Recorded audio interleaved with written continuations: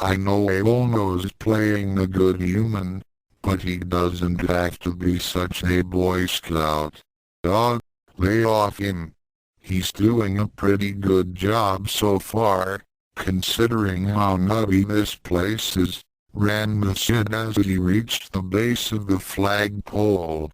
And considering how nutty his help is, Kuma added as he glanced around.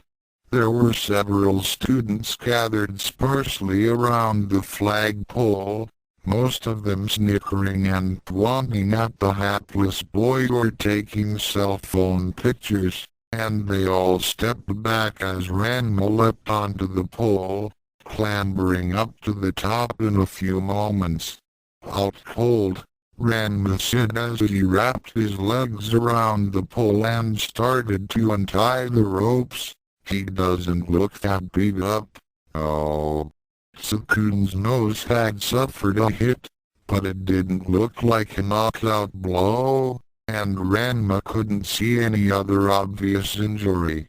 That changed once he got the ropes off and grabbed the younger human around the waist. Ah, I see. Looks somebody's tongue him in the back. Kuma clicked his tongue as Ranma slid down. Well, they could have done much worse, but still, poison was unnecessary. That's why we all told him to bring a few guards along. Ranma dropped the rest of the way onto the ground, and then shifted Tsukune so his friend was draped over one shoulder. Well, let's wait and see what he wants to do when he wakes up. Come on, we'll take him to the nurse's office. Kuma raised an eyebrow. Don't you want to take him to your room to get him dressed first? He's been poisoned. Isn't it more important to get him some help? Ranma insisted. I'm not saying it isn't, but... The hellhound hesitated, glancing around at the random students watching and whispering amongst themselves. Isn't it just a little embarrassing being carried around the halls by another dude while wearing nothing but your tie-tie washis? Might start a bad rumor. Oh, I hadn't really thought of it like that, Ranma admitted, frowning. Even so, he was positive that Tsukune's health took priority over his reputation. Got an idea, Ranma said suddenly, glancing around at the crowd. Anyone got a water bottle? Or some kind of water summoning power? We need water. Here. Cold water. Kuma blinked. Oh. To suppress the sting while you get him decent? I guess that could. Here, Mizore interrupted the hellhound as she rounded the corner, a plastic bottle of water in her hand. Ranma seemed quite surprised as the snow fairy covered the distance between them in an instant, and then presented the water bottle mutely. Oh, thanks, Mizore. Ranma said as he took the proffered item. I actually didn't notice you there. Mizore kept her blank expression, but raised a thumbs up. Getting better. Ranma didn't waste any time congratulating her on her skill at stealth, and quickly dumped the water over his head, immediately shrinking his frame beneath Tsukune's not overwhelming bulk and changing his hair a bright red. All right, that should do it, Ranma said before shifting Tsukune around to a fireman's carry and then dashing off to the school building. I'll see you guys later, after he regains consciousness. Oh, yeah. Like that won't cause rumors, Kuma said as Ranma quickly dashed out of earshot. That idiot. He could have asked for someone's code or something. Mizore shrugged. Why didn't you give up yours? Kuma winced. I don't like other people wearing my clothes, okay? They get their smell on them and then I smell them on me wherever I go. Ms. Orr snorted at the rather petty excuse. So you won't help your captain keep his dignity. If it causes you discomfort later. Kuma groaned as he started to walk off toward the school building himself. Lay off me, all right? It's not like I volunteered for this job, you know. I don't owe Saotome or I don't know anything. He stalked off in silence, leaving the snow woman behind. Then he halted, and a pair of black, blonde ears popped up through his hair. Wait a minute. Isn't she supposed to be running that complaint desk in the lobby? The hellhound asked, whirling around on the spot. But by that time, the gloomy and apparently hypocritical snow fairy was gone. Tsukune awoke with a gasp. His eyes immediately darted back and forth, trying to take his surroundings as quickly as possible. Miss Madaraki's office? Thank God.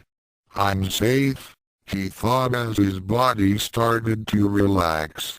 At least, it relaxed as much as it could.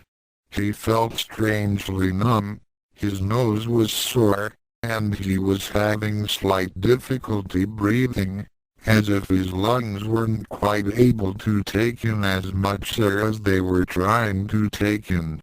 This would have alarmed him normally, but the knowledge that he was already in the nurse's office reassured him. Fran was a brilliant doctor or near doctor, or whatever, and he was sure she would take good care of him, no matter what his injury was. That subject caused him to frown. What was his injury? The last thing he remembered was speaking to Riza, but he was hazy about the topic. And also, he got a sense of hopelessness and despair when he thought about it. Probably not a good result, then. His musings were interrupted when the curtain around his bed slid to the side, revealing Fran Madaraki. Ah, Mr. Aono. You're conscious again, Fran said pleasantly. She had 6 arms for some reason, rather than her usual 2, but by now Tsukune was far beyond being bothered by something like that. Yes, thank you, Tsukune said, his voice slightly hoarse. Any idea what happened to me? It is my understanding that negotiations with the Fight Club failed, Fran explained bluntly, and with a smile. So in that respect you should consider yourself incredibly lucky to have suffered only a bloody nose and a mild dose of nerve toxin. Lucky? Yes. The human boy mumbled weakly. Well, if they had actually thought I was a threat then they might have thought me for real, so I guess she's right. He thought as he started to throw off the bedsheet. He rapidly pulled the bedsheet down again. Miss Madaraki, can I tag my clothes? Fran blinked as she cocked her head to one side. I'm afraid that's impossible. I don't tag them. What? What happened? You'd have to ask the Fight Club, Fran asked as she finally walked over to the bed and shined a light into Tsukune's eyes. They dropped me off here in my underwear? Tsukune groused, annoyed. He was well aware that he had been effectively and by choice at their mercy, but he was still more than a little frustrated by this turn of events. No. I don't know where they dropped you, but Mr. Saotome found you and brought you here, Fran explained as she moved on to check his pulse. He stepped out to bring more injured here. Tsukune's eyes widened. More injured? Was there an accident? No, Fran answered promptly. None of the wounds were accidents. Tsukune was silent for several seconds. His friend rolled him over to check on the point where he had been stung. I don't follow. Before Fran could answer, Tsukune heard the sound of the door opening, although that part of the office was still hidden from view by a curtain. Oi, Miss Madaraki. Got another one for you. Ranma yelled. Look, I'm sorry about the wolf whistles. All right. That was very immature. Please, no tornadoes. Begged a very desperate-sounding voice from next to her. God, what is with you freaks and the tornadoes? I only did that once. Ranma complained as she stepped into the portion of the office that Tsukune could see. Ranma, thank you so much, Tsukune said, grabbing the redhead's attention. Hey Kun, how are you feeling? Ranma dropped the student she had been dragging roughly on the floor as Fran Madaraki stepped over to give him a cursory examination. I'm a bit numb, and really tired, but I guess I can't complain, the younger human said. Why did you turn into a girl?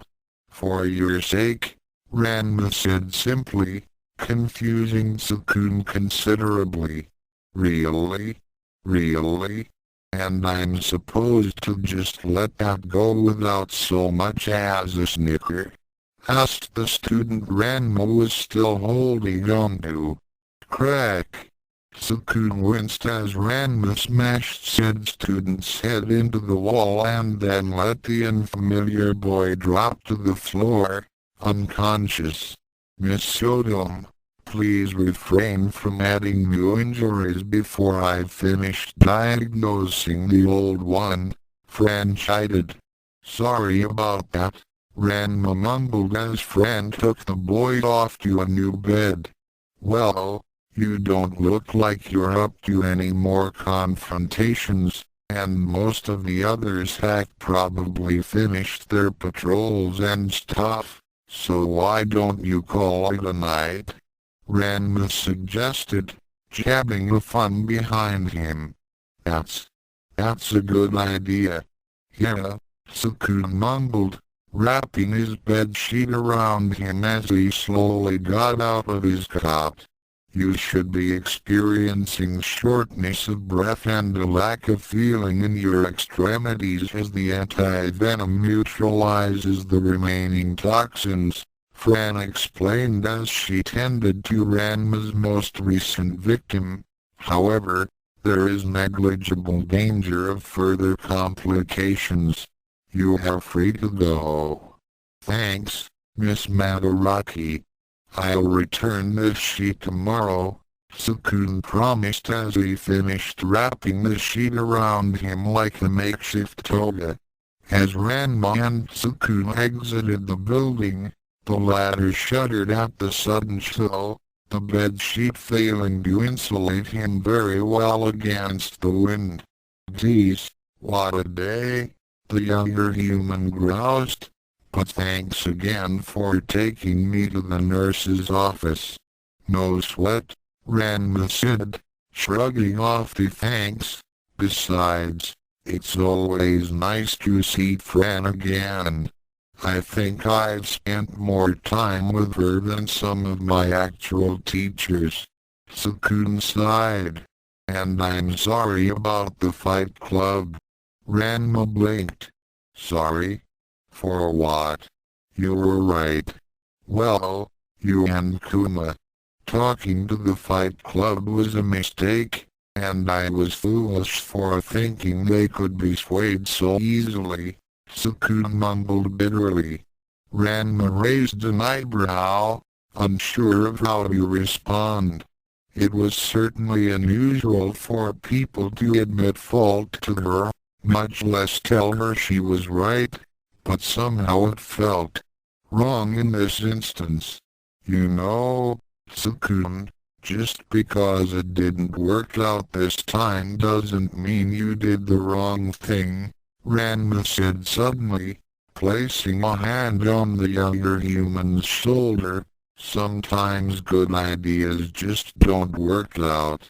And sometimes doing the right thing means using a plan that probably won't work, or will make things worse. You've had to make decisions like that? Tsukune asked a bit eagerly, always wanting to hear more about Ranma's past. I consider myself an expert on doing the right thing even though I know it's going to bite me in the ass, Ranma said solemnly. Like this one time, I destroyed a spring that might have cured my curse so that Akan, my fiancé, wouldn't get affected. And this other time, I fought this French guy in an eating contest for Akan, since her father promised her to the French guy. That was a huge pain, even if the food was pretty good. She frowned. Come to think of it, most of those decisions involved Akan, one way or the other. But my point is, I don't think you really made a bad call here. You wanted to try talking to the Fight Club to get them to back down before this whole thing breaks down into a huge kung fu battle of the century, and there's nothing wrong with that at all. Then she shrugged. I mean, no, it's not what I would've done, but last I checked you were the one put in charge because you knew to do the right thing. And I was the one feared throughout the entire damn school just because I threw a tornado once. Tsukune's sweat dropped. Well, it only takes one time. Tornadoes are kind of a big deal. Yeah, see? You pick up on that sort of thing right away. Ranma pointed out. How was I supposed to know that? Ranma shook off her lingering annoyance. But anyhow, what I'm trying to say is that you don't need to apologize. We listen to you because we trust you, and that's not gonna change because one of your ideas didn't work out. Nobody's perfect. Tsukune kept walking in silence after Ranma finished, rubbing the back of his head bashfully before he finally thought of something to say. Okay, well, you're right. I guess I was feeling a little bit down because everything's been a lot harder than I thought it would be. Plus there's being poisoned and tied to the flagpole, Ranma interjected. That's a little depressing. Right. But things haven't really been going smoothly, and I've been taking it personally, Tsukune admitted. I've got to spend more time actually trying to fix things and less time complaining about how it isn't going my way. Then the younger human smirked slightly. But that aside, when did you learn to give motivational speeches like that? The runt gave me some good tips for the recruitment thing, Ranma admitted with a grin. But besides that, I room with a master of giving sappy, overdramatic speeches. I've learned a thing or two. The two chuckled as they reached their dorm building, halting at the bottom while Tsukune adjusted his makeshift toga. So, they actually poisoned me, stripped me, and hung me on the flagpole? Tsukune asked, a definite note of irritation in his voice. Plus they took your wallet, assuming it was in your pants, Ranma pointed out. They're lucky I'm against killing out of petty revenge, Tsukune grumbled as he entered the building. Are you against maiming out of petty revenge? Ranma asked as she entered behind him. If I was, it would be very hard to be friends with you, Ranma. The redhead smirked. Then they're not that lucky. And so the first day on the job for the new protection committee finally came to an end. Each of the members, having successfully completed or avoided their duties, went to bed satisfied that they had made the school a better place, or at least managed to get through the day without doing any real work. The next day Kurumu, probably the one who had most enjoyed carrying out her duties the previous day, stepped into the lobby of their offices happily, ready to start another day of keeping the peace and snuggling her would-be lover/superior. Ah, Kurona. Just who I wanted to see. Kurumu flinched slightly as she heard Tobaki's voice behind her, and the succubus glanced cautiously over her shoulder. Why? What's wrong? Tobaki had her glasses on, and was looking over a sheet of paper as she walked right past the larger girl. Just a few details I need confirmed and wrapped up from yesterday. Follow me, please, Tobaki said as she stepped into her own office. Kurumu followed warily, and took a seat in the chair in front of the desk as requested while Tobaki sat opposite her. So it seems that you made a collection, yesterday, Tobaki said, finally locking gazes with Buxom Blewett. Kurumu blinked. Yeah. I put it on your desk right after I got back, she explained. Something wrong? Isn't that what we're supposed to do when we get money? They hadn't been given instructions on that at all, but it made sense to Kurumu. Money went to the treasurer, right?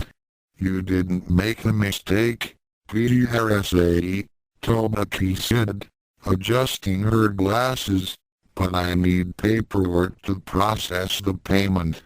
Paperwork? Kurumu asked with a disgusted expression. But the chemistry club guy just gave me a wad of bills. There was no paperwork. Ah, so it was a club protection fee? The Youkai mumbled as she noted that on her paper. All right. Do you have a copy of the receipt? Kurumu's blank expression was her only response.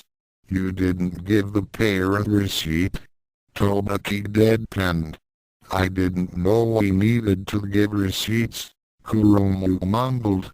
How do I even do that, exactly? Tobaki sighed and pulled out a folder from under her desk, opening it up to reveal a sheaf of small paper slips. All right, pay attention, the dark-skinned girl said as she plunked a pen to the slip. This is a receipt form. Everyone with patrol duties gets them in their deployment folder. When a student relinquishes money, you note how much and then mark the appropriate box, either scheduled payment, fee, or extortion. The final box, loot, is for anything found on a dead body. Obviously, you don't need to give the payee a copy in that case, but in all cases where the payee actually lives through the transaction you must issue them a copy as well as taking one back here for our records. Kurumu looked increasingly uncomfortable the longer that the other girl kept talking. But Tsukune said no killing, so that means that you'll probably be looting fewer bodies. I know, but there may be bodies around from people that you didn't kill yourself. Tobaki pointed out. Anyway, the lines on the bottom are for notes, to write down which club paid up, what kind of fee it was, or the names of particularly wealthy victims so that other committee members can be informed. You should also use them, as in this case, to divide up portions of the payment. I don't think, Kurumu started to say, but Tobaki kept on talking right over her. The chemistry club gives us 10,000 yen monthly, since they have a good budget. So you mark the payment box and note that part down. There's probably a fee in here from something else. Any idea? Kurumu was feeling even more distressed, but now it was at least as much from confusion as it was from the idea of looting dead bodies and filing the contents. Well, I did save him from rescue fee. Excellent, Tobaki mumbled, cutting the other girl off again. That's 2,000 yen, so mark that down. It's a good thing you ran into someone who knew what he was doing, if you really didn't know anything about this. Tsukune didn't. Kurumu started again, only for her words to be brushed aside once more. And finally we have an additional 500 yen, which I can only assume is because you're an F-cup, Tobaki said, writing down the appropriate note. Bam! Kurumu promptly jumped to her feet, slamming her hands onto the table. Hey! I'm a G! She shouted, completing her first sentence in some time. Tobaki blinked, surprised. Very well, I apologize. Does that command a higher payment? Kurumu threw her hands up in exasperation. You can't be serious. I'd have to go through all this because someone hands me some money. Did the old guys have to put up with this? They did, although they didn't like the idea, Tobaki explained, adjusting her glasses, but as treasurer, it is my duty to ensure that all committee members comply with revenue verification rules. That, at least, hasn't changed with the shift in leadership. But the enforcers used to be nothing but a thinly disguised protection racket. Kurumu protested. That's correct. So what? Tobaki asked, clasping her hands together on her desk. Even a protection racket needs proper books to sort out who gets what. Did you think Kuyo dispensed our earnings with a roulette wheel? Kurumu groaned as she held her head. If you really need to take up this much of my time just so we can accept someone's money, I'd rather not collect it in the first place. Tobaki rolled her eyes. Please stop being so overdramatic. This much paperwork is no big deal. It's not like I'm asking you to pay taxes. Yeah, well, some of us have better things to do than fill out useless forms, the succubus said defiantly, crossing her arms under her breasts. I'm not wasting my time on pointless paperwork. Tobaki didn't respond immediately, lowering her head to stare down at her desk. Useless? Pointless? Is that what you think? The Yoklo whispered. Kurumu's hackles rose as she felt a sense of imminent danger. Yar. Well. Tobaki suddenly looked up, and Kurumu flinched as she saw that one of the treasurer's eyes had turned blood red. and seemed to be getting bigger as it glared hatefully at the succubus. Let us discuss the merits of proper documentation in greater detail, shall we? Tobaki asked, her voice suddenly deep and gravelly. So then the prince kid grabs Akan and tosses her into this rail cart, and I had to chase him down. Ranma said as he and Tsukune entered the lobby, with the latter listening attentively to the former. I still don't know where he thought he was getting away to. That track only went down to the spring, which is where I wanted to go anyway. And then you beat Prince Soma and rescued your fiancé? Tsukune asked eagerly. Really? He was already beaten by then. But because he tried to run, I...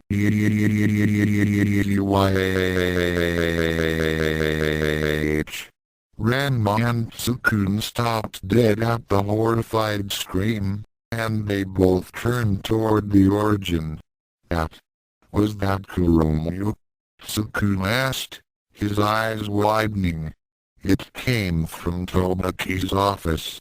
Ranma said as his face paled. Both of them bolted for the door, though Tsukune rather conspicuously arrived first, throwing it open and almost jumping into the room. Kuromu, are you okay? Tsukune asked. Aim for the eye. It's the only part of her that feels pain. Ranma shouted from behind him. Tobaki stared back at them, one eyebrow raised. She was in her elven form, had her hands clasped together on her desk, and was quite obviously not in the midst of violence. Yes? Can I help you, Captain? Tsukune's attention quickly shifted to Kuromu. The blue-haired girl was huddled in the chair facing Tobaki's desk, hugging her knees to her chest with a look of shock and horror on her face, as well as a fair amount of viscous yellow goo. Kuromu, is she okay? Tsukune demanded. Of course, Tobaki said, as if it was a silly question. Miss Kurono and I were simply discussing the importance of proper record-keeping procedure. Isn't that right, Miss Kurono? Kuromu nodded her head rapidly, spattering some of the goop onto the carpet flooring. I think we understand each other, Tobaki said, smiling pleasantly. Thank you for your time, Miss Kurono. You may leave now. Tsukune yelped as the succubus practically pounced on him from the chair, clamping onto his side without a single word. Okay. Tobaki, listen, I have something to say to the committee, so could you join us in the lobby? The others should be here soon, Tsukune asked as Kuromu shuddered. Yes, Captain. The Yoclaw chirped as she took off her glasses, stepping out from behind her desk and walking out the door as her fellow committee members gave her a wide berth. After she had stepped out, Tsukune took out a handkerchief and offered it to Kuromu awkwardly. You've got some, on your cheek. The succubus took the handkerchief gratefully, her expression starting to return to normal. Did she get you bad? Ranma asked. I'm not sure, Kuromu admitted. I barely saw them coming, and then she stared at Ranma and awed. It was kind of like being groped, you know, that repelling, scuzzy sort of feeling. Only it was my thoughts, rather than my breasts. Is that what happened to you? Ranma grimaced. No. She mostly stuck to normal groping against me. You mean with the Kurumu started to ask before Ranma cut her off. Actually, can we not talk about this anymore?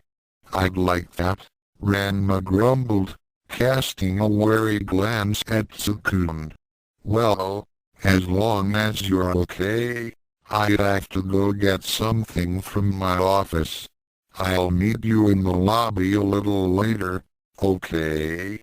Tsukune said as Kurumu reluctantly let go of him.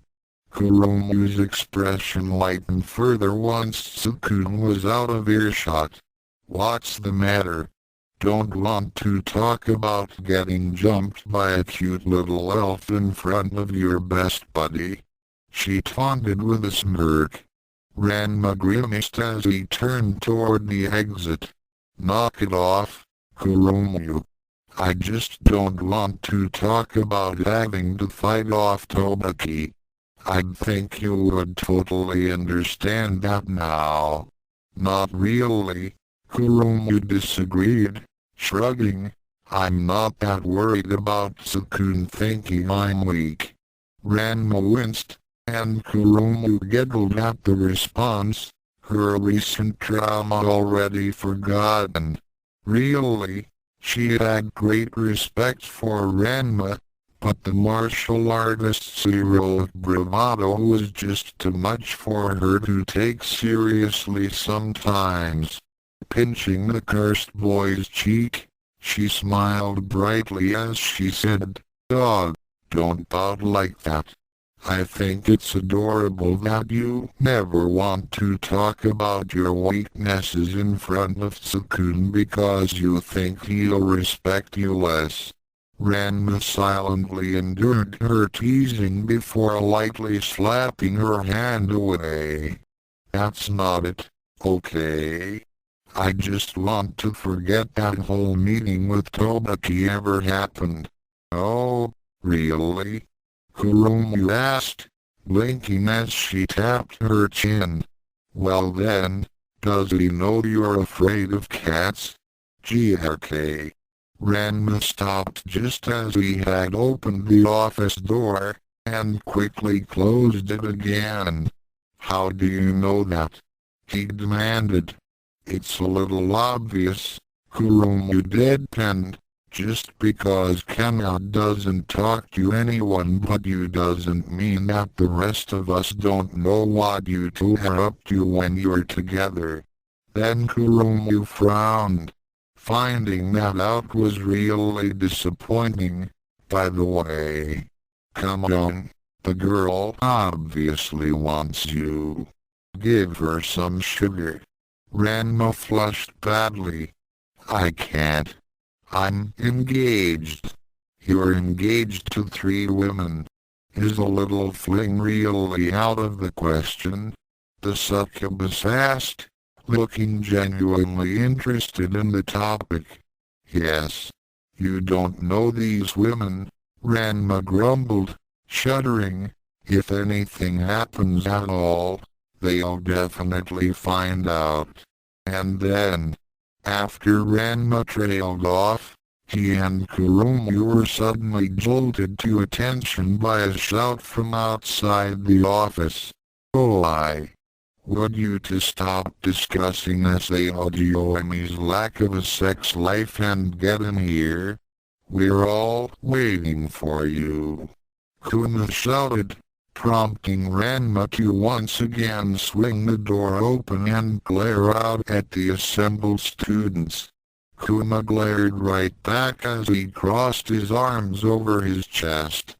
Behind him stood Mocha, Chopper, Yukari, Kana and Kaito, their expressions ranging from discreet embarrassment to intense interest.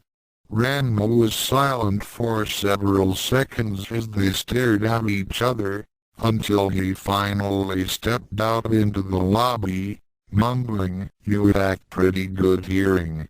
Kuma snorted as he finally dropped his glare. "All of my senses are pretty good. Well, except my sense of taste." Because of the smoky or because dogs will eat anything? Kurumu asked curiously. Before Kuma could get angry and begin the usual cycle of teasing and enraged retorts, Tsukune entered the lobby from a different office, immediately seizing the attention of his subordinates. Tobaki followed behind him, looking somewhat confused. "Hello everyone, and welcome to your second day as members of the Protection Committee," the young human began, trying to look as confident and authoritative as possible. "Today, before we get to work, I'd like to share something with you all. It's not the take from yesterday's patrol, is it?" Tobaki asked, raising an eyebrow. "I mean, you didn't say anything to..." Tsukune held up a hand, instantly silencing the dark-skinned elf. "When I took over as captain, I knew it wasn't going to be easy to turn the Protection Committee around, even if I was in charge and we got all new, well, mostly new volunteers." Tsukune began, pulling out a manila folder from under his arm. "So when the student council president came to me with several reforms for the committee, I suggested one of my own, something to help the students feel more at ease with us and also help us stay on track as we make the school a safer place." "Oh, goddess below, what tripe?" Kaito hissed under her breath. She couldn't help but notice, that the others were paying strict attention, and that Mocha and Kurumu almost looked enraptured. To that end, Tsukune continued, "The student council has been taking complaints, compliments, and suggestions straight from the students in regards to the Protection Committee. Even after one day, it seems that plenty of students had something to say about us." "That's a wonderful idea, Tsukune," Mocha said, clapping her hands together. Kuma seemed less sure as he glanced at the folder in the captain's hands. "So, wait, did we get mostly praise, or complaints?" Tsukune smiled as he opened the folder up. "Well, President Hokudo suggested that the majority were compliments, though I haven't read them yet," Tsukune admitted. "I thought that we should all look over them together so that we can directly and immediately deal with any issues and so that everybody benefits from any mistakes any of you may have made," he reasoned. "And I'm sure there will be some mistakes. I mean, none of us are perfect." "Well, most of us aren't," Youkai corrected as she wrapped her arm around Mocha's and sighed blissfully. "Anyway, I'm going to begin now," Tsukune said as he pulled out the first file. "Man, I didn't know we were going to be judged on this," Kuma muttered as he fidgeted, wishing he could have a cigarette while in the lobby. "So, I guess this is what you meant when you said that the students are our boss," Kurumu said to Ranma. He shrugged. "Well, yeah, though I didn't know he was taking it quite so literally." "Alright, here's the first comment," Tsukune said before he cleared his throat. "I'd like to congratulate the new Protection Committee on the great strides you've made in policing and dealing with clubs here on campus. I was approached by the lovely Miss Kurona, and she resolved an altercation with a thug extorting money from me." Kurumu almost glowed as Tsukune read over the comment, beaming as the others applauded lightly. Tsukune continued reading, although he looked extremely satisfied already. She drove off the miscreant, and then handled the club's monthly payment in a professional manner that completely respected my personal dignity. He blinked. Monthly payment? What's that about? The various clubs pay dues to the Protection Committee in order to avoid any unfortunate accidents befalling their membership or activities, Tobaki said, snapping her glasses on as she quickly shifted into treasure mode. Tsukune gaped briefly, and then went back to reading the comment. Besides the timely interruption of my being mugged, I also like how Miss Kurono didn't attempt to solicit any additional payment from me or my club, and let me leave without hurting me even after I touched her boobs. Kuromu started to blush as the applause grew louder. Dog, it wasn't that big a deal. Good job. Rake in that cash. Youkai said brightly. Nice restraint.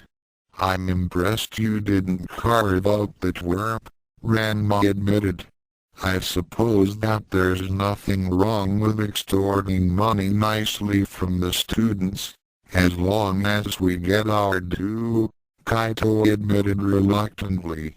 No, no, no.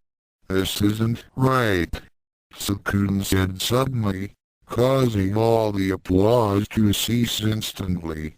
We can't accept money from clubs just to do our jobs. That's extortion. It's the same as what that bully was trying to do. Most of the committee members seemed surprised by that idea, although Youkai was quick to offer a counterpoint. Actually, it's significantly different from mugging, as we offer a service for which there is definite demand. But we're supposed to do it without being paid. Tsukune protested. From an economic standpoint, it's ridiculous to expect us to exert our efforts and risk our own well-being without payment, Tobaki noted before pulling her glasses off and slipping them into her pocket. But you're the boss. No more club protection payments and service fees, then. Tsukune frowned at the obvious expressions of disappointment on some of his subordinates' faces, though thankfully not Ranma's. We're working to make this school a better place, not turn a profit. Our students' safety doesn't come with a price tag. Tsukune noticed Kuromu wincing badly at his chastisement, and his expression softened. Well, I know you did your best, Kuromu, and I am proud of you for saving the guy. You didn't know, I guess. The succubus smiled weakly, and rubbed the back of her head. Let's move on to the next comment, Tsukune said as he pulled the next paper out of the folder. This one says, I am very happy with the establishment of a proper service desk where we can give complaints and open investigations. It's far better than the old system of hunting down an enforcer and trying to convince them that whatever crime was done to us inconveniences them, too. Tsukune's sweat dropped before he continued. When I reached the front of the line at the service desk, there was a pretty girl there to deal with me. She made eye contact the whole time and waited for me to finish explaining my issue before admitting that she hadn't been listening at all and sending me away. It's a huge relief having someone to pretend to listen to my problem, and without any risk of being beaten for my impudence. As Tsukune's face darkened, there was more light applause from his subordinates. Good job. Let's hear it for eye contact. Where the heck is Shirayuki, anyway? She's hiding behind the door behind Tsukune. Come out and take a bow, Mizore. A head of mussy hair poked out of Tsukune's office, and Mizore shyly peeked into the room with a bright blush on her face. Mocha grimaced as Tsukune started rubbing his forehead. Sorry.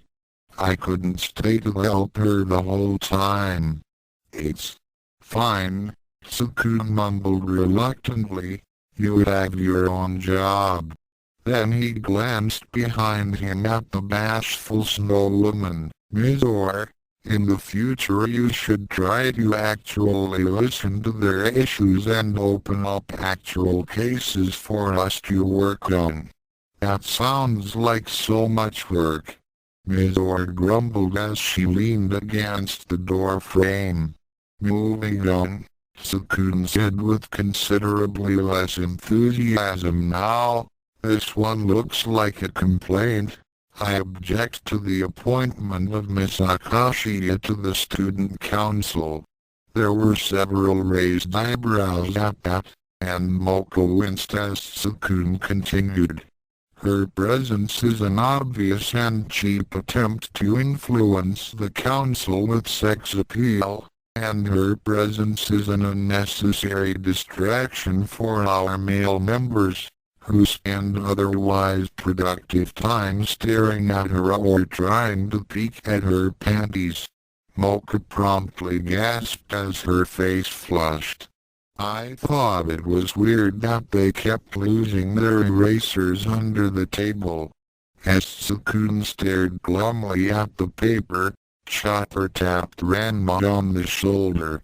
Hey, should we clap this time? I don't think so, Ranma whispered back. I mean, it is a complaint, right? Maybe we should clap for Tsukune, for thinking to manipulate the student council with Mocha's sex appeal. Youkai suggested. That's not why I assigned her there. Tsukune snapped, crushing the paper in his hand. I'm not trying to manipulate the student council. Well, if you ever change your mind, it's nice to know that we always have the option, Youkai reasoned. I don't. We didn't. Tsukune dropped the crumpled document onto the floor as he sighed in defeat. Never mind. Let's look at the next one. He pulled the next paper out of the folder, although his expression indicated that he already regretted this exercise. This one says, I really like the new flag that the pro-SSSHRP. Tsukune immediately tore the paper in half, his cheeks red as he balled it up. Kuma, incinerate this, please, Tsukune said through clenched teeth before tossing it toward the hellhound. Kuma resisted the urge to laugh and ignored the curious expressions from the girls, catching the paper ball in one hand before squeezing it tightly, opening his palm a moment later to reveal nothing but white ash. There's the flag. Do we have a flag now? Kuromu asked as Tsukune picked out the next paper, ignoring her. Today a scuffle broke out in the hall between a Fight Club guy and a senior, and within seconds a member of the protection committee was on the scene. It was very impressive the way he corralled everyone away from the danger zone, and when he started a betting pool on the fight, he offered fair odds and even paid out properly. Tsukune let his arms drop as he glared at his subordinates. Who? Kuma hesitantly put his hand up. That was me, actually. Just as before, the others started clapping, but they stopped promptly when Tsukune threw the file on the floor. Stop clapping. This isn't praiseworthy. You do not start taking bets when students are fighting. Most of them were quite surprised by the reaction, if only because it was so rare to see Tsukune honestly mad. But surprise turned to fear for many of them as Tobaki stepped forward, her glasses perched on her nose and her expression much darker than her captain's. Putting aside any possible neglect of your duties, you took or dispensed money from a betting pool while on duty and didn't report it. Kuma's hair started to stand up as one of Tobaki's eyes turned red, but thankfully Tsukune interrupted the demon's chastisement so he could continue his own. No, Tobaki.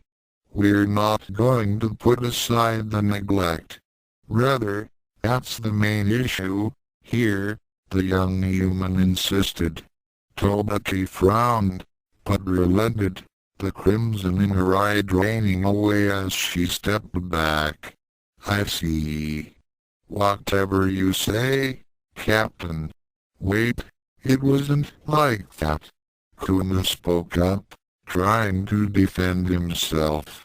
Hey, oh no, you said no killing, right? Yes. You couldn't break up a fight without killing someone? Tsukune asked skeptically, crossing his arms over his chest. Well, I could, but as you know, my powers can be pretty destructive, Kuma reasoned. Plus, I figured that your no-murder rule meant that you preferred non-violent solutions whenever possible. Tsukune started to cool down at the Hellhound's logic. Both points were true. That's correct. These guys looked pretty tough, but it didn't seem like they were going to be putting holes in the wall or summoning tornadoes or anything like that. So I figured it would be best to get all the bystanders to a safe distance and let the pair of troublemakers finish their fight rather than risk turning it into a free-for-all. Then I'd just have to subdue the winner, who would already be tuckered out from the battle. Tsukune nodded slowly. So, I was doing that, and then happened to say out loud who I thought was gonna win. And then the girl behind me suddenly shouted that there was no way her boyfriend was going to lose, and some other guy laughed and said that he'd put money on it. And, well, one thing led to another. Kuma finished rather lamely, lowering his head in embarrassment. Tsukune's frown returned. I see. Did you arrest the students who were fighting? I don't remember being told that we had taken anyone in yesterday. Kuma shrugged. Well, I was going to, but the moment the fight was over all the winners swarmed me, demanding their money right away. It's like they were afraid I was gonna run off with it. That's a trust issue. It will probably improve with time, Youkai suggested, much to Tsukune's chagrin. Yeah, well, by the time I finished handing out the winnings, the guy who won the fight was gone, Kuma admitted, shrugging apologetically. What about the loser? Mocha asked. He'd already had both his legs broken and his spleen torn out and eaten in front of him. I figured he'd been punished enough, Kuma mumbled. I dragged him to the nurse's office and called it a day. What? And you just stood there while that happened and... Tsukune massaged his forehead as he tried to rein in his urge to scream. Okay, Kuma. It seems at least that you understand that what you did was wrong, so I expect that you'll learn from this experience on your own and won't let it happen again. Both not intervening and making bets on the outcome. Tsukune felt a tug on his shirt sleeve, and his face darkened as he looked behind him. Tobaki was biting her lip pathetically as she stared at him imploringly, looking extremely upset as tears welled up in the corners of her eyes. Tsukune sighed before turning back to Kuma. And although I don't want you doing anything that involves making or losing money on duty, if you do for some reason, make sure you follow the procedures for reporting it, including receipts. Make sure you give out receipts. Tobaki shouted desperately. Yeah, sure. You do that? Tsukune mumbled, suddenly seeming very tired as he closed up the folder. Well, I'm sure you all need to get to your duties, so go on, and remember what I've told you. Chopper blinked. Hey? But it looked like there were more comments. You aren't going to read the rest of them? No, I think I'll review the rest on my own, the young human said somewhat bitterly as he turned around and entered his office. A moment later Mizor dashed out, looking embarrassed and annoyed. All right, you heard the man. Back to work. Ranma said as he started to follow Tsukune to his office with Mocha behind him. Let's try and do a little better out there, alright? Ranma stopped to pat Mizora on the head, eliciting a dreamy sigh from her and a sharp glare from Kana, and then entered the captain's office alongside Mocha. Okay, so that could have gone better, Ranma said, scratching the back of his head. Still, at least the student body seems to like us, right? That's progress. That's right. We can fix this. Mocha chimed in, looking determined. Tsukune dropped down in the chair behind his desk, his brow furrowed. Yeah, I know, but... He sighed. What am I doing wrong, here? What am I supposed to do from here on out? He looked more frustrated as he picked up the folder full of student commentary and stared hard at it, as if it might yield the answers he was looking for rather than several irrelevant and misguided opinions about his department. I have to admit, this situation is still a little surreal to me, Tsukune said glumly. I've never led anyone before. And suddenly I'm trying to control a bunch of monsters. Not as easy as you thought. A smug and distinctly unwelcome voice said from the doorway. Tsukune groaned as Kaito stood in the doorway, her arms crossed under her breasts and a slight smile on her face. Kaito, I don't suppose you have any full advice to offer? The young human asked bitterly. I mean, you were the closest thing to a vice captain under Kuyo, right? The Spider-Woman grinned. Why? I wouldn't dream of telling you whether your decisions are right or wrong, Captain Aono, Kaito drawled, because your decisions are absolute, you know. Kuyo understood the power he wielded, and did so with resolve and, wham! Ranma suddenly slammed the door shut in her face, eliciting a pained yelp from Kaito a moment later. You realize that it would be wrong for me to thank you for that, Tsukune said evenly. You're welcome anyway, Ranma said, slipping his hands into his pockets. Anyway, annoying as she is, Does Kaito have a point? Tsukune asked. I guess it's true that I keep treating everyone like humans. Maybe that's the problem. That's not true. Mocha suddenly shouted, startling the two humans. Treating everyone with respect and kindness isn't just for humans, and there's nothing wrong with it. You listen to everyone and make the best decision you can based on what you know is right. Just because some people don't care about right and wrong doesn't mean you made any mistakes. Tsukune was quite surprised by the amount of heat in Mocha's voice as she defended him. Well, that's good. But whether it's my fault or not, we still have a basic problem that our members don't seem to know what they're doing. Mocha sighed as she scratched her chin. Yeah, it's like they know what their job is, but don't really understand the idea behind it.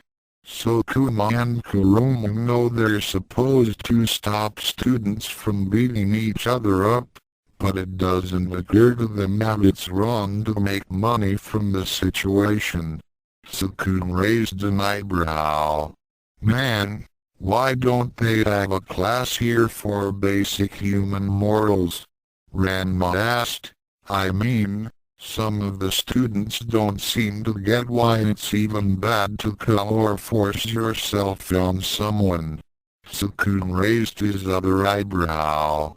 There is, actually, but it's an elective, Mocha admitted regrettably. Most monsters don't want to take it, either because it has a stigma as a remedial class or because it means sharing a classroom with some of the most violent and capricious students in the school. Ranma grimaced. Ah, right. I definitely wouldn't want to take a class with 30 Tobakis. Actually, I think you could benefit from the lessons as much as she would, Mocha drawled. What? Hey! Ranma glared at the vampiress as he crossed his arms over his chest. Don't compare me to her. That's not cool. Mocha seemed to space out for a moment, blinking vacantly before her cheeks reddened. What? Sorry. I didn't mean that. It was the Rosario talking. Oh, I'm surprised that worked, mumbled the dark voice from within Mocha's head, sounding amused. Stop that. Don't ever do that. Mocha snapped in her mind, eliciting an annoyed mental snort in response. Of course. Tsukune suddenly mumbled, standing up and surprising the other two. That would work. What would? Mocha asked. Rather than trying to teach them day by day and rule by rule, instead we should try a proper training program. Tsukune said, a new note of excitement and confidence in his voice. We'll teach them right and wrong from the ground up. Formalized lessons. Philosophy study. Training simulations. Martial arts practice. Ranma added, looking just as excited as he gripped his hands into fists. Mocha's sweat dropped. Ah, Ranma, fighting skills aren't exactly what we're missing in this committee. Ranma rolled his eyes. That might sound convincing coming from someone other than you. You want me to snap your neck as an example? Mocha said with a glare, causing Tsukune to recoil in surprise. Mocha immediately flushed and looked down at her chest. Stop that. I'm serious. Hee. That's kind of fun. Ranma gave the vampiress a wary glance, wondering if Kano was playing a ventriloquist prank again and choosing to ignore the outburst. Anyway, we have that break coming up, right? The one where most of the clubs take trips to the real world. Why don't we do a training camp? Tsukune snapped his fingers. It's perfect. We can take time to lay down the expectations for everyone's jobs and teach them how to do it, and without neglecting the school in the meantime. And I can plan a training schedule for everyone. Ranma said, sounding just as excited. And we can sing songs around the campfire and act pillow fights and braid each other's hair. Kaito said, clasping her hands together as her eyes shined disingenuously. Kaito, you're back, Tsukune said gratingly, his good mood evaporating. Did you have a reason for bothering us besides sarcasm? Not that dumping some cold water on your giddy little fantasy world isn't enough reason to interrupt you, Kaito said with undisguised contempt as the others glared at her. But I thought you might like to know that Professor Richard is here. Ranma groaned as Tsukune tensed. Here? Why? What's he doing? The latter asked. Currently he's trying to get Shirayuki to respond to his concerns in a meaningful manner, Kaito said, running a hand through her hair. When that fails, I expect she'll be vaporized. I thought you might like some forewarning, is all. Kaito's reflexes were just good enough for her to spring out of the way before Ranma trampled her as he shot out the door. Tsukune gaped briefly, and then grudgingly nodded. That's very thoughtful of you. Thank you, Kaito. I live to serve, the Spider-Woman drawled, bowing mockingly before her captain. Come on, Mocha. I don't think Ranma will need any help stopping Professor Richard, but I'm kind of wondering what he'd come to us for in the first place. Right. I'm right behind you, Tsukune, the vampiress said, casting one last stare at Kaito before she followed the human boy out. Kaito waited until they were out of the room, and then walked up to an air vent on the wall up near the ceiling. Walking right up the wall as easily as if it were the ground, she knelt down underneath the vent before opening it up and slipping into it, her additional arms sprouting from her torso to aid her as she began her crawl. All right, Paolo. Let's see how you deal with the real threat. The first test begins, she hissed quietly, her foot curling out and pulling the vent closed behind her. I couldn't help but notice, young lady, that you seem to be entirely occupied with your drawings. There, Richard said amiably as he stood over the new enforcer's service desk. Got it, Mizor mumbled, doodling on the back of a case form with a weathered pencil and looking totally uninterested in the warlock's presence. I actually consider myself something of an artist, as well, Richard continued, puffing up his chest as he inspected his fingernails. If you wouldn't mind, perhaps I can demonstrate for you. I'd consider it. Tutoring in the liberal studies, the warlock finished. Absolutely. Sure thing, Mizor mumbled as she flipped the pencil around and did some erasing. Oh, wonderful, Richard said as one of his hands was suddenly engulfed in shadow. the dark energies coalescing into a fizzling triangular blade. Alright, then. First, I'll just need to see what colored blood you have. Thwack! A desperate snap kick bent Richard's arm at the elbow as the blade descended, its energies hissing as it flashed far short of the apathetic young woman. Thud! Ms. Orr blinked as the desk over her legs suddenly split and collapsed inward, taking her doodle with it, which had likewise been split in two. Bewildered, she finally looked up to see what had happened. She was not displeased to see Richard standing back and looking put out as Ranma stood near the collapsed desk, looking absolutely livid. "Ranma, you saved me again," Ms. Orr said as her face flushed and she pressed her hands against her cheeks. "Yeah, no problem," Ranma grumbled, "although you really need to take this job a little more seriously, Ms. Orr." "Whatever you say," the Snow Woman said dreamily. Richard shook his hand as the black energies dissipated. "Ah, Saotome. Good to see you. How's the new position treating you?"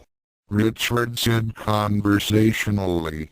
"It was a lot easier before you showed up," the big-tailed boy groused. "Drop the flames, Professor," Richard pouted as he pulled his other arm from behind his back, revealing a fireball hovering above his palm. With a twitch of his fingers, the spell was undone. "And now the rest?" Ranma demanded. This time Richard just raised an eyebrow. "Pardon? I'm all out of arms, you know." "Well, I mean, I do have spares since that last incident of you tearing these ones off, but those are in the trash, since I tossed them the last time I was going through the teacher's offices," Ranma interrupted. "But I meant the flames on your head." Richard blinked. "What? My head is on fire?" Sure enough, the warlock's clothing was lit aflame and belching smoke, and it had been since he first entered and tried to get Ms. Orr's attention. "You mean you didn't notice?" Ms. Orr asked, scooting back slightly. She found the heat almost unbearable now that she had been pulled out of her daydream. "All right, what's going on here?" Tsukune demanded as he entered the lobby, with Mocha behind him. "Professor Richard, do you need something?" "Ah, hell no. You're apparently just the man I needed to see," the warlock said. "As a matter of fact, I do have a bit of trouble." "I can see that," Tsukune deadpanned. "Mocha?" Mocha wordlessly detached a fire extinguisher from the wall, and promptly aimed it at the burning teacher. FSHOOSH. The warlock was blasted full on in the face by a jet of extinguisher foam, the fires on his robes guttering instantly. Tsukune nodded in satisfaction as Mocha put the extinguisher down. "Thank you, Mocha. And please mention to the student council at the next meeting that they should have more frequent extinguisher checks and replacements. They've really been coming in handy lately." Mocha smiled happily in response before Tsukune turned back to Richard, who was busy trying to wipe all the foam off. "Well, Professor, it's my understanding that in the past the Protection Committee used to charge fees for performing their duties or just acts of basic courtesy. You'll be happy to know that as Captain I've put an end to that. It's been our pleasure to help you today." and we wish a good day. Goodbye, Tsukune said pleasantly, cocking his head slightly to one side while he clasped his hands behind his back. Richard nodded. Well, that's quite admirable of you, Paono.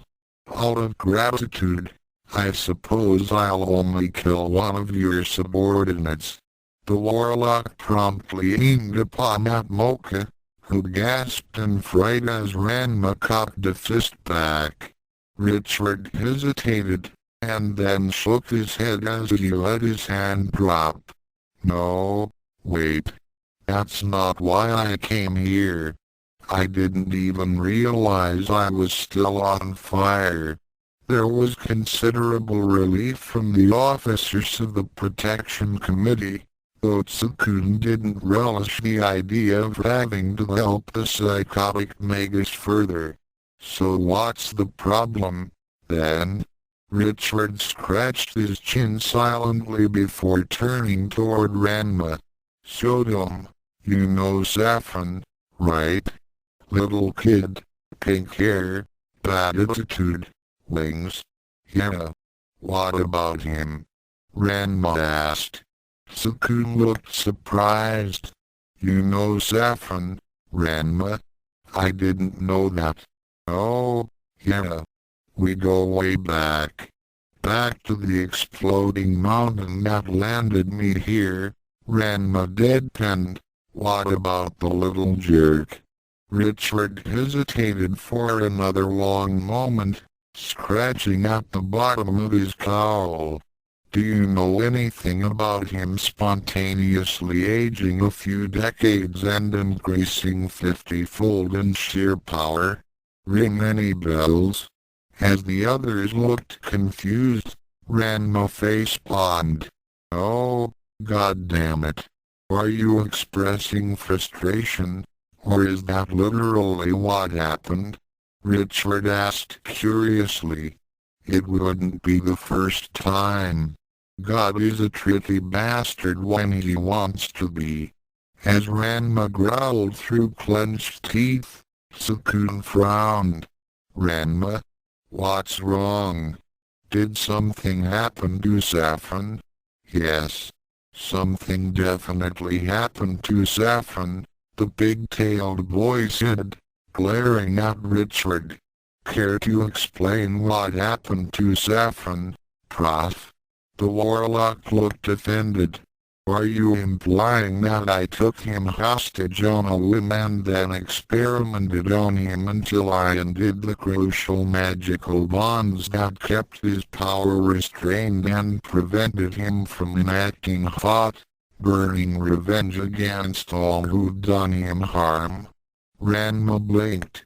Well, and then, after a series of running battles in which I proved defensively superior but unable to completely overcome his accursed regeneration and/or resistance, finally managed to get away when he happened to be distracted by some other insolent fool that had attacked him in the past, and then retreated. Did he? Tsukune began, only to be cut off.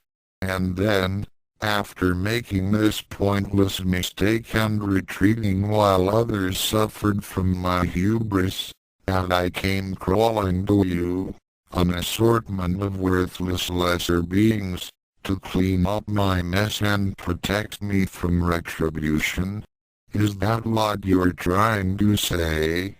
Richard said, his voice booming as if projected from a heavy speaker system as his eyes flared white with unholy power.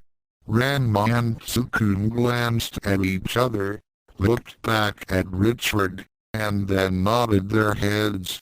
Yup, that's it. That's what we're accusing you of. Richard's eyes dimmed, and he scratched his cheek. Really? How did you figure all that out so quickly?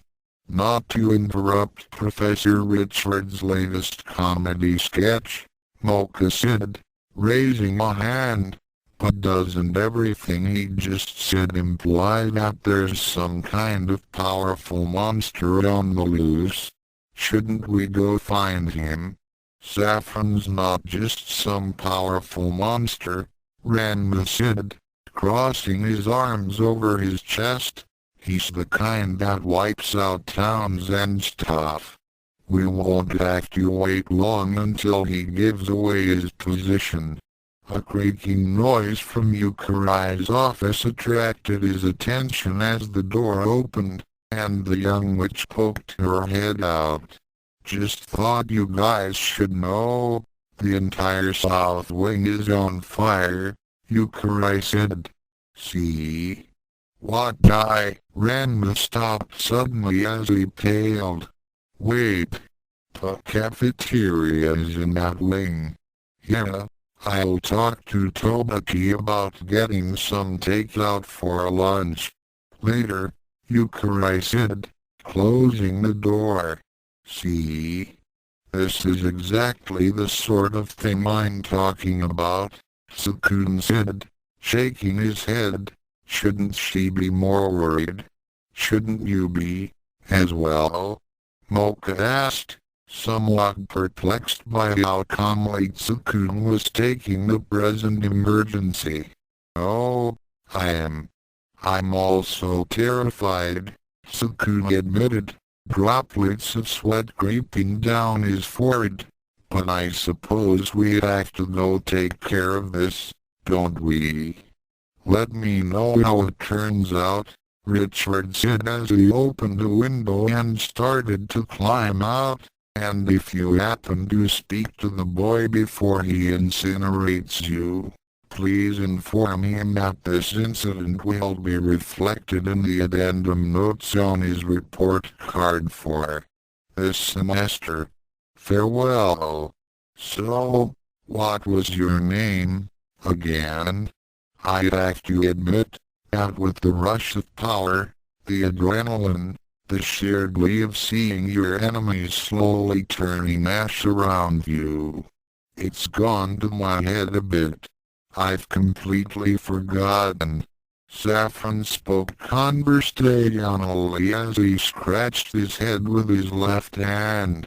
His right hand was gripped around the throat of a schoolgirl, who thrashed helplessly as she was held aloft by the blazing talons that had replaced his fingers. Great golden wings spread out behind him, although they didn't move in order to keep the Phoenix King aloft, merely spreading wide over the massive updraft of hot air from Saffron's own aura. Kimiko, she finally managed to gasp out, her face already covered with streaks of burnt flesh. Ah! Kimiko, yes. That is the name of the mermaid wench that drained me of every shred of life in the wading pool. Saffron said, looking happy about the circumstances. That's good. All of you fish-tailed whores look alike to me, after all, and it would be so embarrassing to murder the wrong one.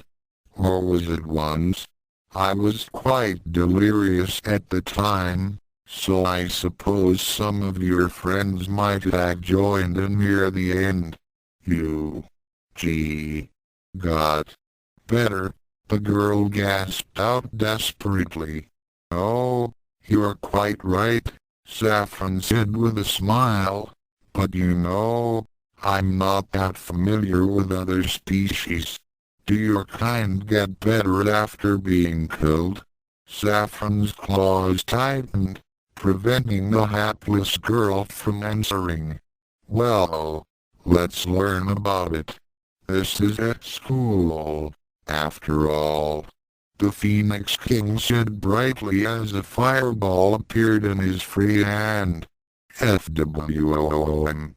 Kuma gave a disgusted grunt as he and Chopper peeked around the hallway corner, behind a blazing pile of janitorial equipment.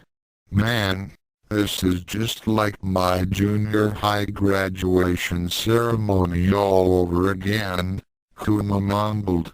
With all the fire, or all the murder? Chopper asked, raising an eyebrow. The fire. Though there were plenty of people burned to death during the after-party. The two brawlers watched as bits of burning flesh and charred bone rained down onto the sparse pile of burned bodies that decorated the burning auditorium. Fire was scattered everywhere, having caught in a few specific places rather than being a single giant conflagration. There was also a fair bit of smoke, but the sheer size of the auditorium combined with the fact that all the windows had been blown out had kept it from building up too quickly thus far. So, should we be doing something? Chopper asked. I feel like this is one of those situations that the captain would let us go ahead and kill the bad guy.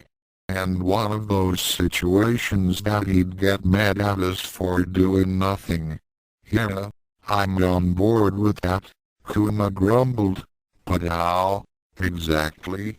I'm all for a good scrap, and it's not like the fire will really hurt me. But this guy's a tad more invincible than I like my opponents. I'd like to have a plan first. Hey? He don't look so tough, Chopper said, gripping his hands together as he grinned. I thought trolls were bad with fire, Kuma said, turning toward the larger monster. Not as bad as other monsters are with having their ribs caved in, the troll replied. KBOM. Both of the new enforcers flinched back as the barricade in front of them exploded, showering them with burning wood and smoke. Oh, pardon me, Saffron said, the smoke parting before him in a rush as the Phoenix King strode toward the pair. I couldn't help but overhear how you were planning to stop me, and I find that topic just fascinating. Chopper stood up, the corner of his mouth curling into a smirk. Well, we can't just stand by and do nothing, right? He tapped the cloth armband that was wrapped around his wrist. I got a job to do, here. Kuma remained silent as he took up a boxing stance, wondering at their chances in this encounter and cursing his luck that he'd end up fighting some kind of immortal fire creature on his second day on patrol. Very well, peons, go ahead, and Saffron snapped his head to the side suddenly. Just a moment. The distraction apparently came from some creature with long, curved talons and hard gray skin stumbling through the flames behind Saffron, looking confused. Hello? Anybody here? What's all the WOH? What's with the body count? It exclaimed, stopping before the pile of smoldering corpses. Saffron was silent for a moment, then suddenly snapped. Take the mine class to me. Killed me when I wouldn't surrender my lunch money. The monster whirled toward the voice, its small black eyes popping. Hey? Oh, hey, it's Pinky. Dude, when did you get so FWAN? A laser-like beam of white-hot flame speared straight through the newcomer, who staggered forward for a moment as smoke poured out of the hole in its back. Thud! Saffron turned back to the two protection committee members, looking quite pleased. Sorry about that. Now, what can I do for you? Just in case it makes any difference, I just want to point out that we've never heard you before, Kuma said, his body still locked in a classic boxer's stance. "It doesn't make that much difference," Saffron admitted, spreading his talons wide as his wings billowed out behind him. Chopper was about to launch an ill-fated charge when a sudden cry of surprise came from the other side of the auditorium, once again seizing Saffron's attention lest one of his many tormentors escape. He was pleasantly surprised to see Ranma Saotome pushing aside a burning support beam and less pleasantly surprised to see Tsukune cautiously approaching as best he could among the scattered flames, a rag held over his mouth and an unfamiliar girl behind him. "Saffron, what are you doing?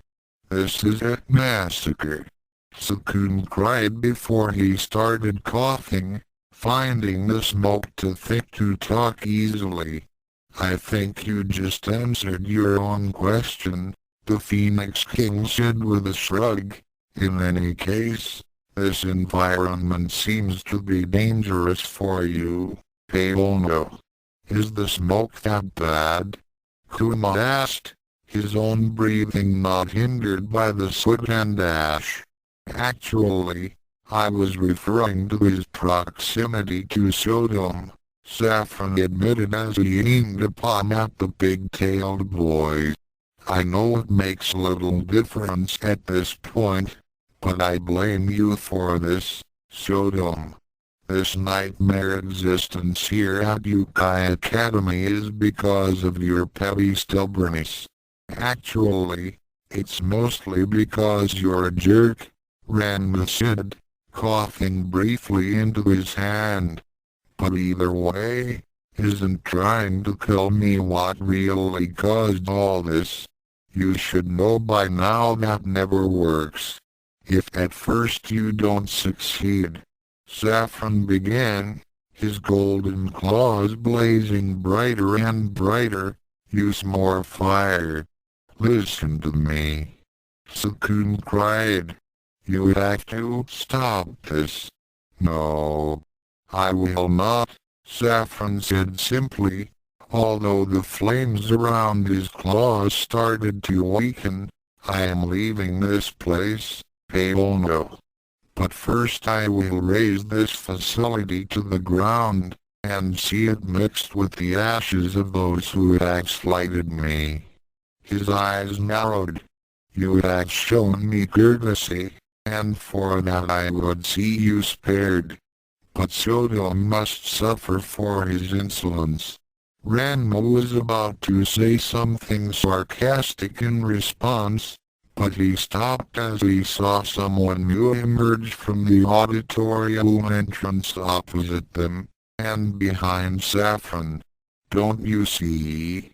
Tsukune said, sweat now running freely down his brow as he stepped closer to the Phoenix King. "This sort of revenge only feeds more hatred. If you kill people for abusing you, you're no better than them." There was a long silence after he finished, broken only by the occasional cough from one of the people who didn't breathe smoke and the light crunch of burned wood underfoot. "Yes. And? Are you done?" Saffron finally asked, raising an eyebrow. "He means to say that you should strive to be better than them," Mocha explained. "I am better than them," Saffron said with a sneer. "They're dead. I meant prove you're better than them in a way that will let them learn from you and improve themselves later on in life," Tsukune said desperately, although his eyes kept glancing at the strange cloaked figure that was crossing the auditorium. "They'd have to be alive for that," Saffron said snidely, as if he was explaining a simple matter to a dull child. "I don't think that's really on the table. I meant for the ones that are left," Tsukune shouted in frustration. Saffron crossed his arms over his chest as his brow furrowed, and then glanced over at Ranma. The big-tailed boy had been curiously silent the whole time, and was even now standing next to Tsukune with one hand in his pockets as the other waved back and forth in front of his face, warding off the smoke. "No, I'm definitely leaning towards Saotome suffering for his insolence," Saffron said as he uncrossed his arms and aimed one at Ranma. "I'm sorry we couldn't come to a more favorable agreement, Paolo, but he brought this upon himself."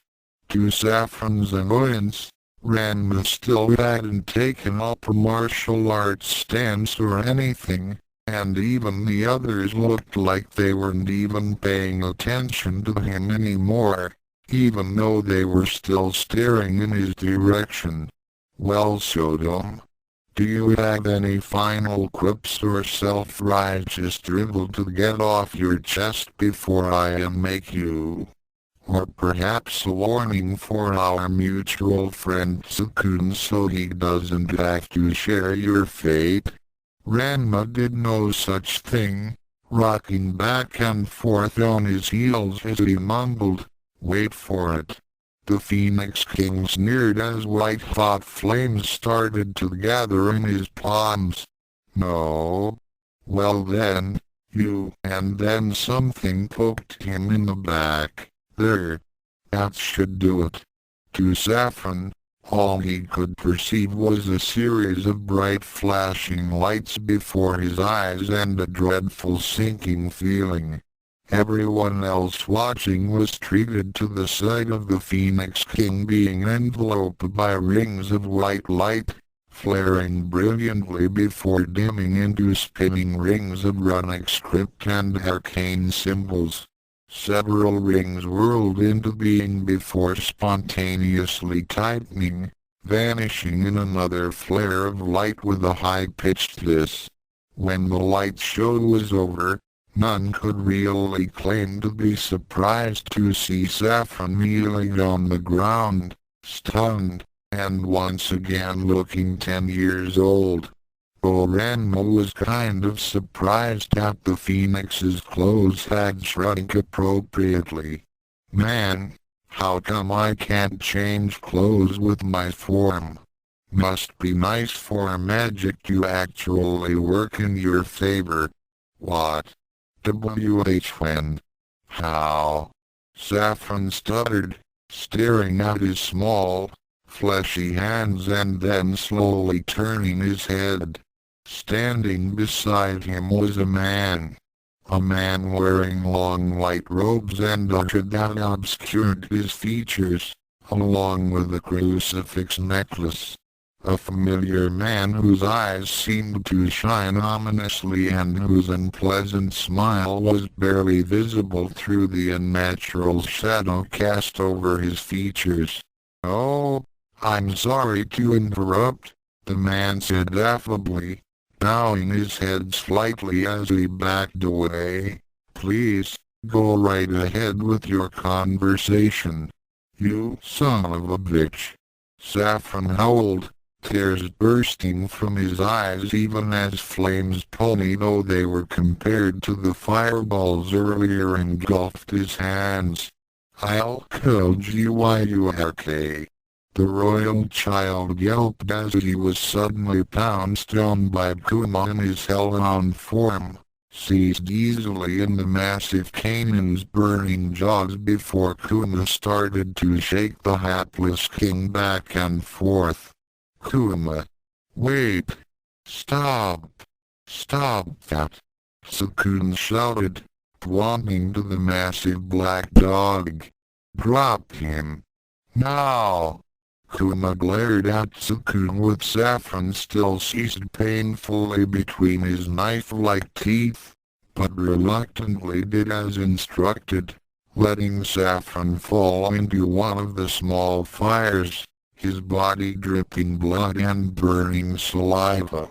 "Oh, I didn't know we had a fire service," Mocha noted as she saw several people in red coats arrive with long hoses and firefighting equipment before they scattered to put out the fires.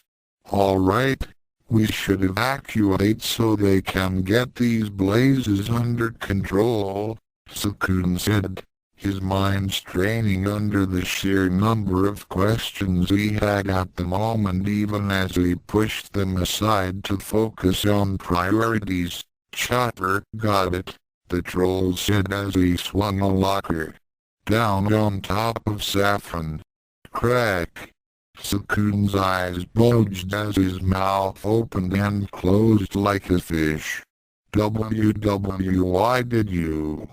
I was just finishing him off, Chopper said, tugging on his shirt collar. I didn't want you to kill him. Tsukune protested, flailing his arms. Oh, oops. Sorry about that. My bad. Totally thought we were good to kill him, the troll mumbled, embarrassed. So can we leave now? Tsukune covered his face with his hands, feeling that if he allowed himself to speak he might just end up screaming, and he nodded his head. Mocha, sensing that their captain was too distraught to lead them properly, gestured toward the door. All right, let's go. Towards the east exit and onto the field. Kuma, can you check the halls nearby and see if there's any students that are trapped or need help to get out? Okay, sure, the hellhound rumbled, turning around and sauntering through the flames as jets of water started arcing into the auditorium. Tsukune managed to bring his frustration under control again and turned to his side. Ranma, can you? He started looking around the auditorium, pressing the cloth tight over his mouth. Hey, where'd Ranma go? Noise, creepy, hooded guy. Wait up. Ranma shouted as he strolled through the hall, dodging the increasing number of firefighters and the occasional nursing technician barreling the other way.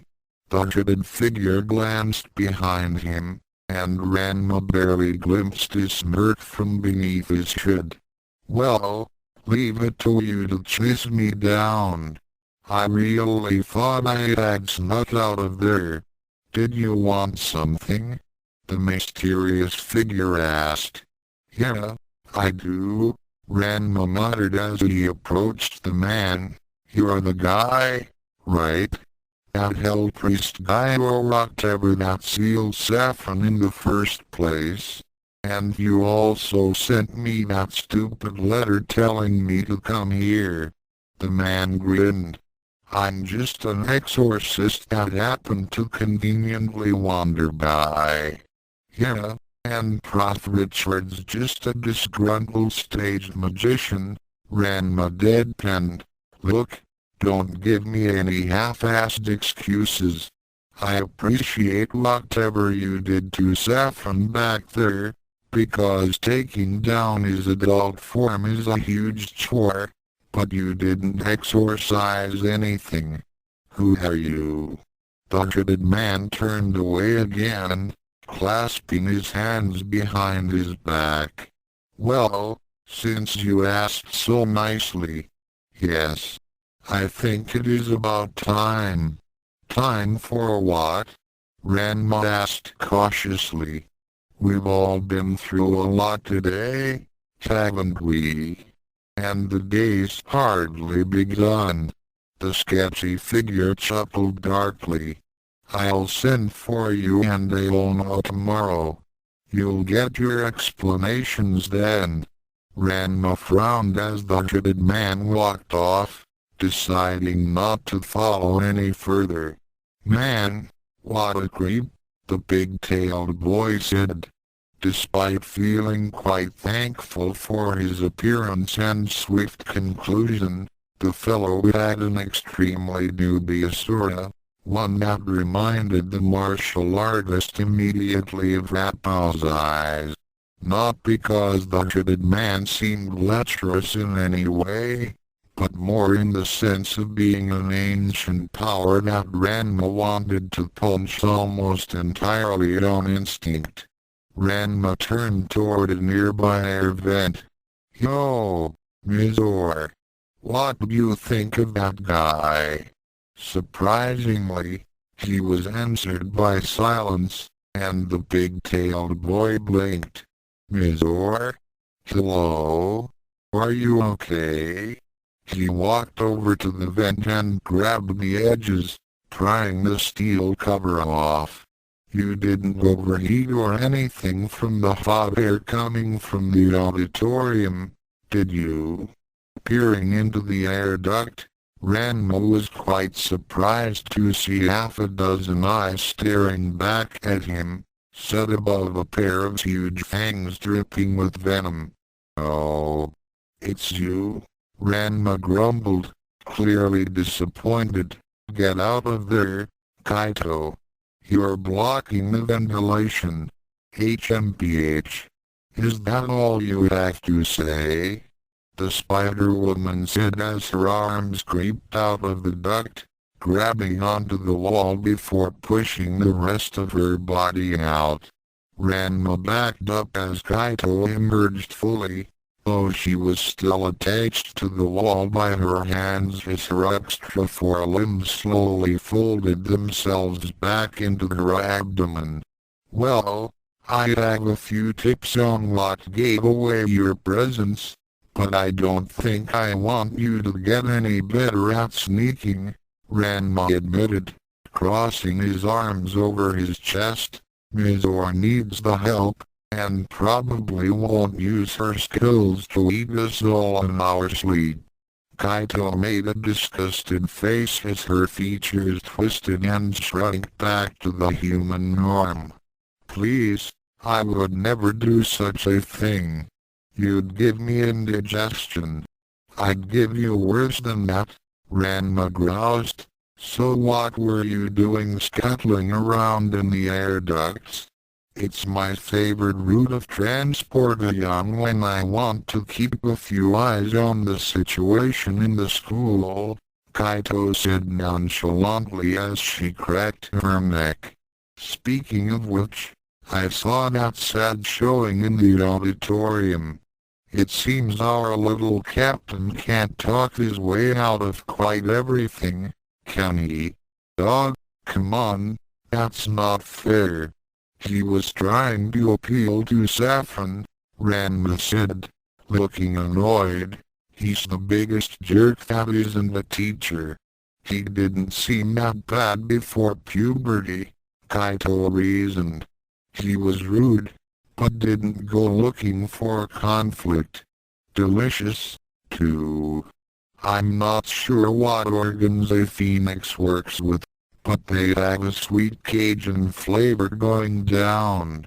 Ranma grimaced as he turned and started to head down the halls. "You're disgusting." "Oh? So killing him is only wrong when I do it," Kaito said with a raised eyebrow as she followed him. "That's different. I have something against him personally," Ranma snapped, throwing up his arms. "Besides, I didn't eat him afterward." "Really? How wasteful," Kaito mumbled. "You do know that he comes back whole, right? If you're going to kill him anyway, you should at least try him. It's not like he's any worse off for it." "No. That's gross," Ranma snapped. "What? You don't like poultry? Shut up. Keep clear of the auditorium and the cafeteria. All classes in the South Wing have been cancelled. Please use extreme caution when entering and navigating the building." Tsukune shouted into a bullhorn as Mocha and Chopper tried to instruct individuals that had questions about the smoldering building. He lowered the bullhorn and looked back at the school building, noting that the fires had been extinguished and the smoke pouring from the windows and roof had thinned. "All right, I think the building should be safer now," Tsukune said as he walked up to Mocha. "Did Kuma get back from searching for survivors?" "I think I see him now," Mocha said, pointing to one of the blocked-off entrances. Sure enough, a giant black dog was nudging the door open as he stepped outside, a single figure clinging to his back tightly. "Kuma, you found someone?" Tsukune asked as he and the others approached. "Hey, isn't that the girl who was with you the other day, when we fought Jin?" Mocha asked. The girl was tall, slender, and rather flat-chested, with long blonde hair and narrow eyes that made her stand out immediately. Kuma looked distinctly displeased as he stopped in front of his companions. "Yeah, I found her trapped in the girls' bathroom by some debris. Then I tried to leave her there, but she grabbed onto my fur and wouldn't let go. I can't believe you were just going to abandon me," the blonde complained, still clinging to the hellhound. "I can't believe any monster that uses fire magic would need help getting out of a burning building," Kuma grumbled. Tsukune didn't really know what they were talking about, much less why Kuma looked so unhappy at saving someone he knew, but decided to do his job first and worry about it later. "Miss, are you hurt at all? We can give you assistance getting to the nurse's office if necessary." "Oh, no, that's not necessary," the girl said, smiling pleasantly. "I'm fine." "If you're fine, then get off me," the hellhound growled. The blonde looked irritated as she dismounted, but then she smiled at Mocha. "Hi there. I don't believe we've ever been introduced." Nobody cares," Kuma snapped as his body was wreathed in flames and shifted back into human form. "Go away, already." The blonde frowned at him. "You realize, of course, that this will reflect poorly on your department when I'm writing up the survey form on your performance. All I realize is that you're still taking up my time when we've got important things to do. Hit the road, Fox," Kuma snapped back, now facing Tsukune without even bothering to look at the girl. Tsukune's sweat dropped as he watched the blonde blow a raspberry at Kuma and dash off. He had no idea what that had been about, but he had more important concerns at present than Kuma being excessively rude to certain students. "Kuma, Chopper, may I speak to you both for a moment?" the young human asked, crossing his arms over his chest as the two monsters approached. "Yeah? What's up, boss?" Tsukune's eyes narrowed as he glanced at each of his subordinates in turn. "Would either of you like to explain your actions back in the auditorium? Why did you attack Saffron after he had been turned into a child?" "Well, I didn't want to fight him when he was an adult," Kuma reasoned, much to Tsukune's chagrin. "The bastard's nigh indestructible and obviously fireproof. Of course I was gonna wait for a good opening. I was actually good to fight him either way, Chopper pointed out. But Gamaroshi's probably right. He didn't seem nearly as tough as a kid. That's not the issue, Tsukune said through clenched teeth. Once he was a child again. However that happened, he was no longer a threat. There was no need to attack him. He might have been a threat, you don't know. Kuma argued. He's a magic user. You can't take them lightly, even if they're kids. Even a little fire can be really dangerous, Chopper said, adopting an unfamiliar lecturing tone as he pointed to Tsukune. A few sparks can destroy an entire building if left unattended, and severe burns can take hours to heal completely. Tsukune grimaced as he massaged his forehead. Okay, no, you're still missing the point, the human said wearily. When I said no killing, I didn't just mean that you should only use lethal force if you have a good excuse handy. I want you to avoid killing whenever possible. Stopping Saffron without killing him at that point was completely possible.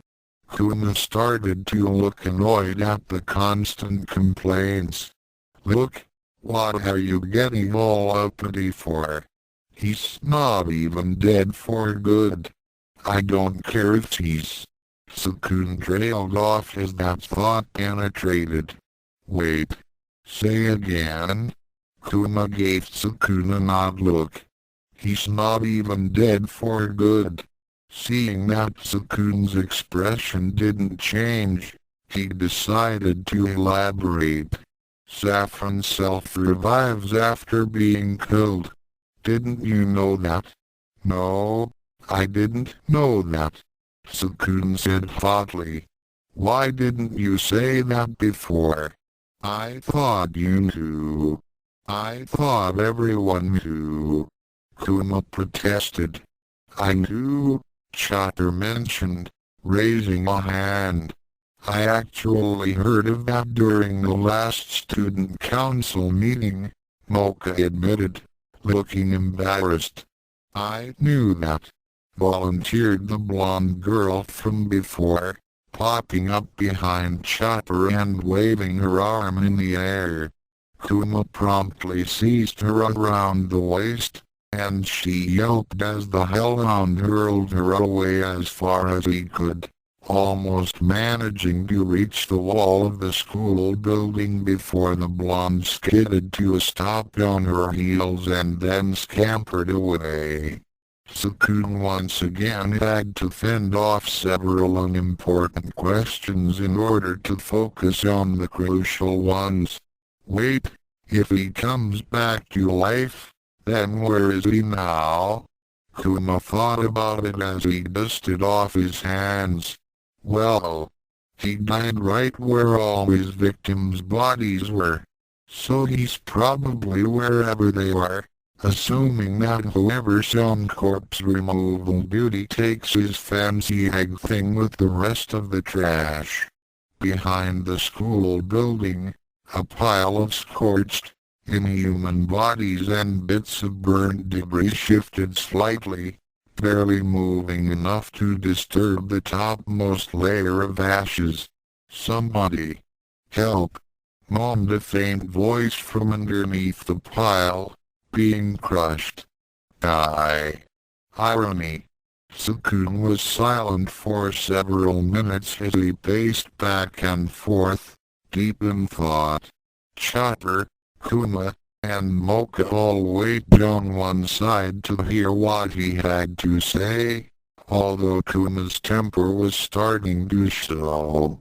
Why do we have to put up with this, anyway?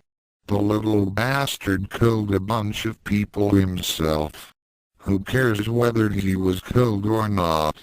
Kuma grumbled quietly. Just because someone does something wrong doesn't automatically condemn them to death. Mocha hissed, glaring at the hellhound. I hear you almost killed Mizor once, so would it be fine if Ranma had killed you for it on the spot? That was different. Kuma protested. It was an accident. And in the end, she was fine. That's the difference between human justice and a monster's justice, Mocha explained, crossing her arms under her breasts. Human justice gives you a chance to explain yourself and make amends, like you're doing now. Tsukune just wants to give everyone that chance. Kuma winced. Having studied a bit about the way law works in the human world, and with the intention of studying much more, that explanation hit way too close to home. Well, it's not like he still can't in this case, Chopper reasoned. He'll just need a shovel to do it. Finally, Tsukune sighed and stopped pacing before approaching his subordinates again. Kuma, Chopper, I thought it over, the human said reluctantly, and since the both of you knew that he was immortal, and that you weren't doing permanent harm, what you did to Saffron didn't break any rules. He took a deep breath. That said, I'm still disappointed in you for attacking someone who was effectively helpless rather than arresting him. The fact that Saffron can come back to life after dying doesn't give anyone license to hurt him whenever they want. Really? Chopper asked, scratching his head. But people are always killing him. Sometimes just for kicks. Tsukune stared hard at the wrestler. Oh, that's the problem. I get it, Chopper said, nodding. There have been a lot of these kinds of mistakes since we started, and I'm glad to say that me and Ranma have worked out a way to solve them. Tsukune said, his mood finally lightening a bit. Over the upcoming break, the Protection Committee is going to be holding a training camp. There we can hammer out some of the issues we still have with enforcing the rules, and Ranma wanted to do some combat training as well. The other two boys promptly lit up at the thought of combat training. I haven't finalized the details yet, but when Ranma comes back, Ranma said, startling Tsukune slightly as he literally seemed to fall down from nowhere. Oh, Ranma, where have you been? Tsukune asked. Just trying to talk to that jerk in the robe, Ranma said, shrugging as Kaito landed next to him silently, apparently jumping down from the same place. Jerk? But he helped stop Saffron, Mocha pointed out. Lots of people have helped me stop Saffron, Ranma countered. Almost all of them are still jerks. Then he turned back to Tsukune. So anyway, we're supposed to see Mr. Jerk tomorrow. He said he'd send for us. Just a heads up. Okay, that's fine.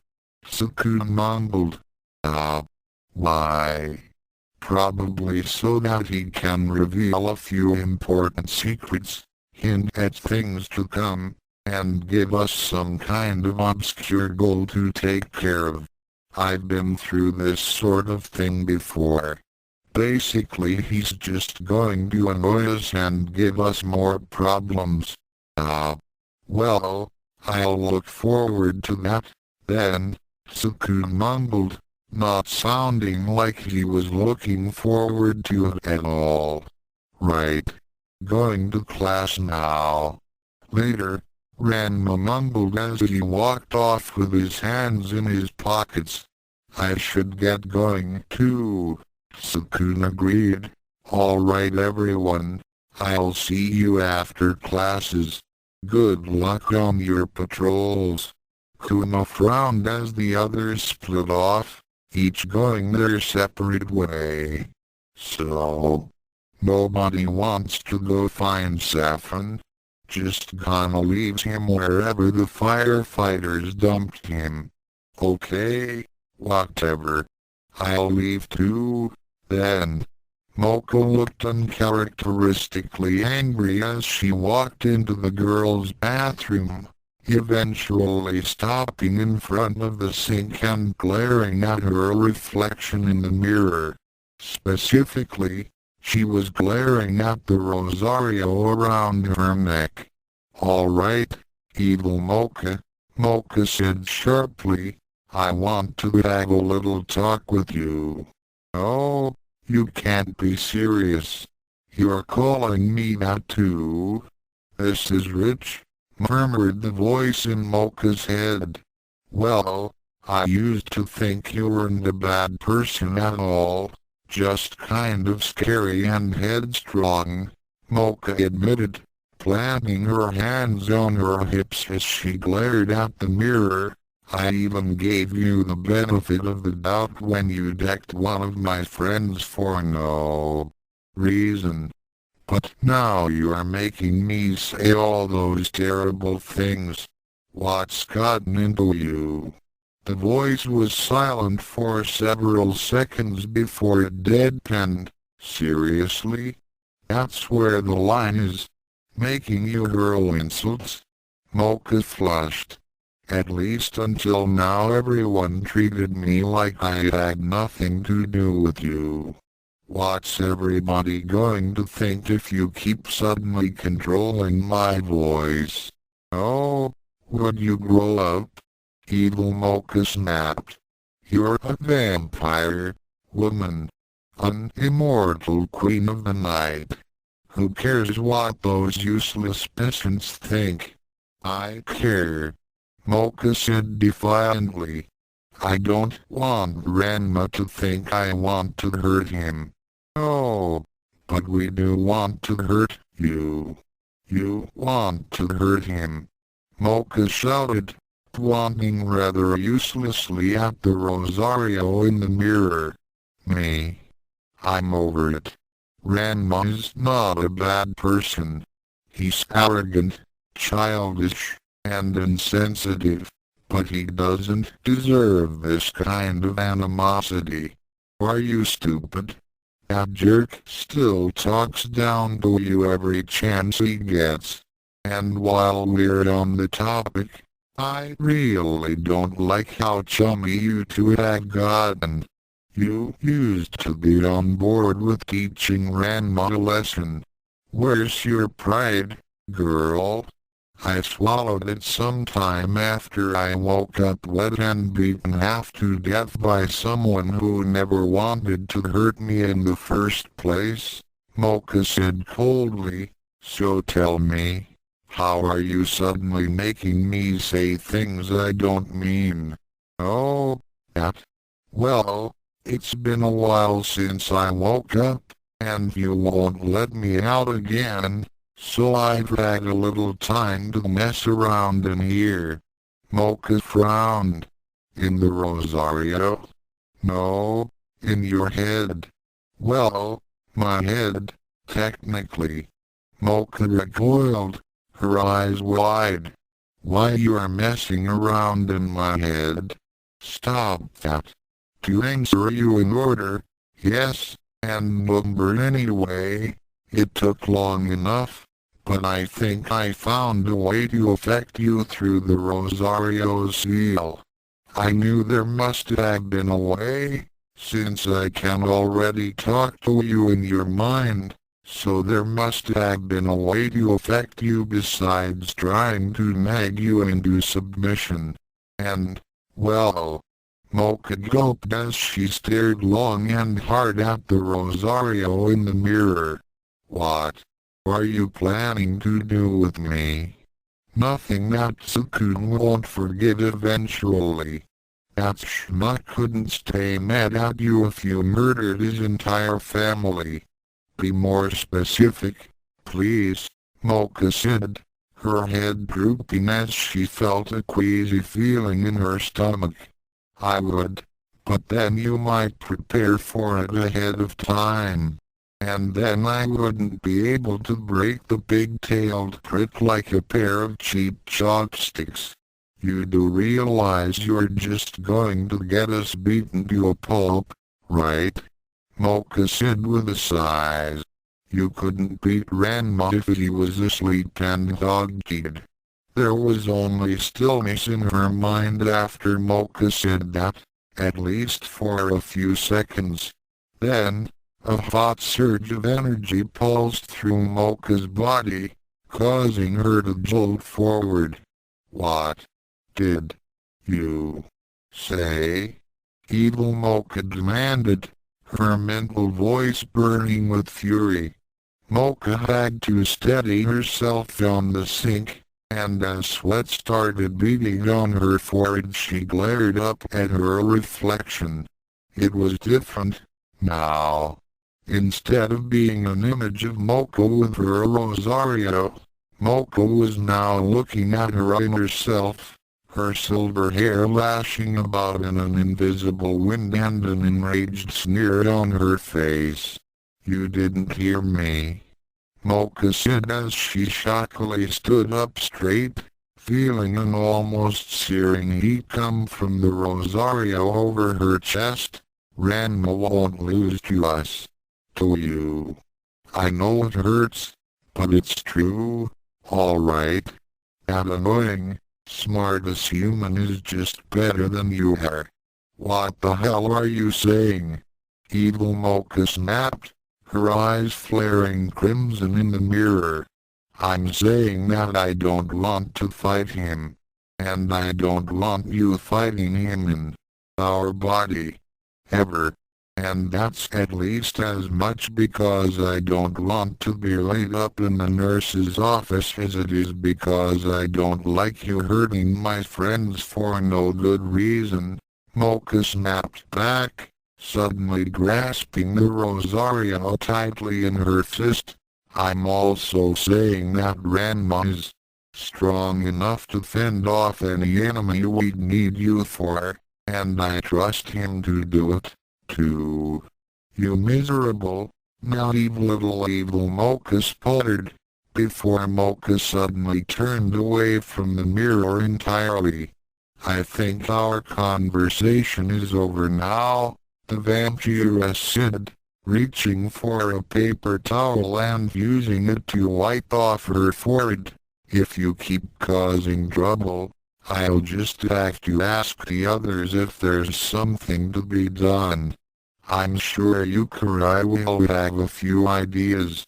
What makes you think you can cast me aside? Evil Mocha demanded. What right do you have to? Hey, is there someone in that stall? Mocha froze as a flushing noise came from her right, and an unfamiliar girl walked out of the stall a moment later and made her way to the sink, not paying Mocha so much as a glance. The vampiress stood in place, her face burning as she stopped to think about what she must have sounded like. Hi, Mocha said shockily, suddenly approaching the other student. You may have, well, heard something odd just now, but I'm sure there was a completely reasonable explanation for why you were yelling at your reflection in the mirror, the girl said as she washed her hands. Maybe you've got two brains. Or maybe you're bonded with some kind of weird symbiote. It's not that uncommon. Mocha sighed in relief, holding a hand over her heart. Yes, of course. Thank you so much for understanding. No problem. It's not a big deal, the girl said as she wiped off her hands and then slipped the phone out of her pocket before flipping it open. Of course, that won't make the Twitter transcript any less hilarious once it finishes uploading. Mocha paled considerably, her hair frayed and her eyes hollow. Wait, you, catch you later, crazy lady. Don't let the voices get you down. The girl chirped as she walked out the door, waving a hand over her head with her eyes locked on her cell phone screen. As Mocha's face darkened, the voice from her Rosario's side. It's your own fault, you know. Did you forget that we can speak mentally to each other? Shut up. I paid you. Mocha cried, suddenly bursting into tears as she dashed out of the bathroom and down the hall. Where do you think you're running to? I'm attached to you, evil Mocha pointed out. Just leave me alone, will you? Mocha begged, startling several more students as she sprinted down the hall screaming, "Oh, for pity's sake." End Chapter 13 Big Human on Campus, Extra. Well, that took longer than I'd have liked, Saffron grumbled as he trudged down the hall to his room, opening the door and almost collapsing as he crossed the threshold. The last dozen or so hours had been torture, and even Saffron's normally inexhaustible reserves of energy and willpower had been tested. To burn my way through all of those bodies, I barely made it out before they buried me with them. Saffron groused as he shut the door behind him. It was bad enough having to be on the bottom of a pile of stinking, burning corpses, even if one was immune to fire, but the sheer amount of time he had been trapped was the worst. As it turned out, several of the creatures he had killed were rather resistant to flames. In his adult form, such resistance had been barely noticeable. As a child, however, his pony embers took forever to eat through the flesh, and the resistant bodies positively refused to catch his flame like the others.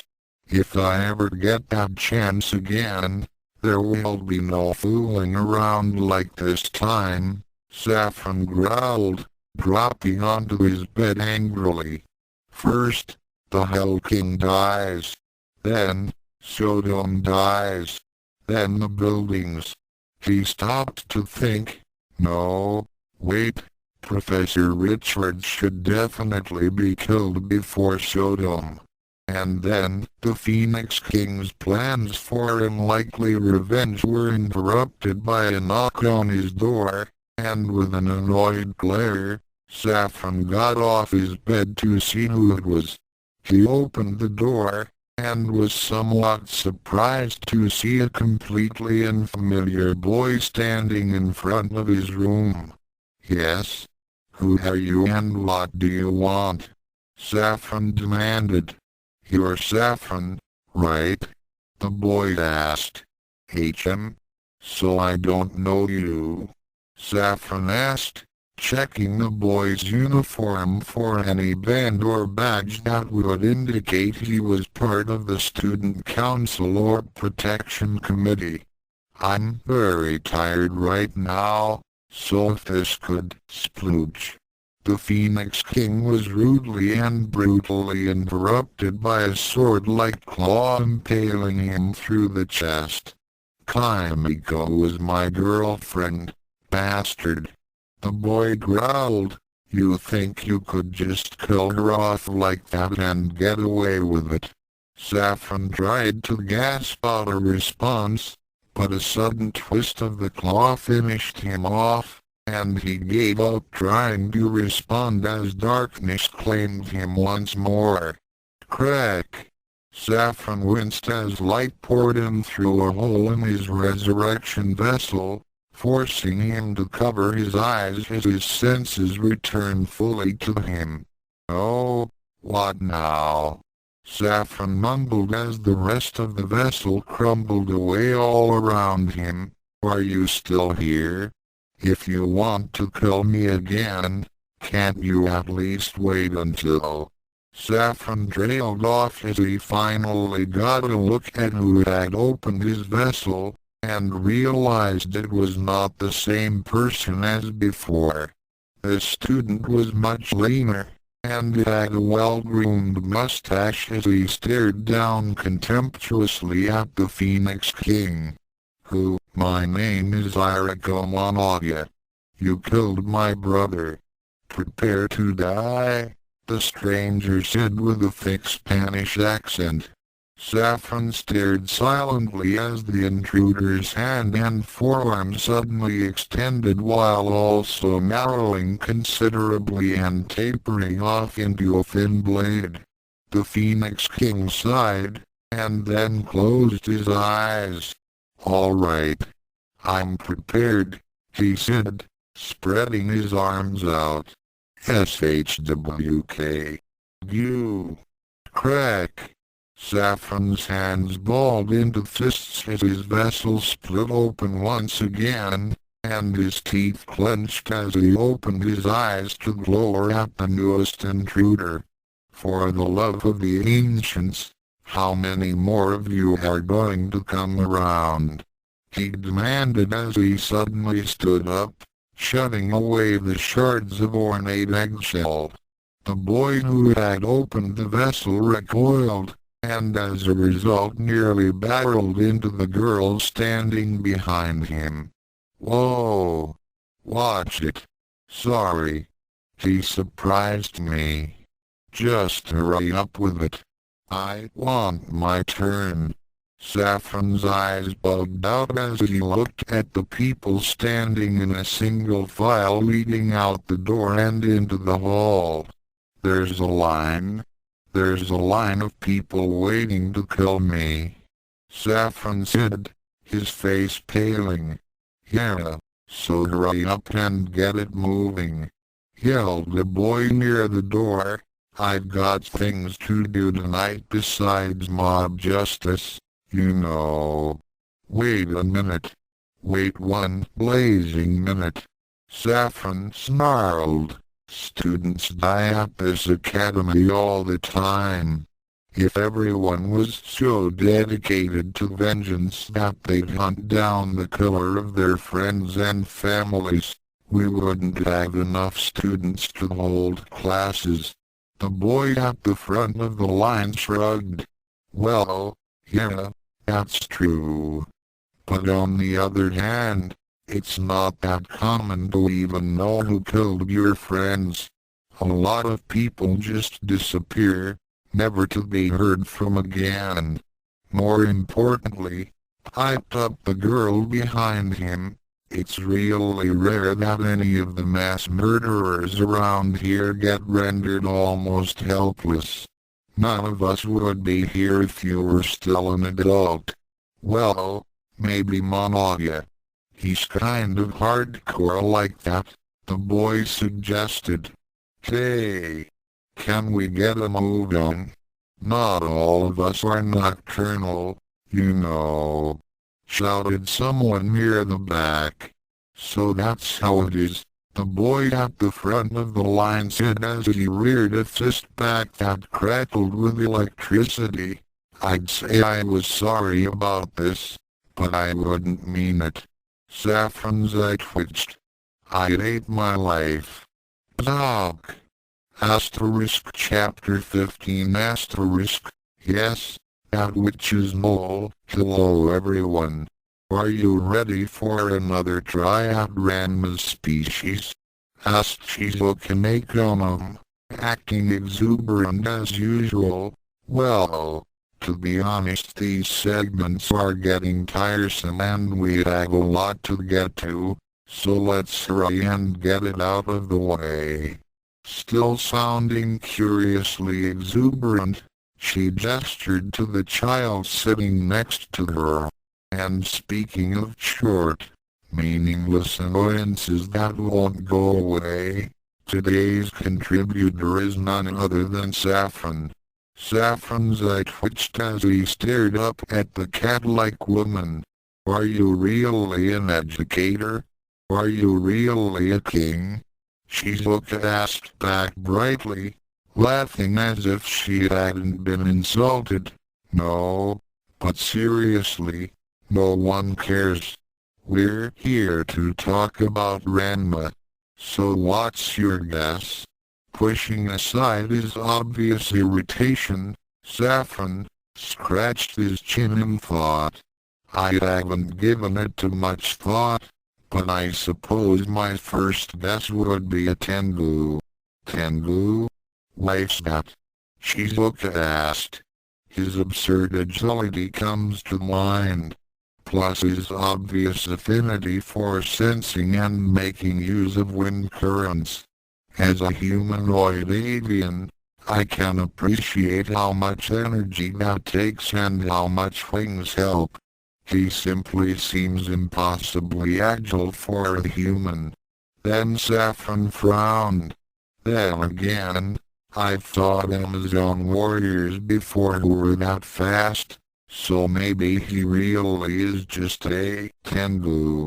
Interesting. Well, on to the main segment. Shizuka interrupted, clearly trying to move things along.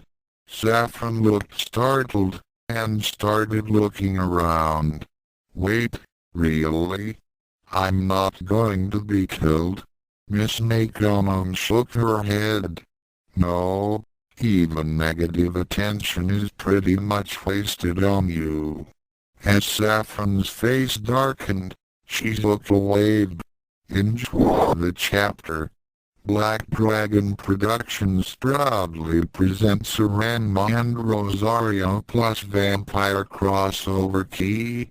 Writing/emphasis, sounds, thoughts, speech, comments that you can freely ignore. Big Human on Campus Chapter 14. Yes, that which is mole, knock, knock.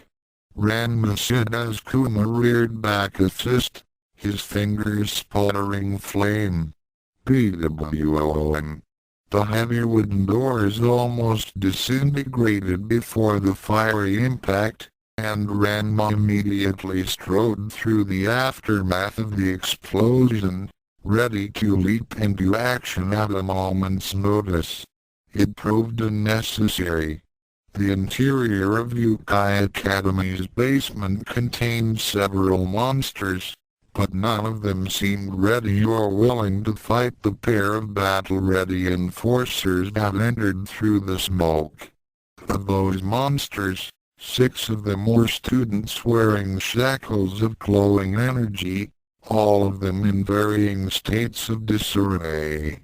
Half of them appeared to be in the midst of shoveling coal into a massive brick furnace that Ranma was pretty sure existed for the sole purpose of requiring abusive labor. All the dorms were gas-heated, and one was on her knees sobbing into the dusty concrete floor. The 7th monster was Professor Richard, who looked slightly put out by the violent intrusion.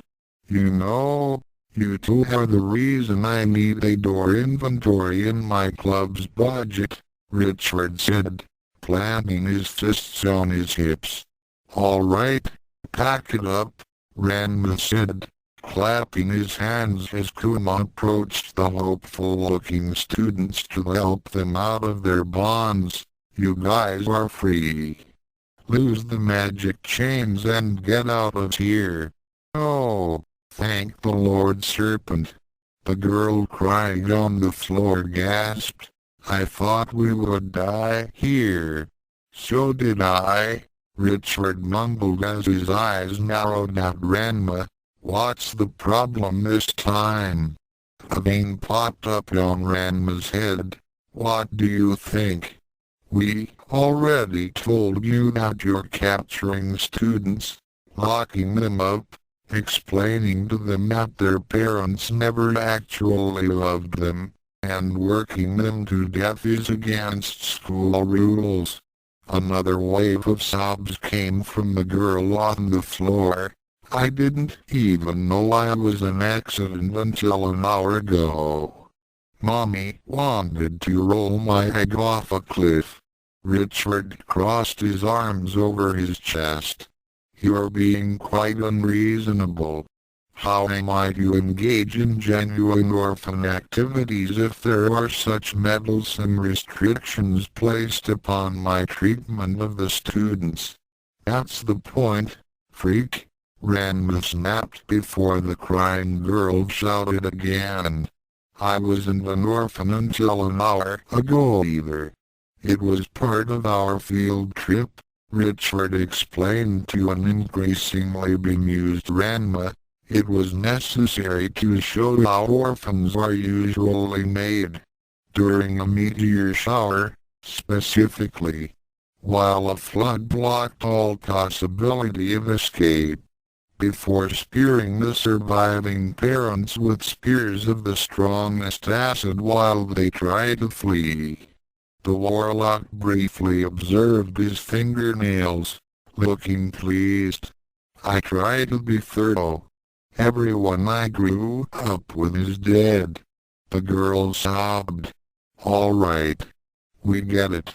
Shut up already, Kuma snapped in annoyance, grabbing the glowing yellow manacles attached to her arms and giving them a sharp twist. A loud keening noise briefly reverberated through the room as the spell failed, and the magical chains leading from the manacles to the wall disintegrated into flickering motes of light. So this is it. No more orphan club. We have an official order by the student council that it's being disbanded, Ranma said, brandishing a letterhead at the warlock. So now you are no longer allowed to kidnap students, kill off their families, and work them to death in the basement. Kuma frowned as he stopped in front of the last imprisoned student.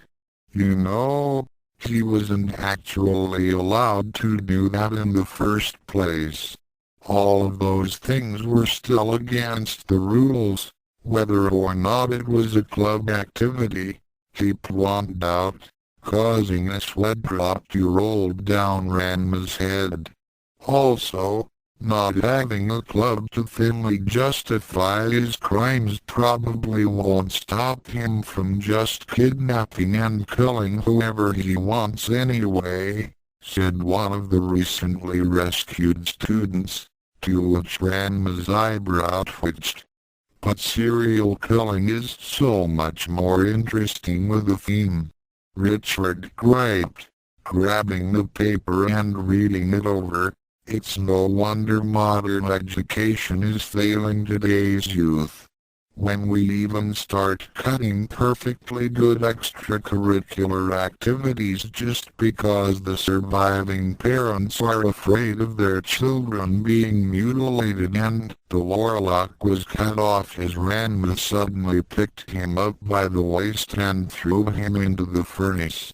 The other students except for Kuma gaped at the unexpected act of violence, and watched in morbid fascination as the reddish glow from the mouth of the furnace slowly darkened and turned green. I don't even know what everyone is complaining about, came Richard's voice from within the furnace. As long as you're totally incapable of feeling pain, this is nothing. Clang. Ranma slammed the furnace door shut as a vein bulged on the side of his head, and then turned toward Kuma. Let's hurry this up, already. I doubt that's gonna hold him for long, and I'm sick of his jokes. Yeah, mumbled Kuma as he broke the magical bonds of the final captive student. There. All done. Thank you. You really saved us, shouted the girl who was on the floor, still sniffling. If you hadn't come along, we would have. Kuma rolled his eyes as he walked out the door, entirely unmoved by the gratitude Grow saving throw. Wimp. Don't forget, now that you're not being killed by an instructor after classes, you'll need to join a new club to meet the graduation requirements, Ranma warned as he followed Kuma out. I think Jin said that the newspaper club is looking for more members, offered the hellhound. Blick. I don't think that's much better than the club they just left, Ranma countered as the two left the room and ascended the stairs to the main hallway. While Kuma turned into the hallway as he exited, Ranma stopped short at the top of the stairs, noticing that there was a man leaning on the wall opposite, his arms crossed over his chest. The man was dressed vaguely like a priest, with a long black coat and a collar that had a single white stripe over the throat. What was less priest-like were the sunglasses, earpiece, and the long sword that the man had sheathed at his hip. Any place other than Youkai Academy, such an individual would have been unbearably suspicious. At Youkai Academy, such a figure attracted just enough attention to let the regular students know to ignore and avoid it, and Ranma quickly made to follow Kuma while avoiding eye contact. Mr. Saotome. Damn, the big-tailed boy cursed as he stopped in his tracks. Yeah? What is it now? Ranma grumbled, turning toward the man. The headmaster wishes to see you, Saotome. And they all know too, the sketchy priest said, standing up straight. I will take you to him. Ugh. I think I'd rather go back and help Professor Richard out of the furnace, Ranma griped. All right, fine. Let me get Tsukune and we can get this over with. Okay, so let's go over this again, Tsukune said as he clasped his hands together tightly. I'll go step by step, so you can tell exactly where you made mistakes and how you improve your performance. Okay, Chopper? Chopper nodded mutely as he stood in the lobby of the Protection Committee, his hand firmly clamped onto the shoulder of a student gasping in pain. So, you saw this guy slamming another student against a locker. You intervened. That's good. Very good. You stopped him from harming his victim and explained what he was doing wrong. An excellent job. I'm really proud of how much progress you've made, Tsukune said, his voice slightly higher pitched than usual. Thanks, Chopper said, beaming and flashing a thumbs up. I considered just smashing his head into the locker, but I thought that you would want him to have some warning first. Yes. Good job. Very good insight, Tsukune said seriously, nodding his head. Problem: after confronting a miscreant, you only need to fight them if they resist in some way. Do you understand why this is? Chopper raised an eyebrow as he scratched the back of his head with his free hand. To save time? That's one advantage. Yes, the young human said solemnly, but there are other reasons, too. If you attack someone who's willing to surrender, then they might try to defend themselves, starting a battle that could have been avoided completely. Chopper frowned. And that's a bad thing. Combat causes damage to the school and gives Miss Madaraki more work to do, Tsukune explained, immediately going to the explanation that involved simple costs and benefits rather than trying to explain that even delinquents had some right to safety. It's less disruptive to the students who follow the rules. And it means that the offender can return to classes earlier so that they can be further educated on acting like peaceful, productive humans. Okay, that makes sense, Chopper decided, scratching his massive chin. Nodding, Tsukune continued. So in the future, I'd really like you to avoid breaking people's legs whenever possible. Thank you, gasped out the young man still being held up by Chopper.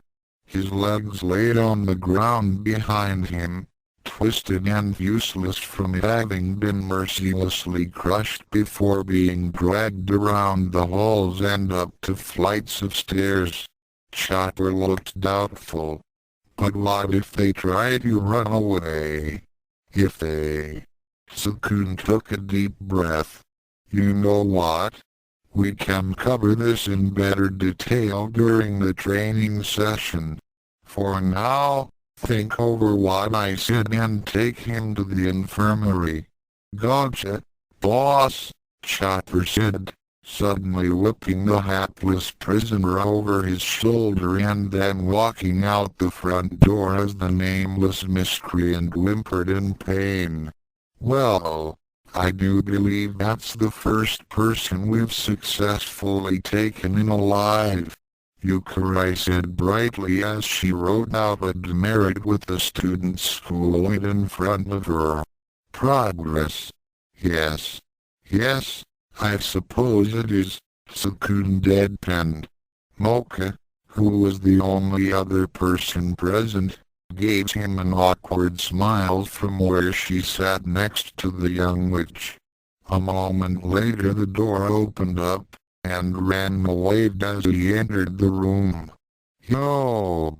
Tsukune, time to go. Gotta meet with the head jerk. One of his goons just told me where to go. You mean the headmaster? Tsukune asked as he approached his roommate. Isn't that what I said? Tsukune pursed his lips. Ranma, I understand that you don't like this man, and you're probably right about him, too.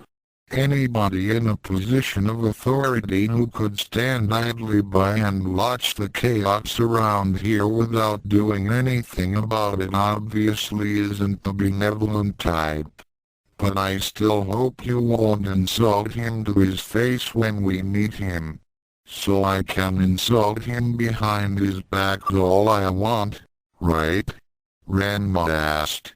Yes, although it'd be nice if you wait for him to actually do something to deserve it first, the younger human admitted. Right now all he's really guilty of is neglect and stealing saffron. And it's hard to fault him for stealing saffron.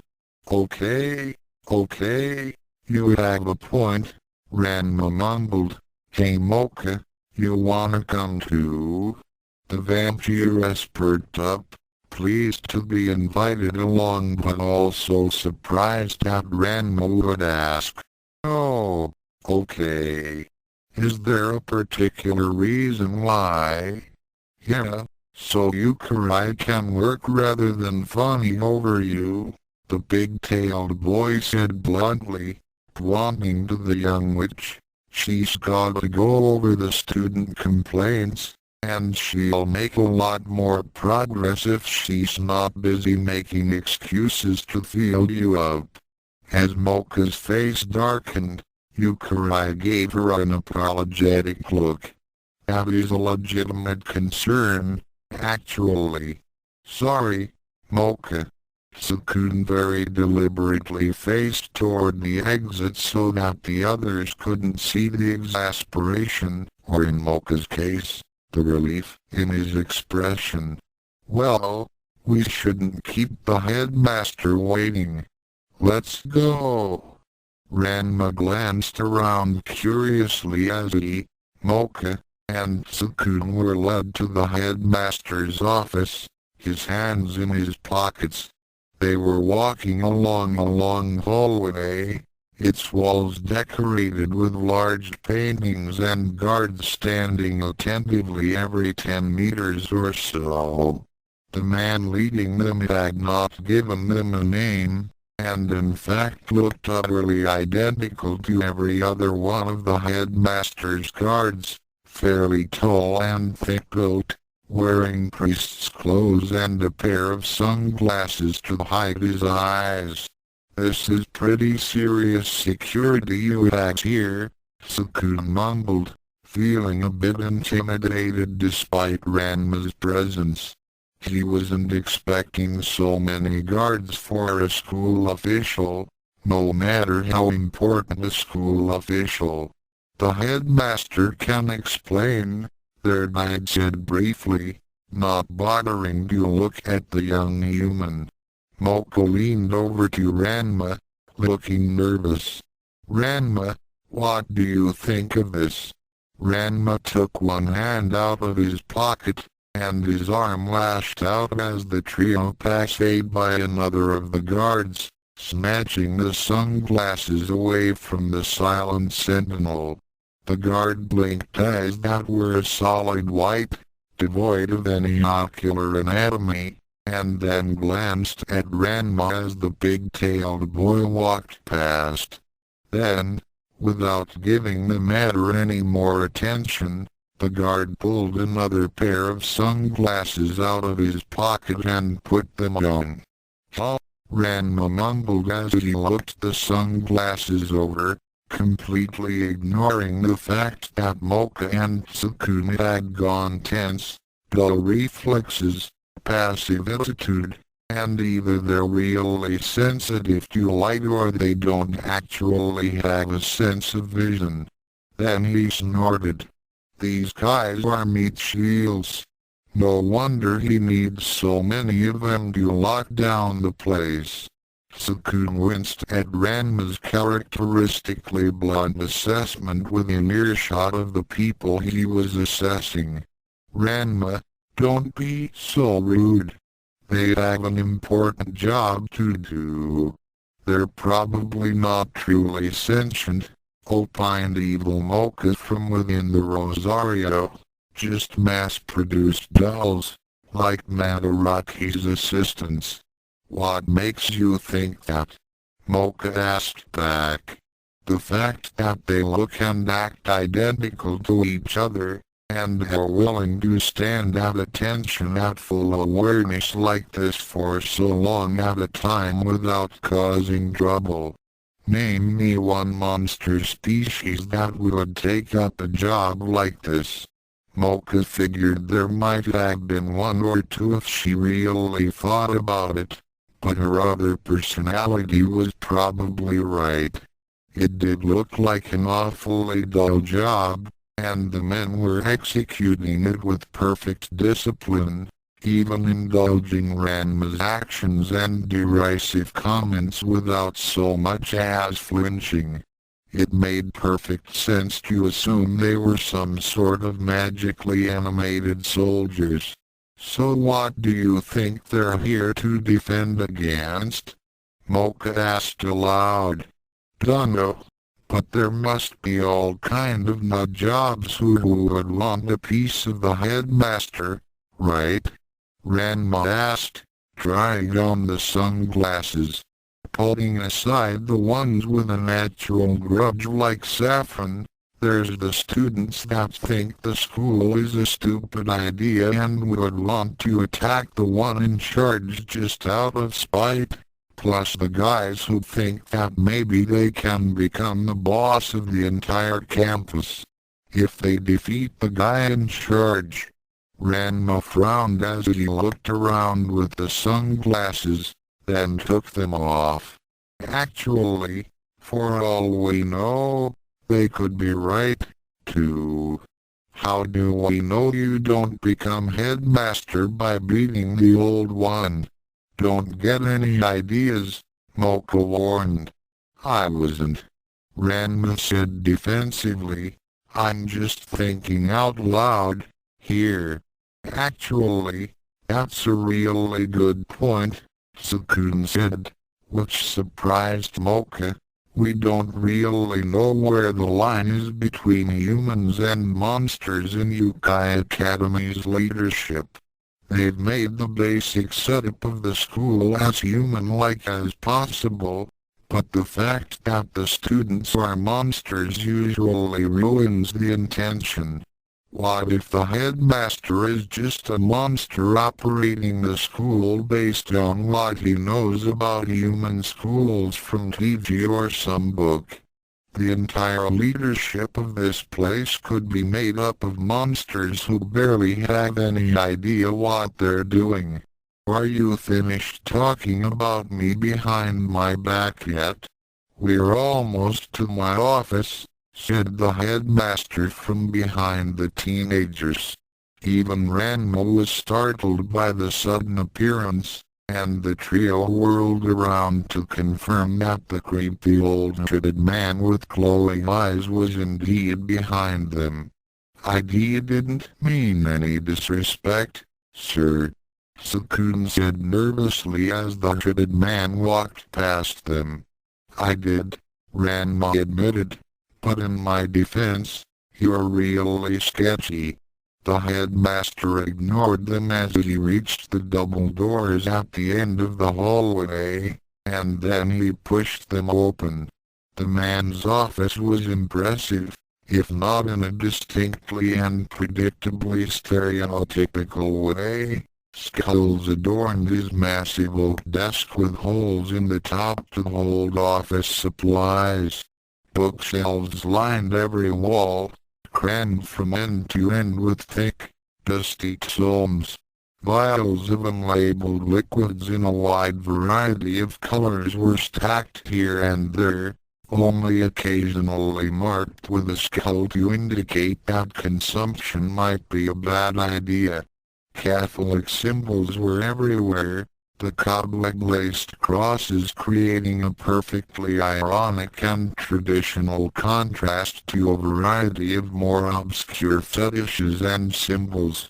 The headmaster walked up behind his enormous desk as Ranma, Tsukune, and Mocha waited patiently, surrounded by the identical bodyguards.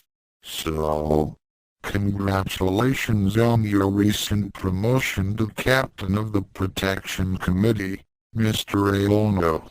I'm sorry I couldn't congratulate you earlier, the man said, his voice deep and curiously disingenuous. That's all right, sir. I'm just glad I had the opportunity to make this school a better place. Tsukune responded. Oh, and you have, the strange-hooded man said, grinning. Kuyo was a rather tiresome fellow. Still, it came as quite a surprise to hear he was usurped by a human. The trio suddenly tensed, staring up at the headmaster with wide eyes. What? Did you think I didn't know? The headmaster asked, leaning forward as he grinned. Did you think anything as important as a human joining the student body would escape my notice? Actually, yes, that was my first impression, Tsukune admitted, and my second and third impression as well. Ranma looked hopeful. Wait, how many humans are we talking about? Like, 2? There were 2, right? Ranma was ignored completely as Mocha made her own thoughts known.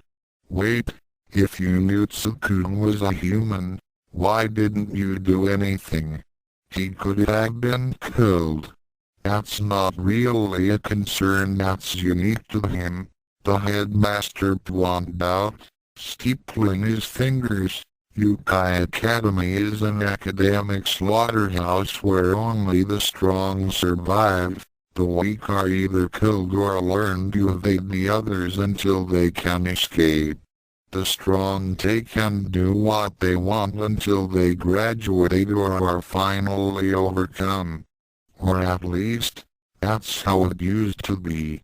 Tsukune raised an eyebrow.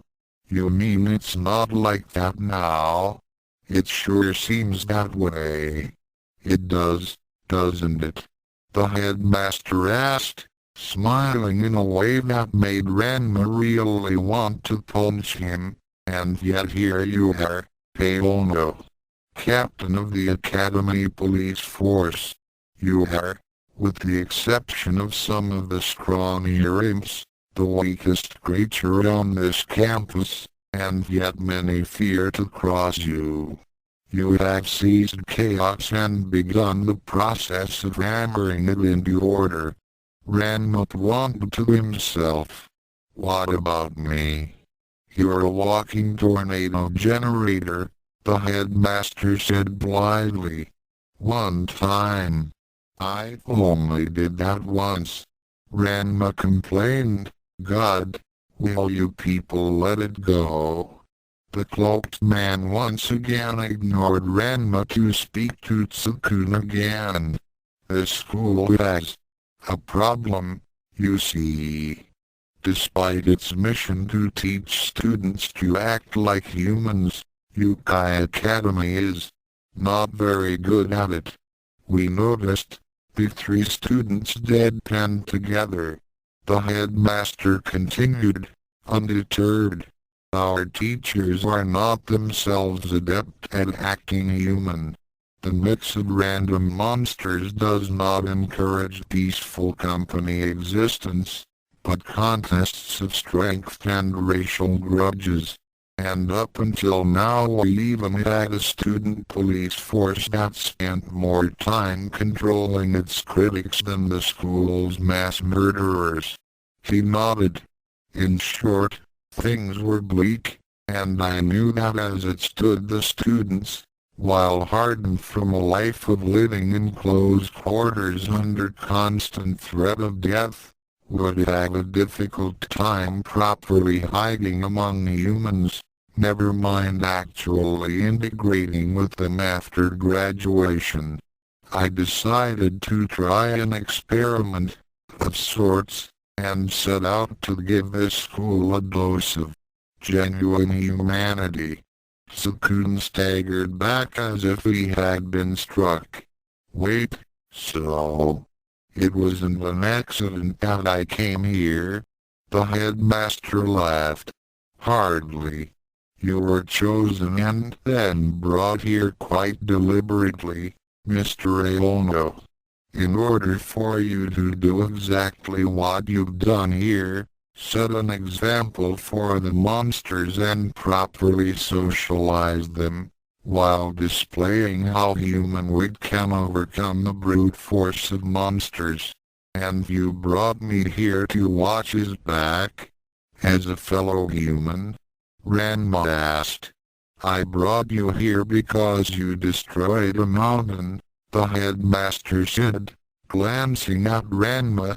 Your rooming together was just because you two arrived at the same time for dorm assignments. Hey, that mountain was mostly Saffron's fault. Ranma complained. And I brought him in, too. Now will you quiet down? You're absolutely ruining the dramatic exposition, the hooded man said irritably. Tsukune, can I punch him? Ranma asked through clenched teeth. Not yet, Ranma. Let him finish first, Tsukune chided before speaking to the headmaster once more. So let me get this straight. You brought me here hoping that the influence of a real human would rub off on the students? What if I didn't last that long? I'd probably be dead by now if it weren't for Ranma. So I don't even warrant a mention anymore, huh? Evil Mocha said bitterly. You spent more energy trying to kill Ranma than defending Tsukune. Did you think he'd want to thank you? Mocha thought back. You tried to kill Ranma. Why? Why? I'm an insipid ninny who lets dumb humans belittle me because violence is bad. Evil Mocha mocked, managing to relay a high-pitched crying voice despite the message being telepathic. Shut up. Violence is bad, especially when applied to our friends. You know, that kind of attitude is the reason you're the least respected member of the committee.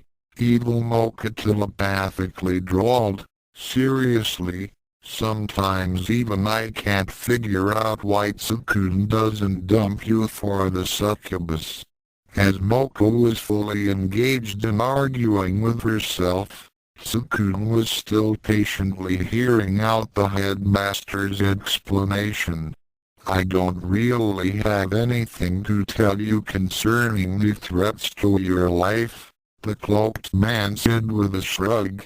Casualties among the student body are a matter of course, and this was an experiment. As I said, if you didn't survive long enough to make an impression, then that's obviously a limitation of the idea. I might try again with some other fellow, or I could forget the plan entirely. Tsukune tailed. You mean you might have just watched me die and then done the same thing to someone else? What? Would you keep feeding humans into the academy until one of them survived? Until another one survived? Yes, the headmaster said shamelessly. What? Tsukune asked. What? The headmaster asked right back. You said another one. No, I didn't. The room was silent for several seconds, with the only noise being Mocha's whispered angry muttering. The headmaster coughed into a fist, and then spoke again.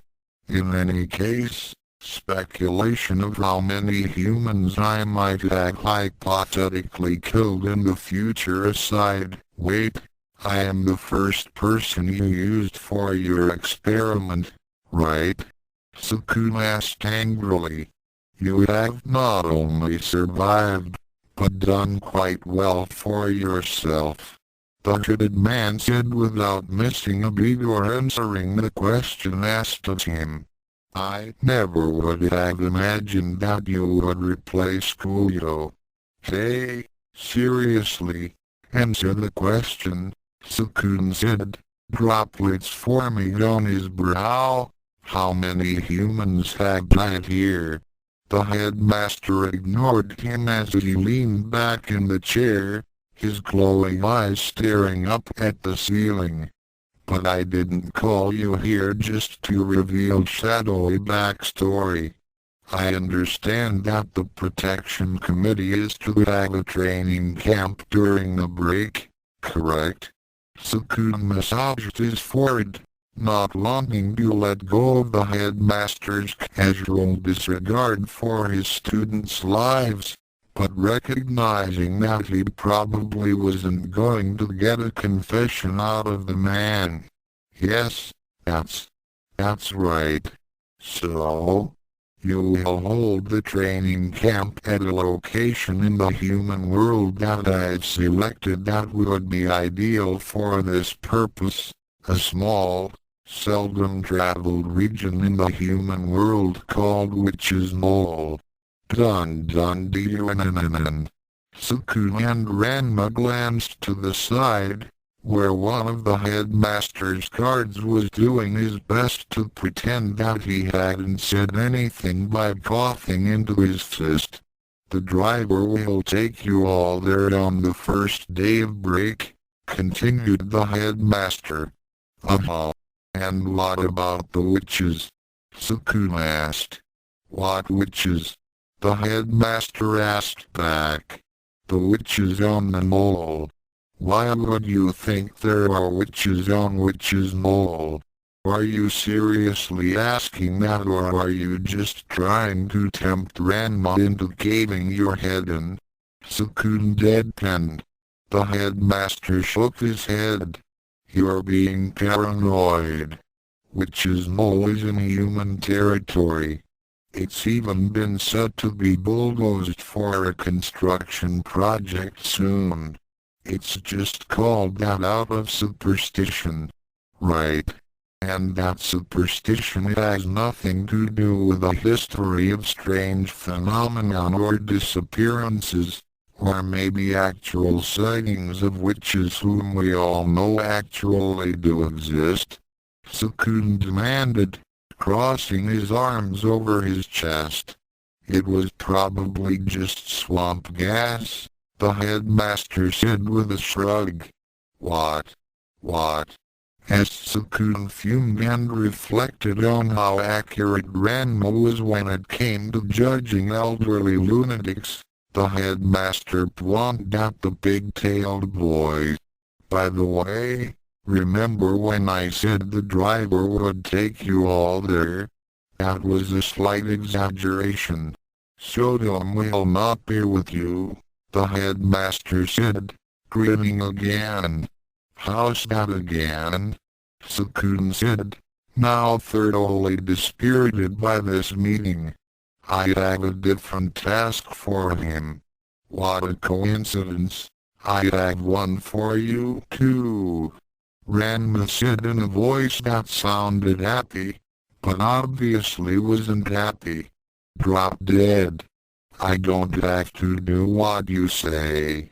I have authority over the protection committee, and that includes you, the headmaster reasoned. Yeah, well, unless that authority includes mind control. Ranma trailed off, looking worried. Wait, it doesn't include mind control, does it? Number enchantment magic is my bard school, the headmaster said regretfully. Ranma sighed in relief before continuing. Well then screw you, creep. I'm not doing anything you say.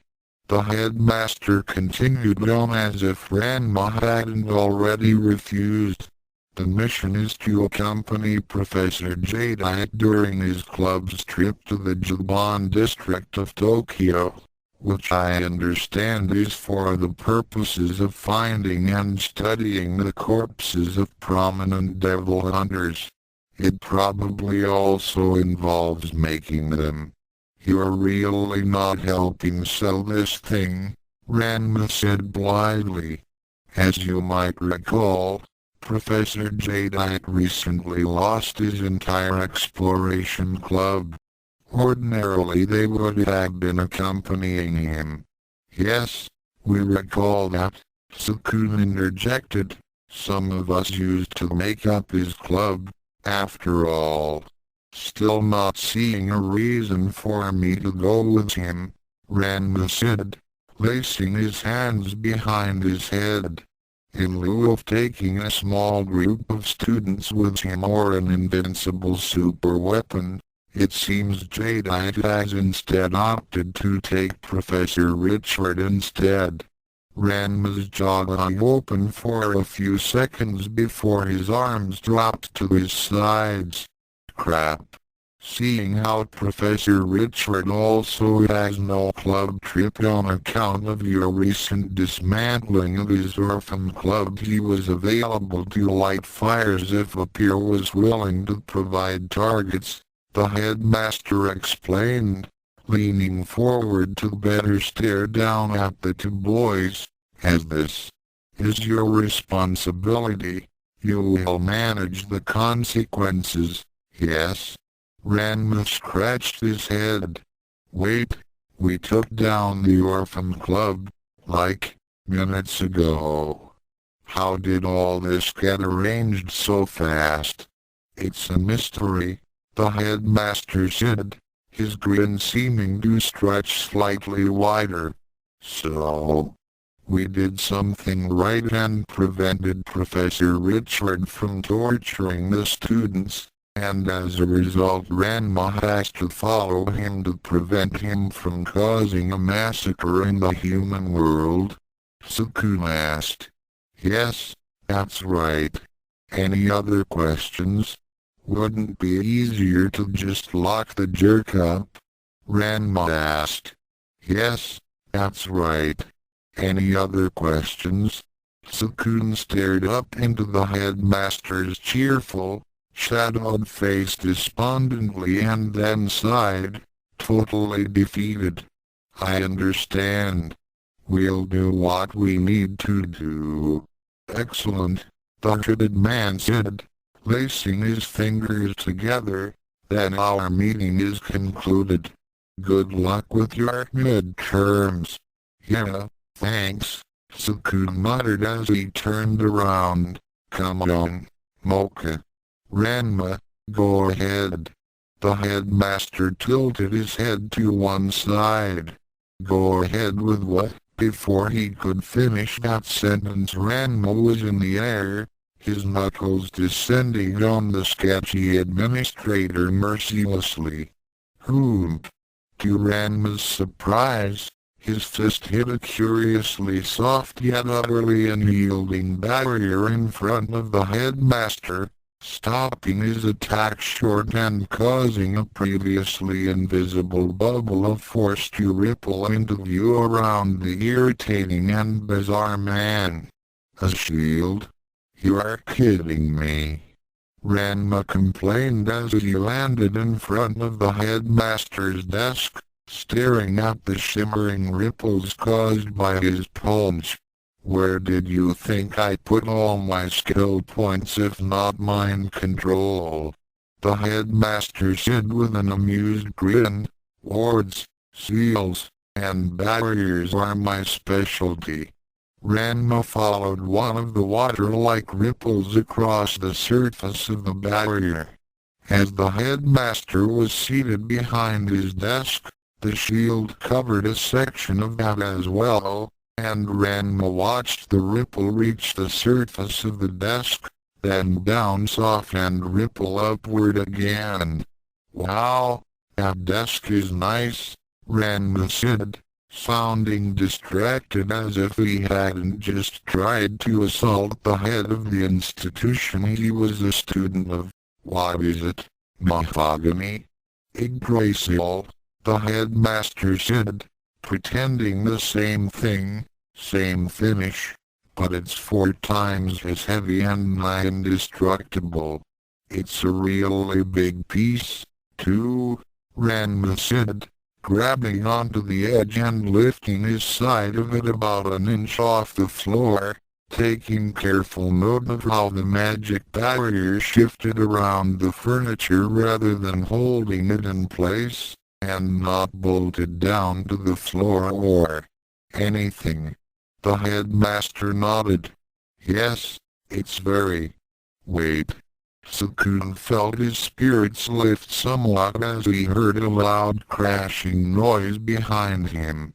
Although as a rule he didn't want to use violence against those that were not already using it themselves, and even then he encouraged other solutions, he had to admit that Ranma's occasional violent episodes against the more unsavory people they had to deal with were incredibly cathartic. Well, we had better check on. Tsukune trailed off as he noticed that Mocha seemed very upset about something, keeping her arms ramrod straight with her hands gripped into fists. Are you okay, Mocha? Tsukune asked hesitantly as several of the headmaster's bodyguards dashed past them to the antechamber. I'm fine, Mocha said sharply, her impeccable face twisted into a frown. I was just having a little discussion with my other self. We're not speaking to each other. You're not talking to yourself? Ranma asked as he caught up with the pair, his hands in his pockets. Don't make it sound like I'm crazy, the vampiress muttered, pouting. Your jewelry talks to you and holds back your evil personality who wants me dead, Ranma pointed out. If that happens to sound crazy, that's not really my fault. As I was saying, Tsukune interjected quickly, we'll need to make a plan for where we'll stay at Witch's Knoll, and finish up our plans for our training courses while we're there. He turned toward Ranma. Ranma, we don't know how long you'll be gone, but hopefully you can join us in time to start that training program you were talking about. Hopefully the witches we'll be dealing with aren't hostile, but just in case I'll make sure Chopper and Kuna stay on their toes while you hang with us.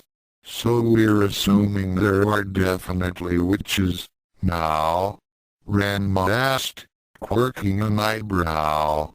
Yeah, I think we can rule out swamp gas, Tsukune said sarcastically as he led the way out of the building. You know, I think I rather like Tsukune better with this cynical streak of his. I think it gives him a more hardened, intellectual edge, don't you think? Evil Mocha asked. Not talking to you, Mocha thought back. Oh, I'm sorry, I didn't realize you were still in tantrum mode. Does baby need a cry?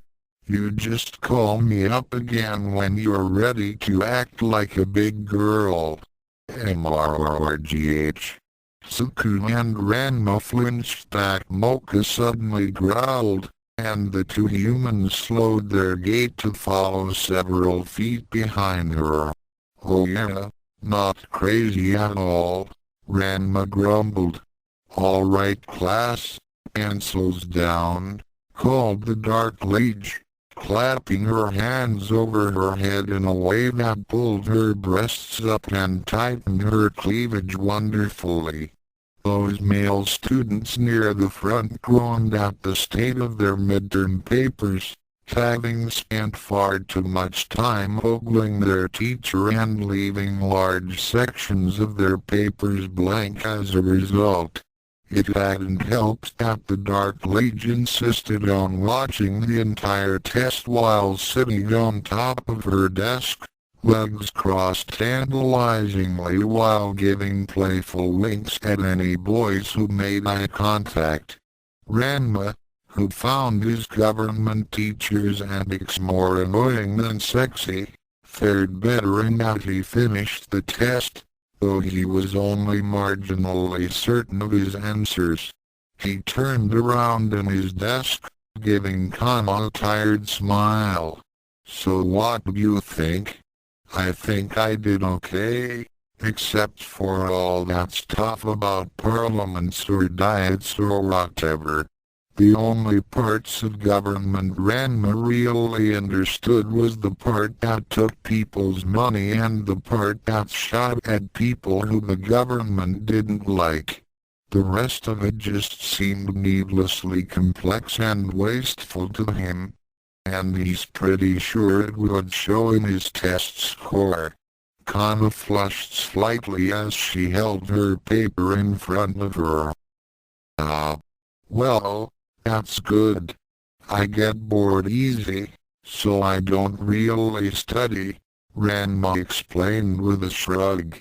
I've noticed, the Dark Lady said as she stepped up to the pair, one hand on her hip as the other held the papers she had already collected.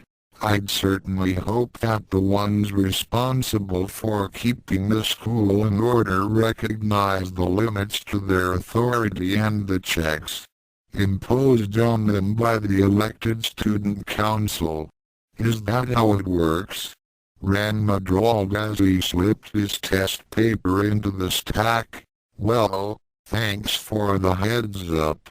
I'm being serious, the Dark Lady said as her forehead narrowed. You have a real responsibility, Saotome, and it would be best that you take it seriously. Kuyo subverted the control that the council had over him, and as expected, the student body grew more and more restless under him until you deposed him. If you don't recognize, Ranma quickly got tired of being lectured after he was already done with his midterm test, and he interrupted the demoness as he reached in his pocket. "Oh, that's right.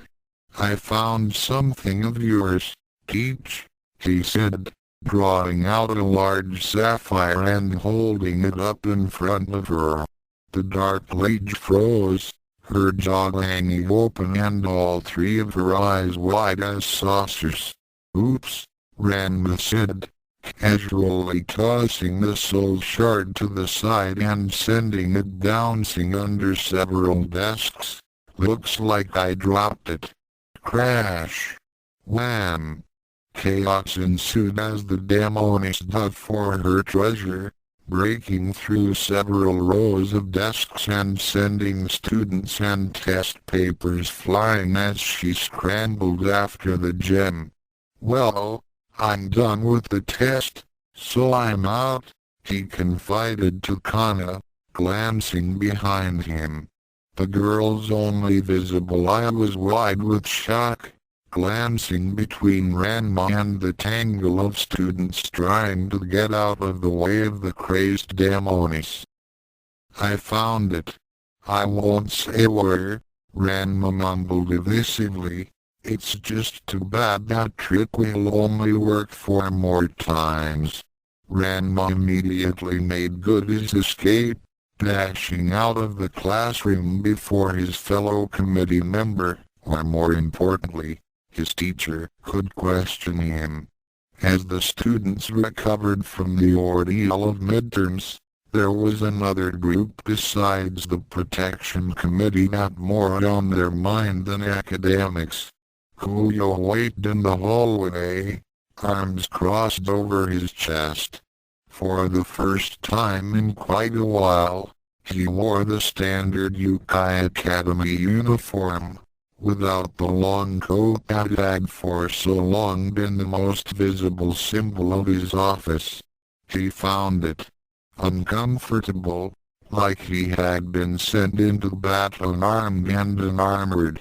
It wasn't as if he had lost the coat itself, either, but this meeting required some level of secrecy, and Kuyo definitely noticed he got a lot of attention nowadays when he wore his long coat, along with a fair amount of smirking and snickering.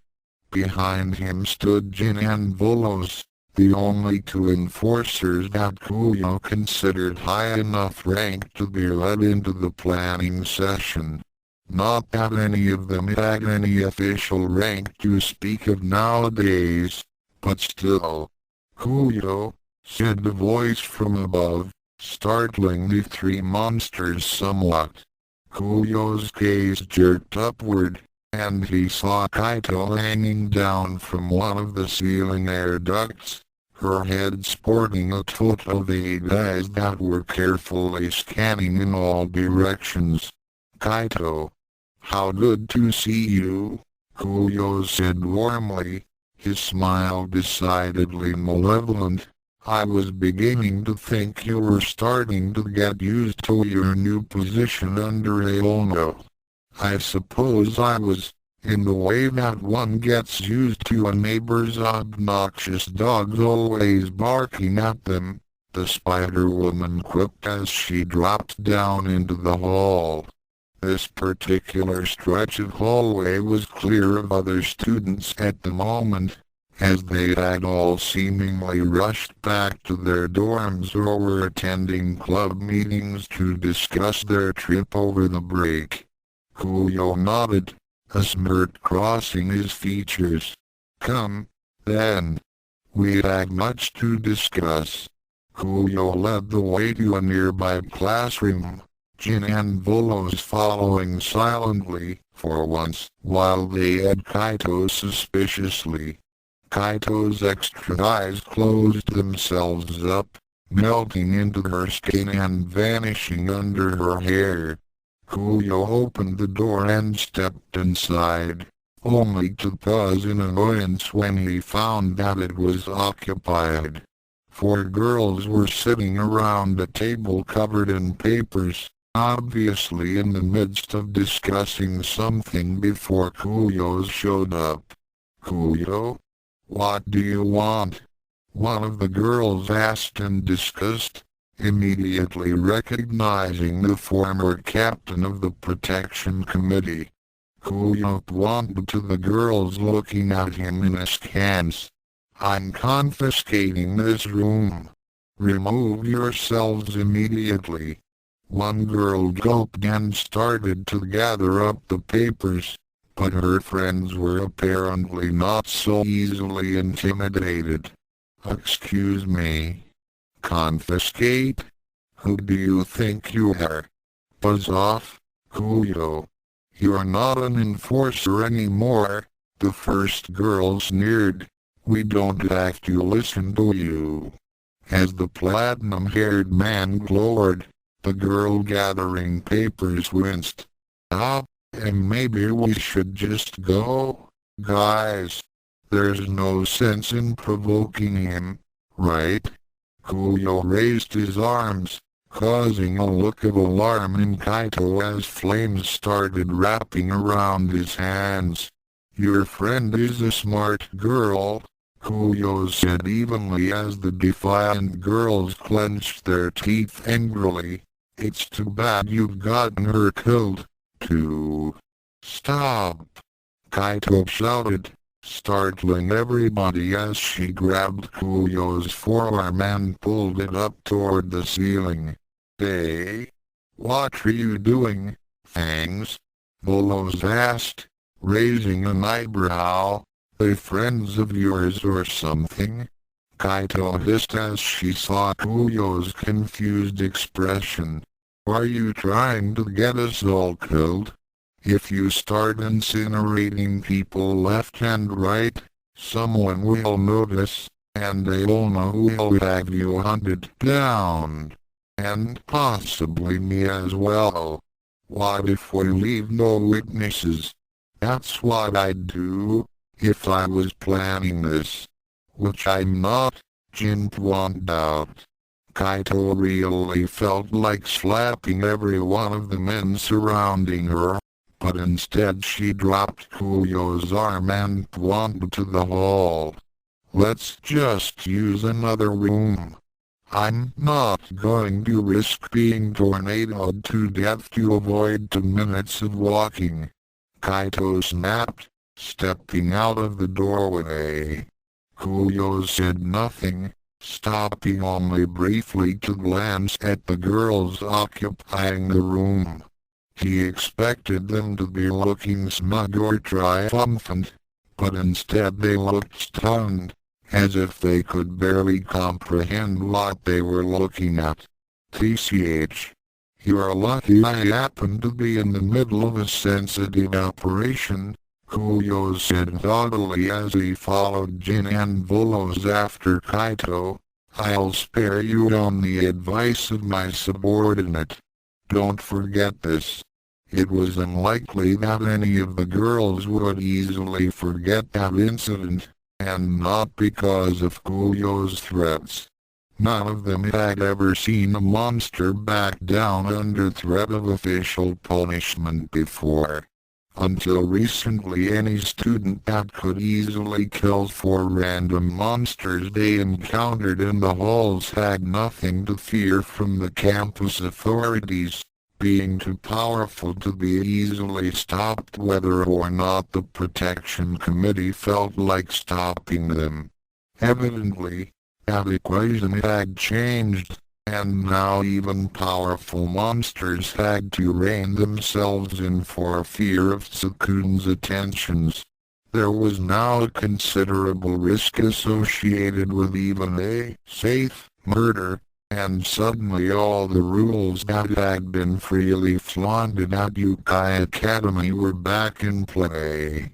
These were the thoughts that dominated the girls' minds as they went back to planning their club trip, each one feeling that they had just witnessed something very, very important.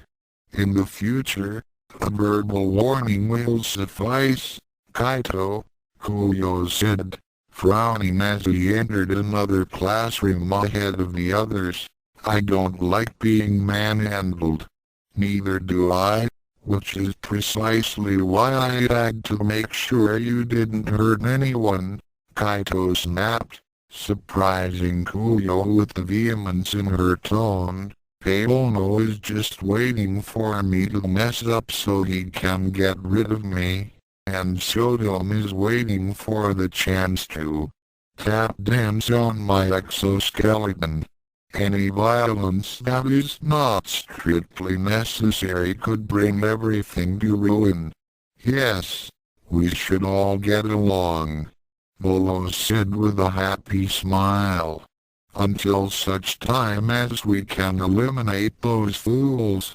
Yes, precisely, Kaito said as she drew herself up. So for the next few days, you all have to actually follow school rules as students, or you'll find one of my company workers at your door. Kuyo didn't appreciate Kaito's authoritative tone or the way she hadn't referred to him as Lord since they had last seen each other, but decided to put those concerns aside for the moment. You said for the next few days. What happens after that? After that, we're going on a little trip to the human world. A place called Witch's Mole. Why are you training in some witch's backyard? Jin asked. Kaito shrugged. Not everything was explained to me, but it has something, or perhaps everything, to do with the headmaster being a jerk. Kuyo gave a reluctant nod. True. So they're going to be in the human world during break. Are you suggesting we take the school back while they're gone? And then what? Enjoy your office until Aono comes back at the end of the week and kicks you out of it again? Kaito asked, rolling her eyes. No. The plan is for you to attack the protection committee in the human world during our training camp. Ugh. We have to go all the way to the human world. But I get carsick. Bolo's whined. While I don't get carsick, I'm kind of wondering about the wisdom of this plan as well, Jin said uneasily. It's less wisdom than divine fortune, Kaito explained. Saotome will not be with us. That got the boys' attention. So you're saying we attack everyone else? Jin said, scratching out his beard. Yes. With a little bit of strategy, you can take out the protection committee without Saotome in the way. Once they're all gone, Saotome will have no more reason to be in the protection committee. Even the student council doesn't trust him to be in charge of the committee himself, and he can't manage the task on his own, even if he wanted to. We'll be able to take our positions back through guile or by force, and if Saotome tries to stop us, or finds out that you killed his friends, he won't be able to stand up to the entire committee. At this point, Kaito wilted slightly. At least, I don't think so. But you should probably try not to leave any witnesses anyway. Jin smiled. Yes. With Saotome gone, there is considerable scope for removing the remaining officers. Bolos rubbed his hands together as he grinned hatefully. I don't care who I have to go up against. Just give me a target and set me loose. Kuyo nodded, quite pleased with this new direction. I'm still somewhat worried about that Gamaroshi fellow, so Kaito, I want you to deal with him. No, Kaito said immediately. I know he's a fire beast, so just bite him early. And it was at this point that Kuyo finally realized that his command had been refused. Wait, what? I will not be attacking anyone, Kaito said firmly, arms crossed under her breasts. Have you taken leave of your senses? Kuyo snapped, starting to get upset at the Spider-Woman's attitude. We can't take any half measures with this. We may never get such a great chance again.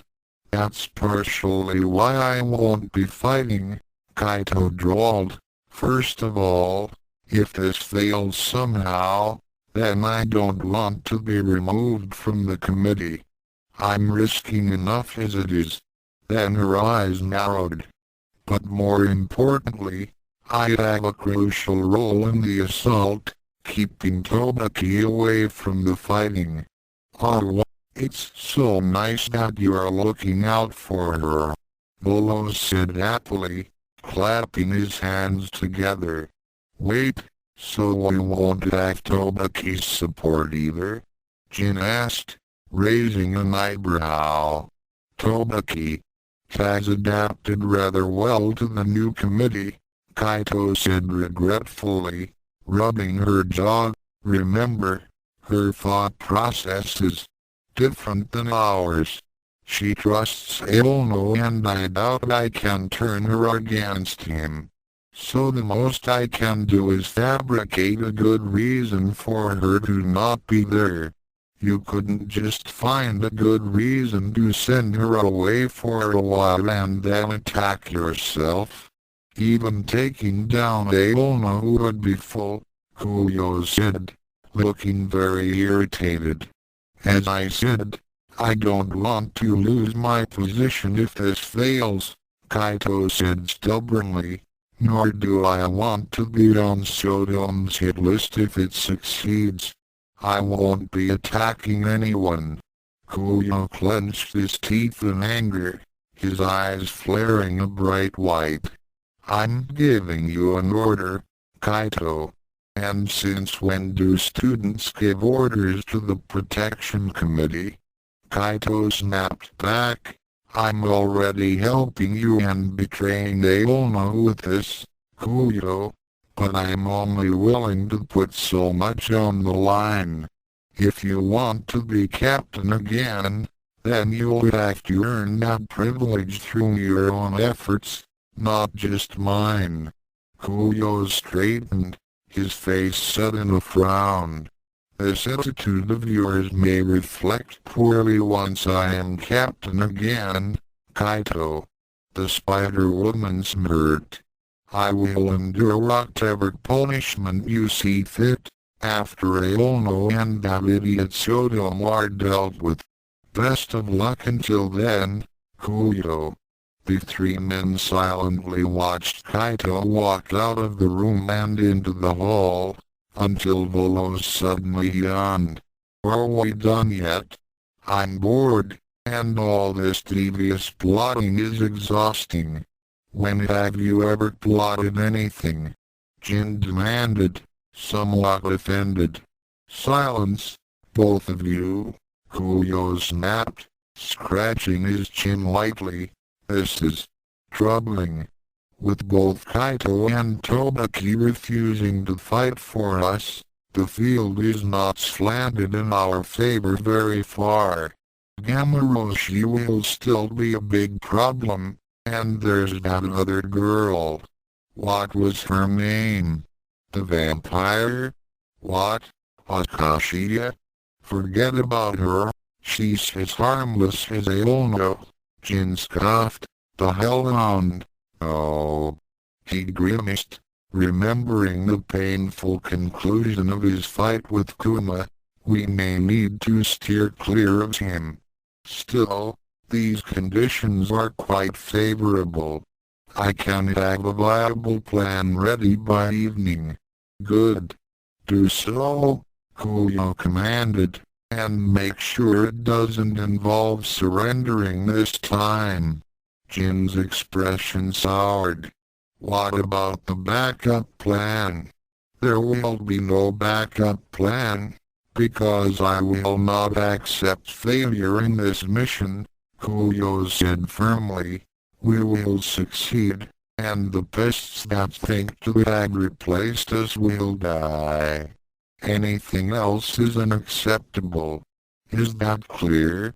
Oh, yeah, sure, because rushing in with lethal intent and no option for backing down worked so well the last time. And look where it got you. Bolo said snidely. Kuyo gave the Hydra a strange look. Bolos, did you grow a new head? Or none? That was too. Everyone keeps saying that all he does is whine, so he's trying to branch out into sarcasm, Bolos explained with a sigh. Which is really just whining with irony, Jin pointed out. Well, change is hard. I'm proud of him for making the effort, Bolos said brightly, grinning. I have completely forgotten why I bring Bolos along with me anywhere, ever, Kuyo thought to himself. Out loud, he said, all right then, you may retire for today. Tomorrow we'll meet here again to discuss Jin's plan of attack. Yes, Lord Kuyo. The two minions shouted in unison.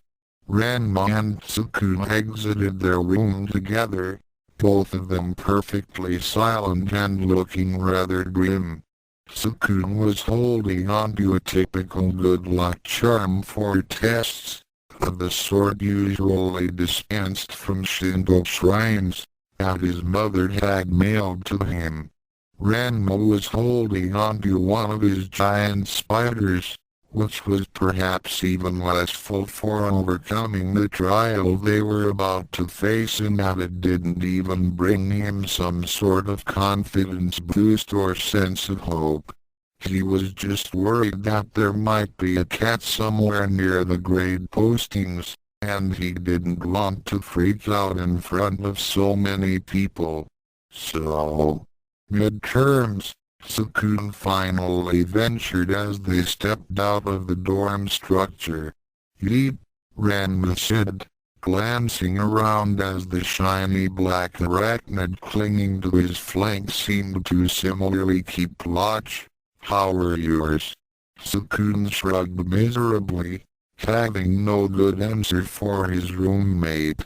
Tsukune had always managed average grades almost as a rule, but he'd always had to study hard to even do that well.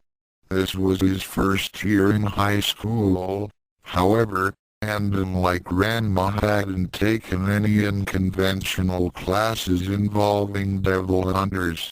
The normal classes were challenging mostly because the teachers were either weirdos or outright psychopaths, but none of that translated to easy test questions. I think I won't have extra classes, since Mocha helps me study, but what about you? You've spent a lot of time helping out with committee duties and training your spiders, and dueling with Chopper or Kuma, and scoping out the fight club. Tsukune frowned. Actually, it almost seemed like you were specifically trying to stay too busy to join us. Ranma's sweat dropped as he turned his head away. Well, the atmosphere between you two is a little... He sounded slightly squeamish as he finished. I just feel like I'd be in the way, that's all. Tsukune flushed as he started his usual string of denials. In the way of what? We weren't up to anything. We were just studying. You always come back with a pair of fresh holes in your neck, Ranma deadpanned. That's a pretty awful hickey. Well, how did your tests go, anyway? Tsukune asked, deciding to try to deflect the conversation away from his and Mocha's alone time. Not too bad, I guess, Ranma mumbled. Jadeite's class was easy because I already knew what the most vulnerable organs in the human body are. Lige's was hard because governments are stupid and she's just a lousy teacher anyway. I haven't done any of my physical science homework, ever, but I did take that class at Furinkin, so I think I at least passed it. And math? Tsukune asked, since they had the same math class. I actually think I might do okay with that one, too.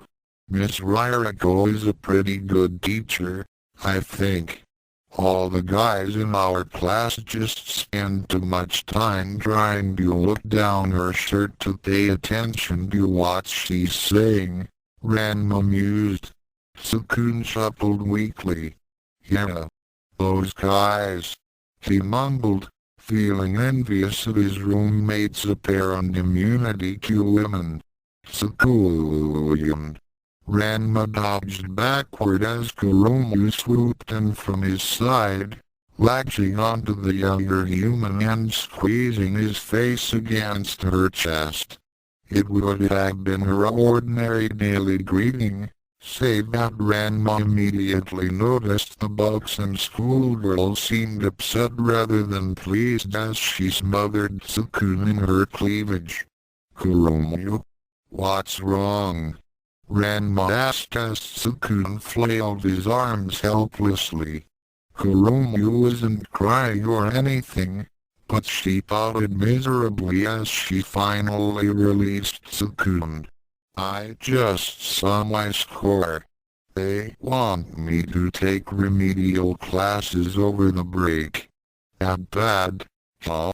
Ranma asked. Kurumu nodded bleakly, and then picked up Ranma's spider, hugging it in her arms like any other pet. This is so stupid. I can't miss the training camp just to get 10 points higher on a test. Well, why didn't you join me and Mocha when we were studying? Tsukune asked. Unlike Ranma, he hadn't directly invited Kurumu, but it wasn't like the succubus had any problems inviting herself wherever she wanted to go, especially when he was there. Kurumu soured even further. Well, being with you and Mocha when you're studying is a little... I know, right? Ranma affirmed, rolling his eyes, all the shy, awkward glances and blushing and stammering every time they touch just makes you want to slap them. Kurumu nodded and sighed sadly as she stroked the spider's thorax. Of course, I would have been happy to study with you alone, but it's not like we would have gotten any actual studying done. Tsukune had nothing to say to them, his face a bright red as he walked quickly to the large board on display outside the main school building.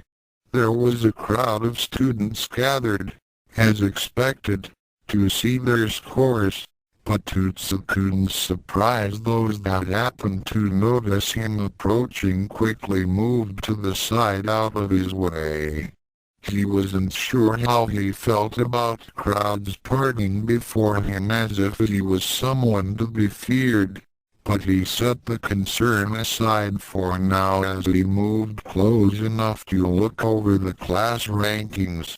He started in the middle, as he had always been there before, and, lo and behold, there was his name, well above the ranking that the board noted as containing those who had to make up classes during the break.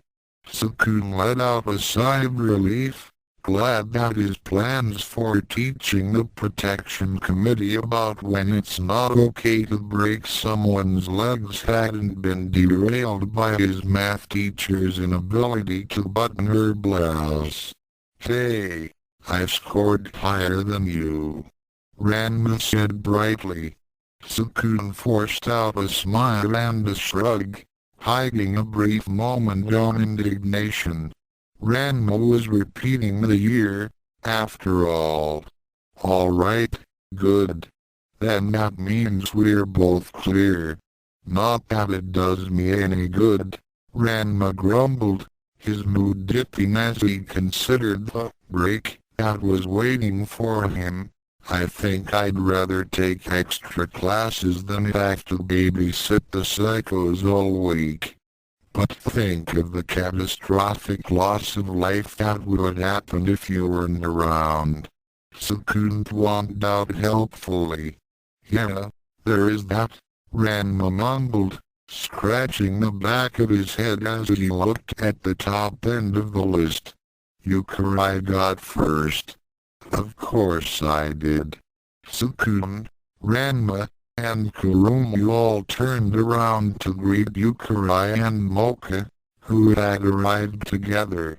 Youkai had her hands on her hips and looked even smugger than usual with her name at the top of the scoreboard. And Mocha scored 13th, just below Tobaki. "So that's who that is," Ranma mumbled uneasily, looking at the long series of nonsensical characters next to the number above Mocha's.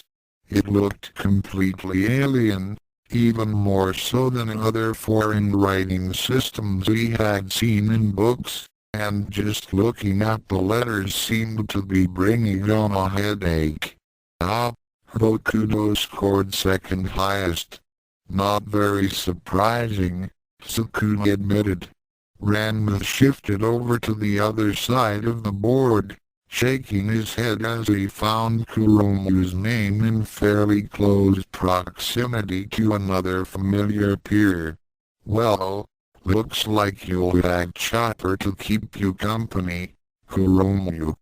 And Ranma trailed off as he read to the end of the list, not recognizing a single other name. "That's weird. Is Kuma not on here?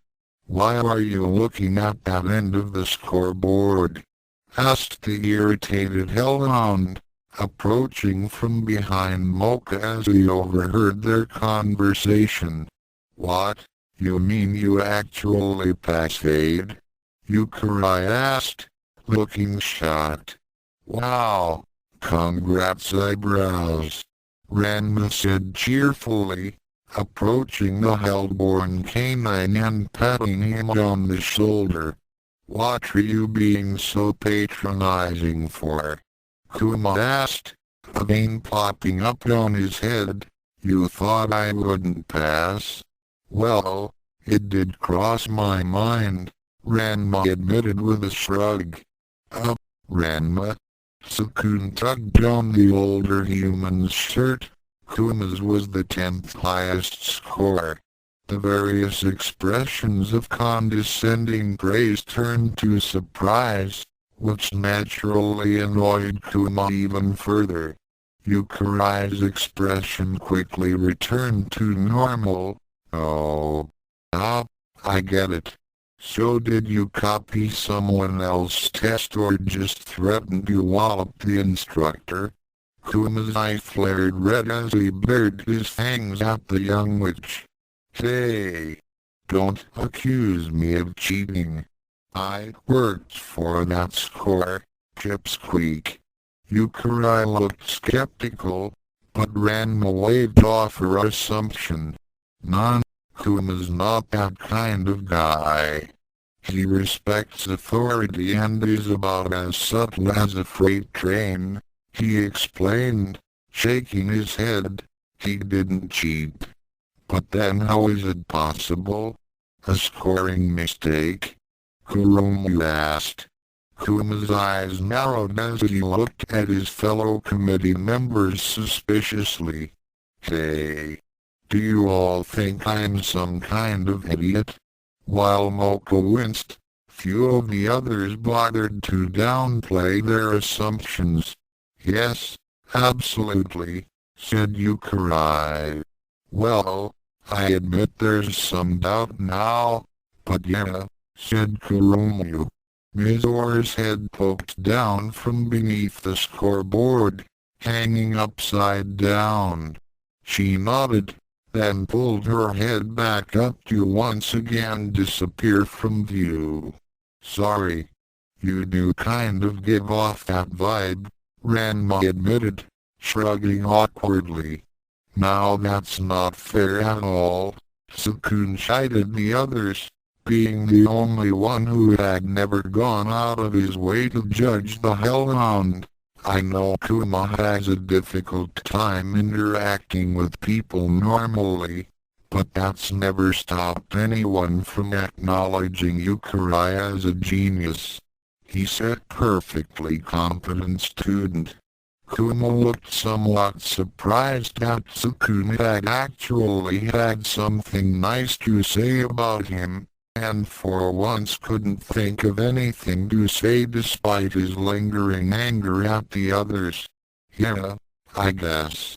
Kurumu admitted reluctantly, though he'd occasionally spit out something intelligent instead of, fire, then we might be able to take him seriously.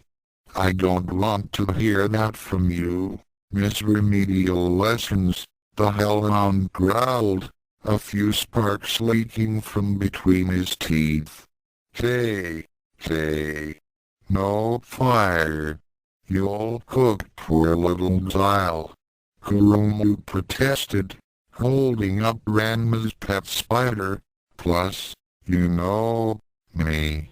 So, what, do you study a lot? Ranma asked Kuma, still rather intrigued that the hellhound had done better than Mocha, who didn't have much to do except study. Kuma snorted as he crossed his arms over his chest. I only have two goals: to make it into law school and become strong enough to kill my father. It figures that both goals would be horrifying and destructive, Kurumu quipped. Shut it.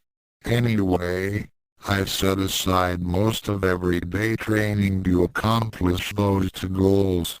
It's been harder since I was breast-hanged into the protection committee, but still I make sure to find time for going over my notes or practicing my boxing. How devoted of you, Yukari said awkwardly, as if it strained her to pay a compliment to someone she didn't especially like. I just had no idea you were capable of that kind of discipline when you can barely go to sentences without literally exploding in fury. I think the fact that you're all still alive says plenty about my self-control, the hellhound snapped. PFF.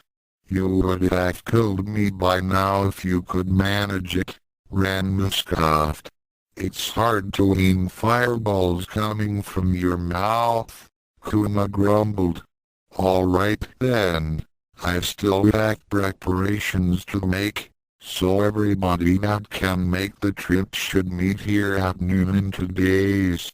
Mizora, could you tell Tobaki, Kaito, and Kana? Tsukune asked. Mizora's hand appeared beneath the board, making an upside-down V. All right, thank you. I'll see you all soon. 2 days later saw the gathering of the protection committee at the school outskirts, each one of them with a small bag of personal items save Kurumu, who seemed to have brought the entire contents of her room and had convinced Chopper to carry most of it for her. The bus was barely visible in the distance, slowly approaching over the unpaved road that led from the school to whatever strange barrier seemed to separate it from the outside world. This is so exciting. Tobaki squealed as she clung to Kaito's arm. We never got to go on trips when Kuyo was in charge. I haven't been on a field trip since elementary school in the Demongwood pits. Kurumu quirked an eyebrow as she shouldered a duffel bag almost as big as she was. What kinds of things did you study there? Elements, of course, Tobaki said, as if it were obvious. It's a neat program, but you have to catch your own lunch. Don't you mean bring? Kurumu asked unwisely. No, I imagine she didn't. Kaito answered for the yokel, ruffling Tobaki's hair fondly. By the way, weren't you supposed to be staying behind for extra classes? Kurumu smirked, giving Chopper an appreciative glance over her shoulder. We had a talk with the teacher in charge of remedial classes, and convinced him that our training with Tsukune was important enough for us to make up the test scores when we come back. Kaito snorted. And may I assume that this talk involved your allure charm and a good bit of exhibitionism? Kurumu snorted back. As a matter of fact, it didn't. I managed to convince him with nothing but an appeal to reason and Chopper's help. The previous day, so we'll be studying the entire time we're at the camp anyway. Except that we'll be learning about ethics and the proper ways to protect the peace here on campus. Kurumu pleaded, her hands clasped together over her chest. Tsukune wants to make sure all of us in the protection committee learn to be the best enforcers that we can, so that everyone in Youkai Academy is safe and nobody has to suffer under the abuse of another just because they're stronger. Don't you see how important this is? Yes. Yes, I do, answered the teacher in charge of remedial classes. He had to almost shout to be heard, as he was currently being held upside down out the window, with Chopper hanging onto one of his legs from the fourth-story window. Then you'll let us postpone the extra classes? Kurumu asked brightly. Will you learn not to ever do this to teachers again? Chopper shrugged. No promises. We don't know the curriculum. We do promise not to drop you if you let us off. Oh, Kurumu won't out. Good enough. By all means, pull me up and leave. Chopper helped a lot, Kurumu reaffirmed. Lovely, Kaito drawled, annoyed to hear that the top-heavy girl would be coming along on the trip after all. So why is Saotome's pet spider coming along too? For cuddles, Kurumu said brightly, petting the huge black arachnid clinging to one side of the bag she was holding. Greed, sighed Kaito. I hope she dies slowly. Tsukune, are you alright? You don't look very happy that we're setting out, Mocha remarked. Tsukune was waiting by the edge of the road, trying and failing to look as if he wasn't sulking. It's no big deal, Mocha. Well, not really, Tsukune said, trying and mostly failing to reassure her. It's just kind of hard to feel confident in this trip after the headmaster got involved. Mocha nodded sadly. I know what you mean. I can't help but feel like we're being set up for something. And then, of course, he had to go and send Ranma off somewhere else, Tsukune griped. Glancing behind him, it was obvious that he wasn't the only one disappointed. Although Mizore and Kana had been informed ahead of time that the pig-tailed boy wouldn't be joining them until later if at all, both girls looked like they were being transported to the gallows. Such was their depression that they even seemed to be getting along. Mizore, being the stronger of the two, was carrying Kana's duffel bag while the siren girl muttered complaints that only Mizore was close enough to hear, as apparently she was not agitated enough to speak normally. Ranma has an important job to do. Oh, Mocha protested. Of course I know that, Tsukune said wearily, and if lives weren't on the line, he'd definitely be here for us. It's not his fault. Tsukune stopped speaking briefly as the bus rolled up in front of the group, its poorly maintained brakes squealing loudly enough to interrupt the human boys. But why does the headmaster tolerate teachers like Richard in the first place? For the same reason he tolerates me, said the driver suddenly as the passenger's entry door on the bus slid open with a hiss. Our wit is sharp as a knife. Tsukune and Mocha stared at the man incredulously. That's it? Tsukune asked, looking fairly disgusted. You're being serious right now? Well, we do all belong to the same country club, the driver admitted, briefly talking like a normal person. But yeah, it's mostly just his sense of humor. Then he grinned again and his high-pitched tone returned. Now hurry aboard. It's a long trip to the other side. So then, of course the guy doesn't answer me back, because I vaporized his head, right? Explained Richard, shrugging helplessly. So I'm all, wait, I did that wrong. Interrogations are hard. Ha ha, barked the headmaster, his usual grin even wider than usual. Really though, I'll bet that's an intensely painful way to die. It better be, otherwise I'll have to retrain my entire build, muttered the warlock. Ranma trudged behind the pair, his hands in his pockets and his mood in the doldrums. Hey, when are we going to meet up with the third stooge and get a move on? I don't have all week to listen to you dolls. Mr. Saotome, you should really learn not to be so uptight, the headmaster said, his smile unbearably aggravating. You're going to be accompanying your teachers for quite some time. You should all get along. Not finding murder funny isn't uptight. It's called sane, Ranma grumbled. Well, whatever it is, you act too much, the headmaster said with a shrug. You'll be going on many more unpleasant little errands for me, so you'd best get used to them.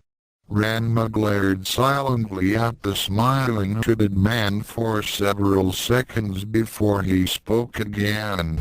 Your legs healed awfully quick from being crushed under that desk. We have a pretty good health plan, Richard said, shrugging. It doesn't cover decapitations like I wanted, but those deductibles have to come from somewhere, you know. The headmaster chuckled. I commend you on your creativity, but you won't be getting through any more of my bar. Bam! Ranma stamped on the edge of the floorboard under his right foot. Crack! The other end of the board, being completely under the headmaster's barrier, snapped up and slammed into the white-robed mystic right between his legs. You should really hire some more maintenance staff, Ranma deadpanned as he walked past the stunned headmaster. This place is a wreck, with loose floorboards and walls and everything. Someone could get hurt. The headmaster didn't answer, and in fact his expression remained completely frozen in his aggravating smile as he slowly tilted forward and collapsed onto the dusty wooden floor. Your disrespect for authority gives me hope for future generations, Richard said amicably as he and Ranma continued down the hall. Swell, Ranma answered, clearly not impressed by the compliment. By the way, I'm kind of surprised that you're still here. I figured you and Jadeite would have taken off by now. Richard raised the pale strip of flesh where his eyebrow used to be. And leave you behind? Why would I do that? Ranma looked honestly confused. To kill and destroy without anyone to stop you. And where's the fun in that? Richard asked. Upon seeing that the martial artist was no less confused, Richard suddenly swung an arm over Ranma's shoulder and leaned down. Listen, kid, why did you take up karate or whatever? It isn't just to keep in shape, right? It's to beat up freaks like you, mostly. Ranma deadpanned. Exactly, Richard said brightly, startling the human boys. But what if there were no freaks like me? Or even any nasty humans or murderous animals? What are all your skills and techniques good for then? Ranma frowned as he tried to move past his instinctive urge to make snappy remarks and actually considered the question. Well, it makes for a pretty good tea ceremony. Yeah. Sure. The correct answer is nothing. Your popularity is built upon your fighting skills, and those skills are only full so long as there's someone awful enough for you to beat down without consequences, Richard lectured, pointing one sharpened finger into the air. If all of us villains disappeared, then Aono and the rest of the students would be in good shape, but where would you be? Ranma felt slightly queasy as he considered the warlock's point. Well, I still have that tea ceremony thing. Don't believe you, Richard snapped before continuing with his lecture. Evil is the same way. There's only a point to it if someone is going to stand up to us.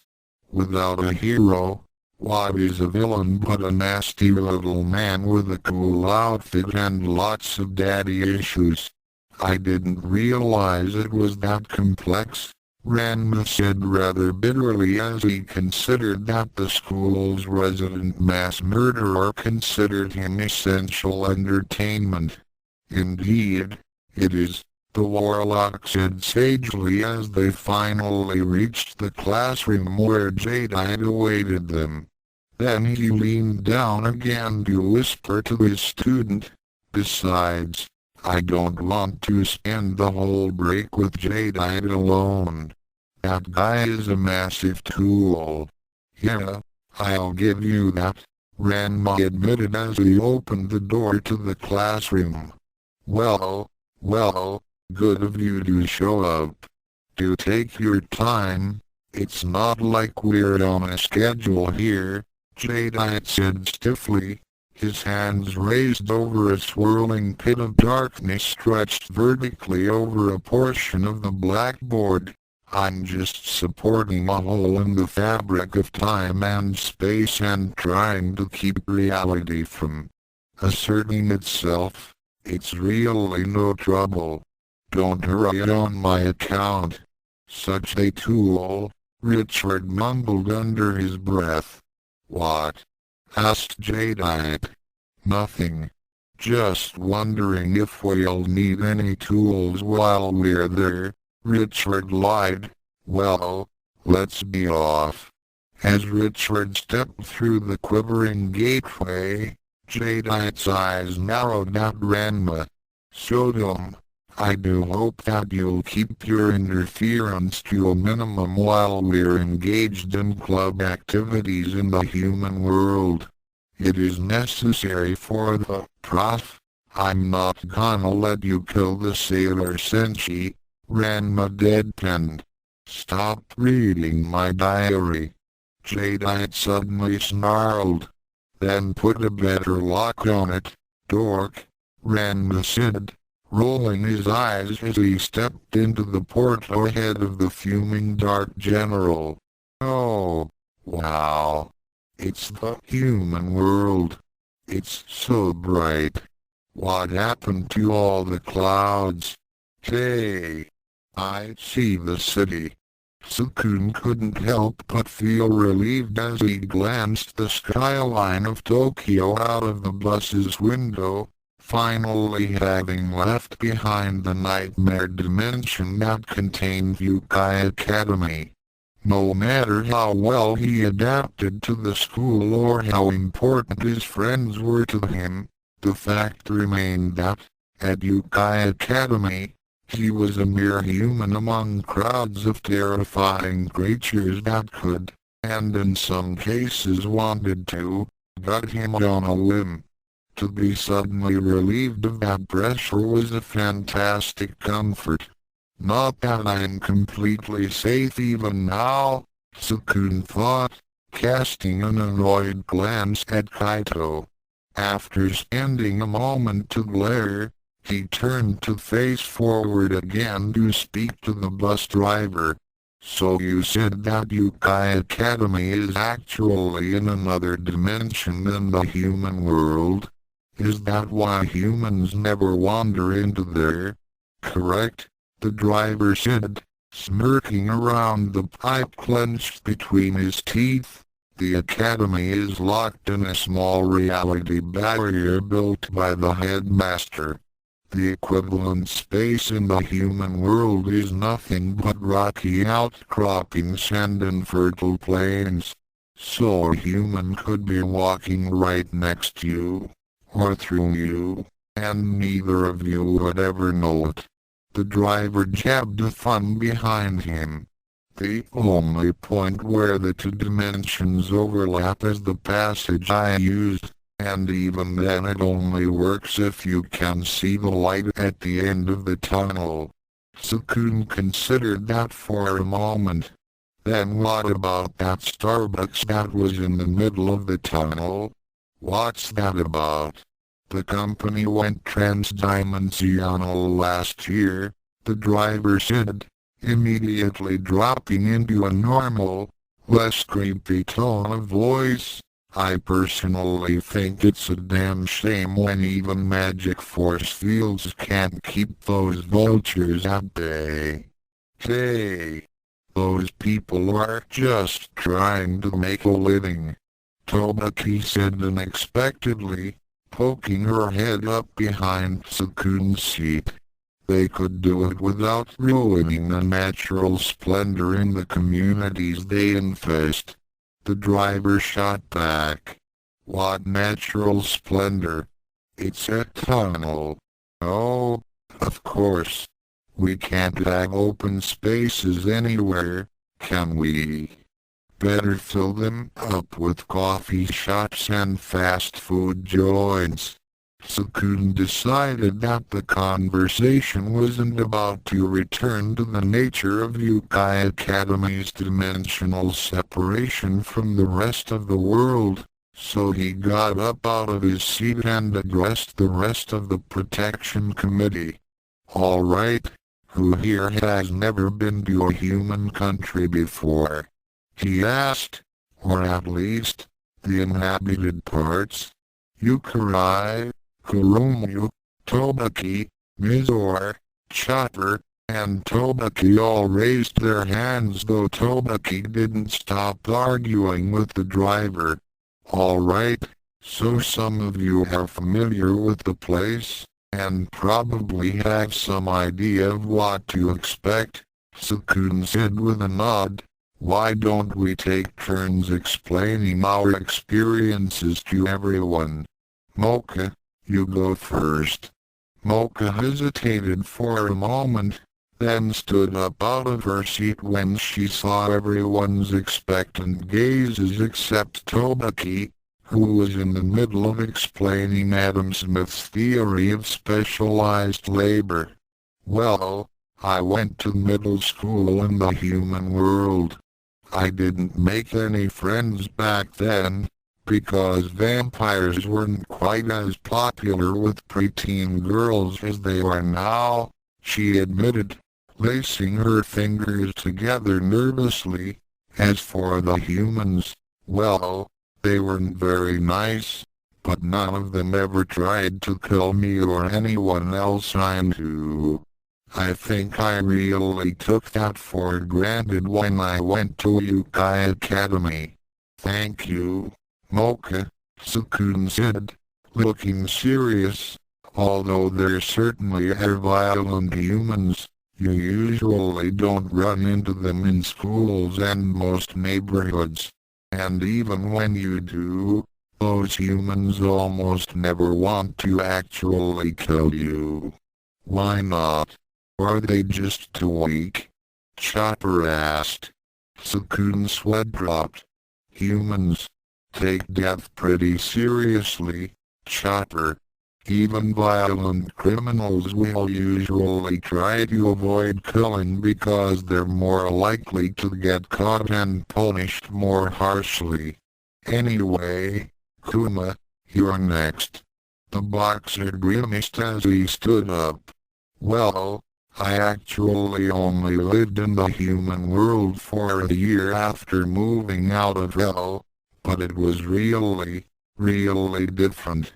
Like Aono said, people tend to really freak out about violence here. Especially the parents of whoever you just beat up. Even when you don't kill them. I can't tell you how many times. Thank you, Kuma. That was very helpful, Tsukune interrupted, a strange smile on his face, as Kuma said. Even non-lethal violence tends to attract a lot of attention and upset people when around humans. Kana, you lived around humans before? Kana shied away from standing up, mumbling her response in a voice that was completely swallowed by the bus. Wow, that's pretty harsh, Mizore said in her usual deadpan voice while everyone else sweat dropped, as she was sitting next to Kana and thus the only one close enough to hear. Okay. Thanks, Kana. Then Tsukune steeled himself and glanced toward Kaito. Kaito, how about you? I spent some time in a rural village growing up, learning how to hunt, whiff, and sneak, that's all, Kaito said with a shrug, not bothering to stand up. I found that humans tended to keep to themselves, with a select few being far too curious for their own good. There are some individuals who will doggedly pursue anything unusual, trying to figure out the truth even at great risk to their own lives. For example, there were several men that seemed quite determined to find the source of the massive webs me and my siblings wove while we were there. We had many close calls avoiding them.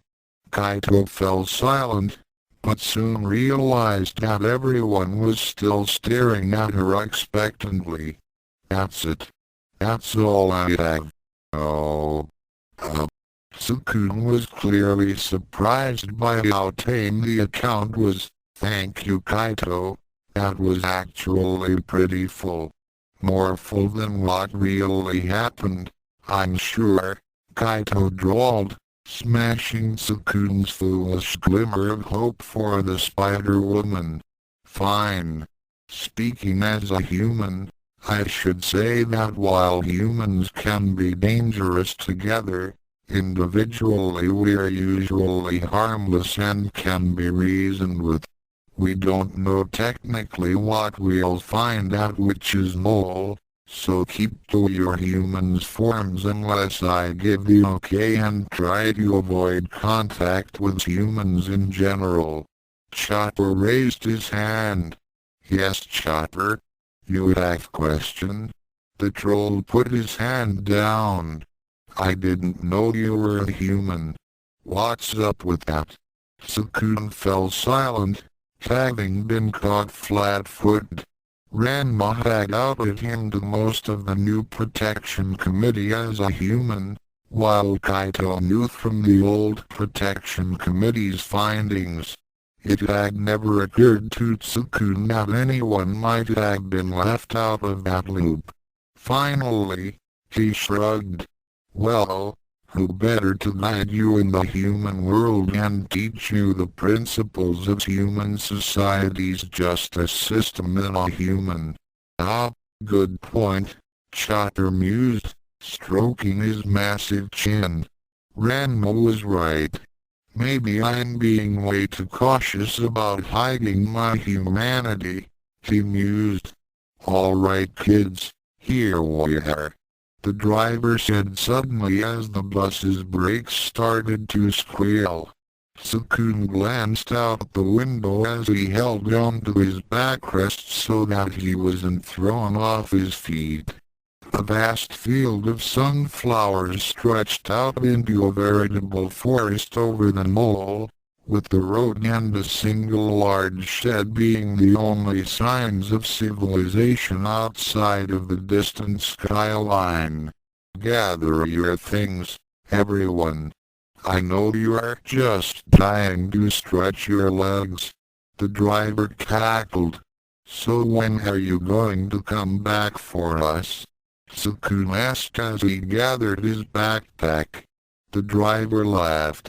Then he laughed some more.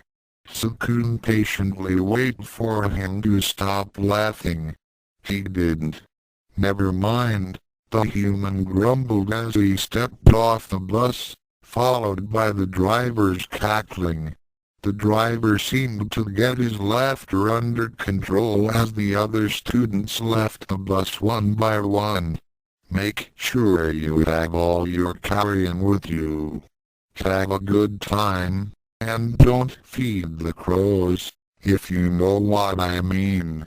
The driver said as the monstrous teenagers each wished there was a hiking route that connected Youkai Academy to the outside world just so they wouldn't have to be barraged by puns during their trip. Thanks for the ride, hippie, snapped Tobaki as she stepped off, casting the old man a contemptuous glare. Enjoy your stay, Nazi. The driver snapped back, a vein popping up on his head.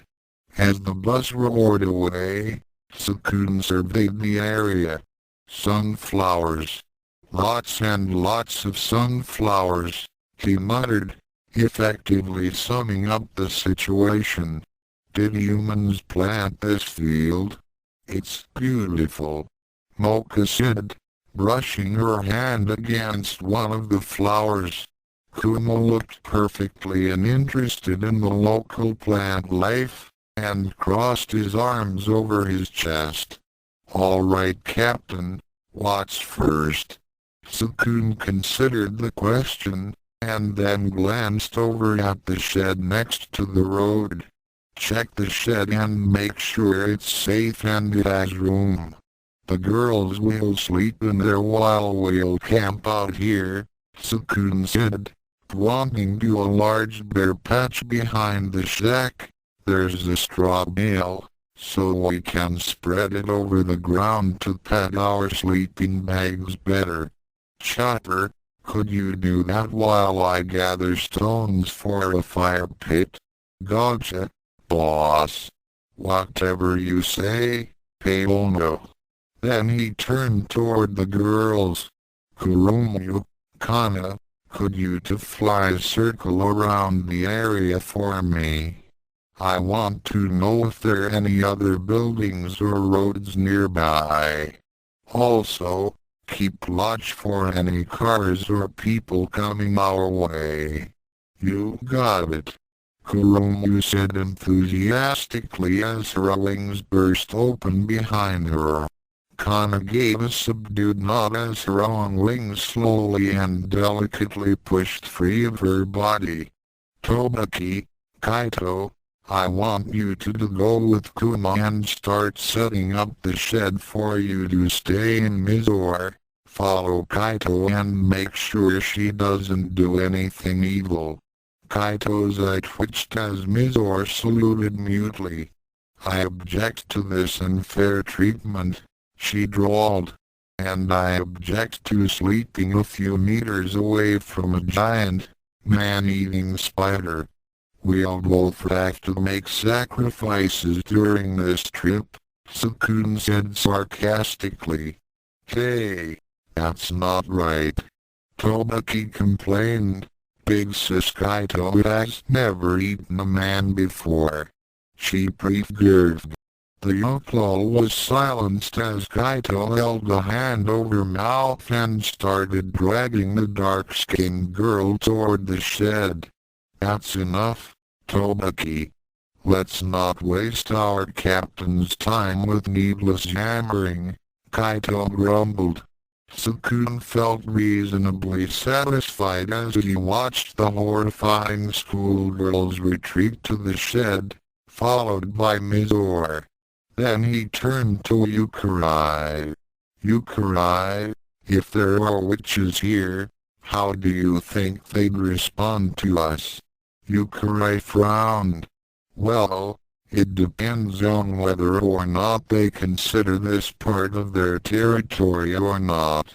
If it is, then we can expect a response, though that could be anything from a happy welcome to swarms of wild animals eating us in our sleep.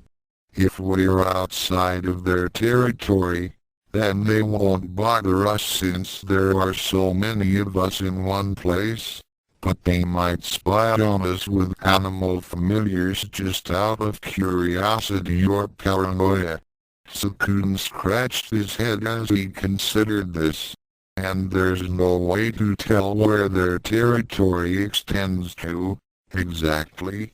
Well, it's hard to. Youkai trailed off as she glanced around. Hey, where did Mocha go? Why? A somewhat familiar scream of horror burst from the sunflower grove, and Youkai clicked her tongue. Okay, yeah, we're probably in which country, she admitted. Okay. What's wrong? Can you hear me? Tsukune shouted, unable to see the vampiress from within the tangle of flowers. Help! It's got me. Pines! Mocha screamed back, although it didn't help Tsukune in spotting her. Kurumu, who hadn't gotten very far in her scouting flight, swung around in the air once she heard Mocha scream. I've got her. Extending her nails into razor talons, Kurumu dive-bombed the area where Mocha was trying to untie several vines wrapped around her leg. Kurumu flattened out her glide and then landed next to the vampiress, slashing at the tangle of vines stretched between Mocha and a group of trembling sunflowers. She sliced through the offending vegetation with ease and rendered Mocha's bonds instantly slack, and then Kurumu grabbed the vampiress around the waist and leapt airborne again. What was that about? Kurumu asked as she flapped her wings hard, having to put forth twice the effort to get altitude with Mocha holding on. It's like the flowers were trying to eat you. They were trying to eat me. Mocha shouted, her eyes searching the grove below in a panic. "That's silly," Kurumu scoffed. "How is a sunflower supposed to eat you? Feed me."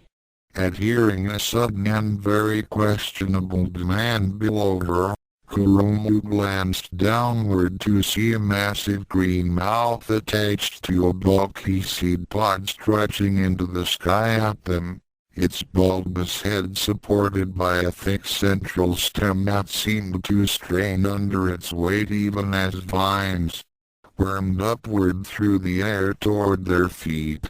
"Oh, that's what you meant," Kurumu mumbled, gingerly pulling her foot away as a leafy vine groped awkwardly for it through the air. "There are more of them," Mocha shouted as Kurumu gained more altitude, bringing both girls safely out of reach of the unusually violent plant.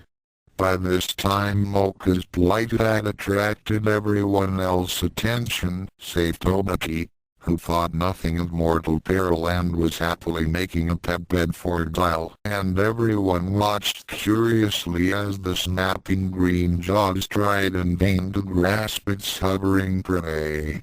"How many more are there?" Tsukune asked, noticing that the sunflowers immediately ahead of him were shaking ominously. "I think maybe half a dozen," Mocha replied as Kurumu flew her over to the shed, landing heavily next to Tsukune. "SHF. SHF. SHF. Feed me. Feed me. Feed." Kuma frowned as he looked at the trembling sunflowers all over the edge of the grove that surrounded the shed. "Or maybe more like a full dozen," Chopper snorted, his height allowing him to see several green mounds slowly rising above the veritable ocean of flower blossoms. There were far more than a dozen. "We can do a body count after we're done, can't we?"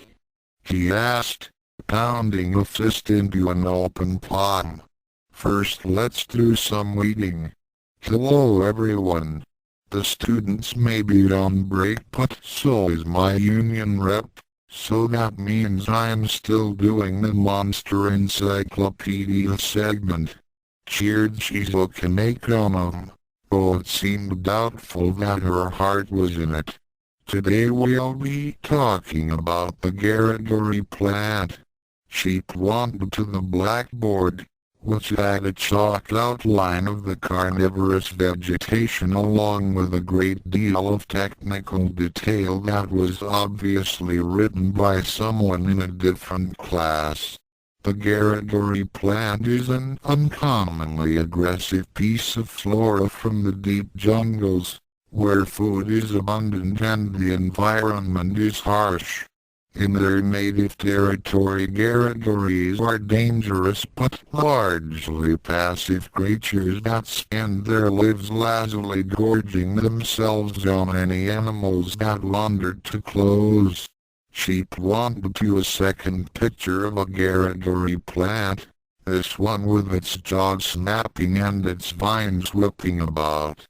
"Taken out of its native environment and into a drier region with less ample prey, the Garaguri often goes berserk, aggressively attacking any source of food and moisture to feed itself. All of its biological processes speed up tremendously, from its overpowered metabolism to its photosynthetic processes. Incidentally, this would make them a very effective countermeasure for greenhouse gases, so long as you consider bloodthirsty carnivorous plants less of a problem than global warming." Shizuka pointed to the part of the drawing that represented its leaves. "Garaguri plants can uproot themselves to walk and they secrete toxins from their leaves that relax the body of their prey and induce drowsiness, which is a necessary aid as they aren't exceptional hunters. Although possessing a primitive brain and nervous system, and being far faster than all the plants that can't walk, their vines can only exert so much force and their senses are. Shizuka trailed off in embarrassment. Well, I don't really know much about their senses because they use some sort of gas detection thingy that has way too many syllables. But according to the notes friend wrote for me, they're only good for up to a few meters, and their crude ability to detect vibrations through the ground, while having a longer range, isn't helpful for pinpointing prey. This means that, while vicious, the Garagori is an awkward fighter and can be avoided without too much trouble when necessary. Well, that's all. Practice safe gardening, everyone, Shizuka said, grinning as she waved.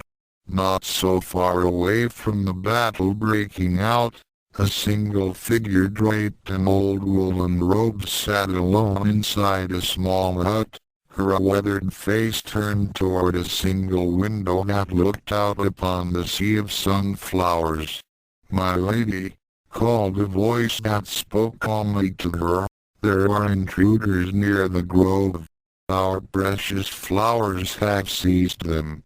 The elderly woman's dry lips turned up into a smile. "More fools to feed the soil of which is mold." "How many?" "Several, this time.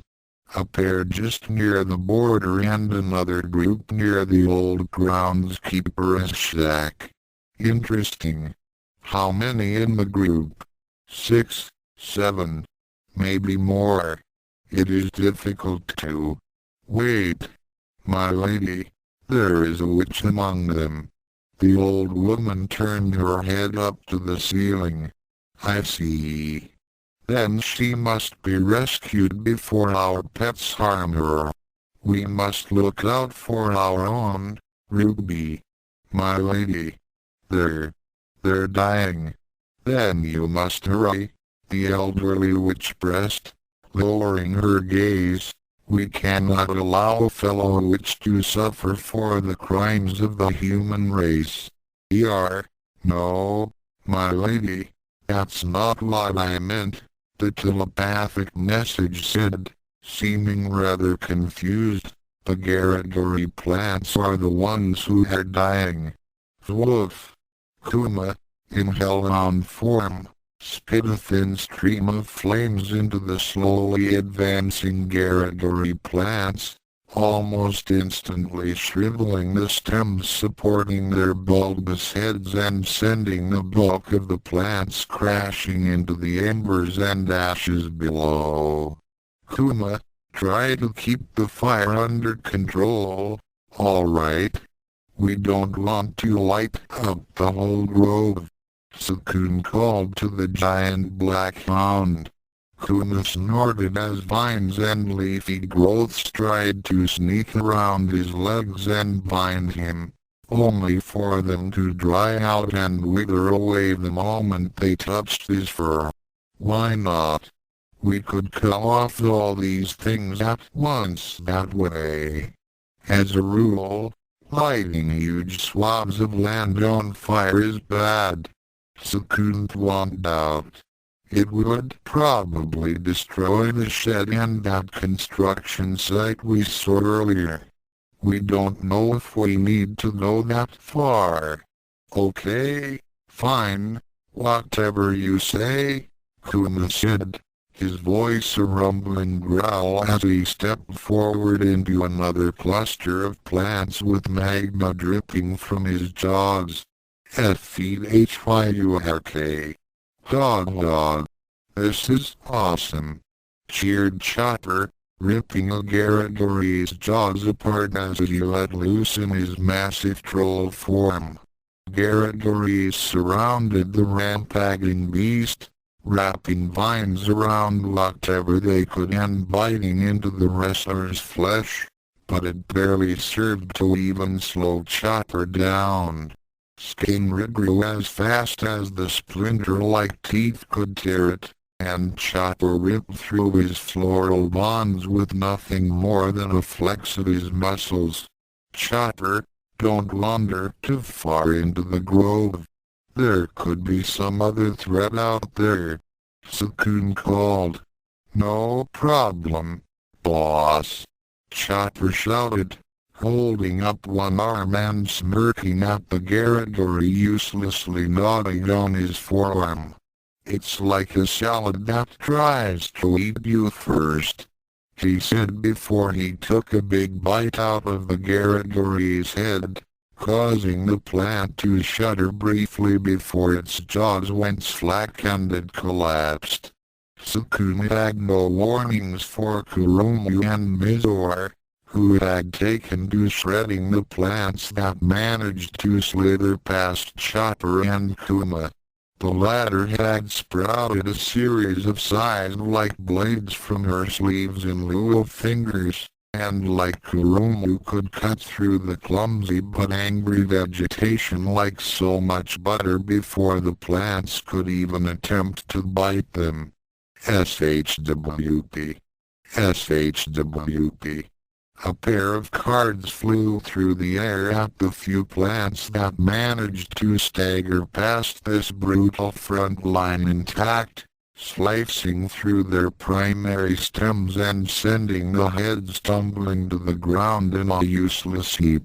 There's sure a lot of these things, Youkai noted, drawing up another card in each hand. Witches don't normally keep this much security. I think this might be something else. Tsukune and Mocha kept back with Youkai, both of them armed with gardening tools they had pillaged from the shed. As it stood, however, their help was totally unnecessary. The Protection Committee had already felled dozens of Garagoris, and though the seemingly endless numbers of them had Tsukune worried, none of his fighters seemed close to tiring. Tsukune spared a glance at the open shed door, spotting Kaito as she continued helping Tobaki set up sleeping space as if nothing was wrong. Well, how many of these things can there be? Tsukune asked, staring at a nearby severed vine as it squirmed and wriggled like a worm.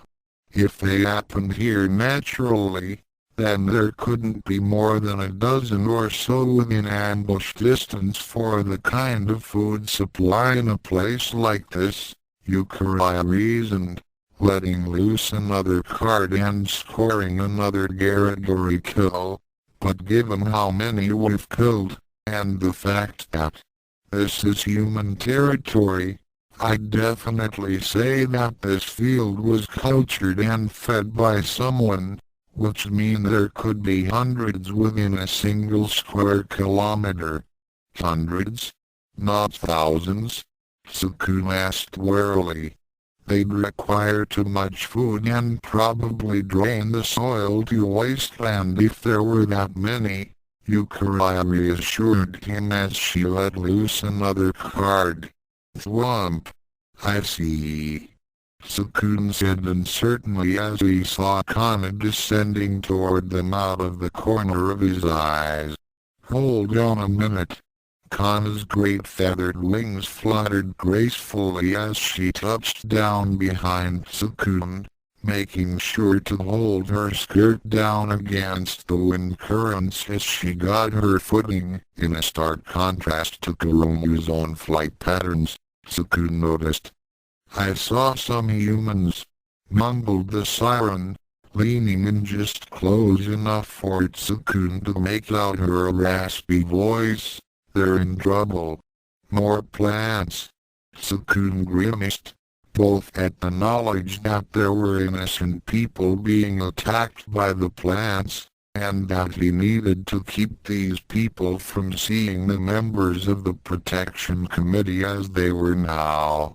All right, how far away, and how many?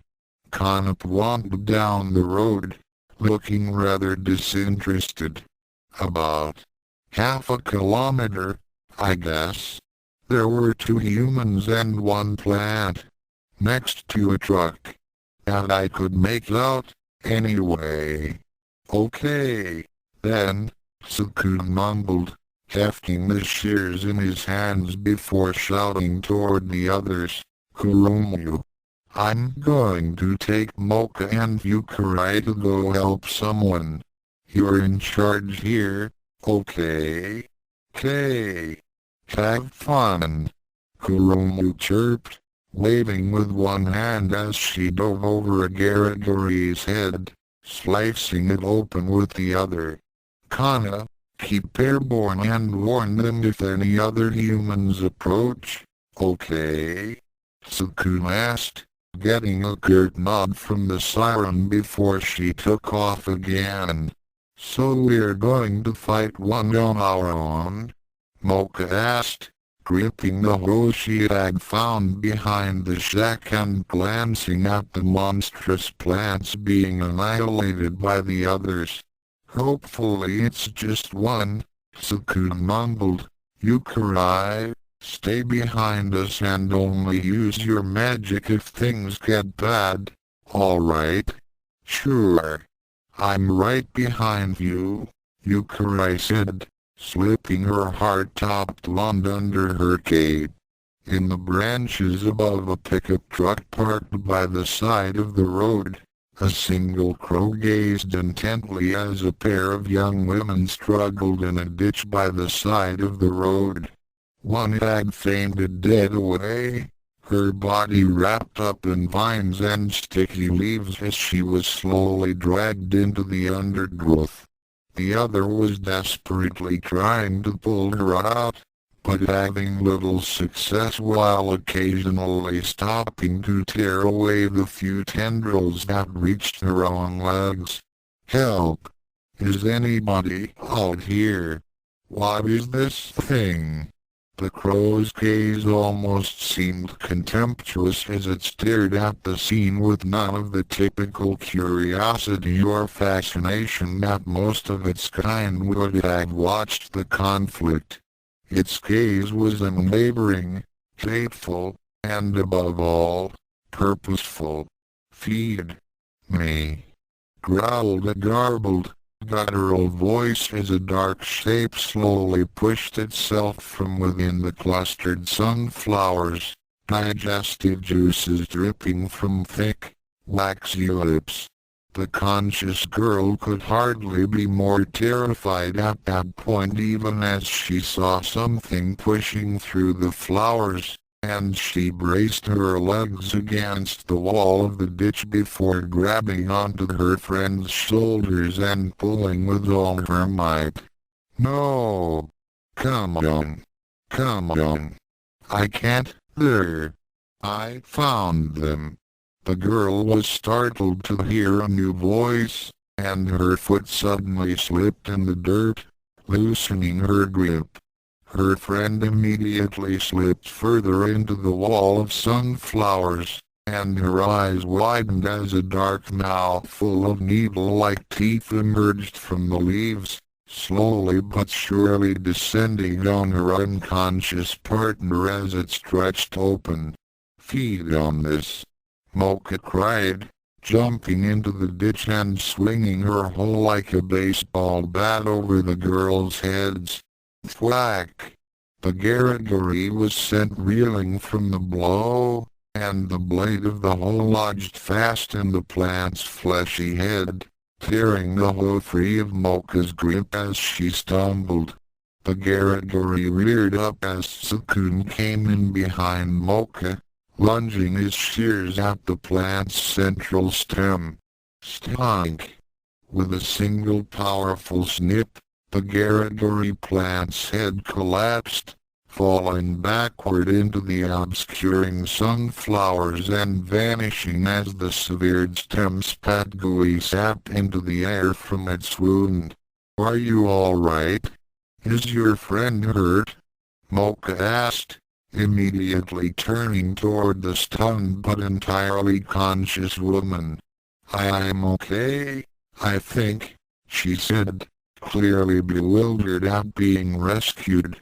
What was that thing? I don't know.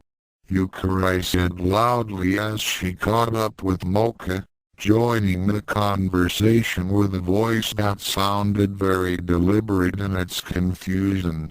You should probably take your friend and flee for the safety of your human home. Tsukune thought off a tired sigh as the young woman stared at Youkai. I mean, your home. Which is human, obviously. But there's no particular reason to point that out. Youkai tried to correct, droplets of sweat speckling her brow. We're all humans here, right? No reason to doubt that. The woman continued to stare. I just like this hat, okay? Youkai snapped, grabbing the rim of her witch hat defensively. Don't stereotype me. Mocha jumped in fright as she heard a shuffling noise behind her, and glanced over to the sunflower grove as she saw several looming dark lumps moving through the foliage, like the dorsal fins of a pack of sharks. I think there are more out there, the vampiress said, wondering if she should risk retrieving her hoe. What should we do?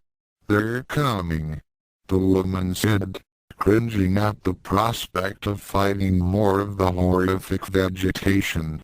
With a flick of her wrist, Youkai had a magic card in her hand. Well, shall I do it? She asked, glancing meaningfully at Tsukune. Yeah, no, Tsukune said blandly, surprising the girls at how calmly he seemed to be taking the horde of monstrous flora bearing down on them. Miss, is that your car? He asked, pointing to the vehicle parked next to the road. The young woman nodded rapidly. Is there any reason why we can't carry your friend into the seat so you two can drive away? Tsukune asked. She shook her head. Tsukune watched the truck drive off down the road, and then turned to snip a vine that was trying to wrap around his ankle. They're coming closer, Mocha shouted as she backed past him, watching the gaping mouths of the plants emerge from the wall of foliage. They're here. Okay. Let's leave, Tsukune said as he started walking back to the shed, his gait easily matching the speed of the vine snaking out of the grove at him. The girls followed him uncertainly, feeling awkward about casually walking away from the shambling horrors. Wow, they're really not very fast, are they? Mocha asked, glancing back at the Garagaries. They gave chase as best they could, but just couldn't seem to match their target's leisurely pace. A Garagari can walk, but it can't really manage more than 2 or 3 kilometers an hour. It is a plant, in the end, Youkai admitted, although usually some sort of concern is expected, if only for the sake of propriety. You are just a human, after all. Well, I don't know what we have to be afraid of, Tsukune reasoned as the Garagari plants furthest away quickly gave up the chase and slunk back into the flowers. They're not native to the human world, but they're not really any more dangerous than most other wild animals. You've just got to stay away from them. But what are they doing here? Mocha asked, glancing behind her as the rest of the Garagari plants gave up the chase and shuffled back into the sunflower grove.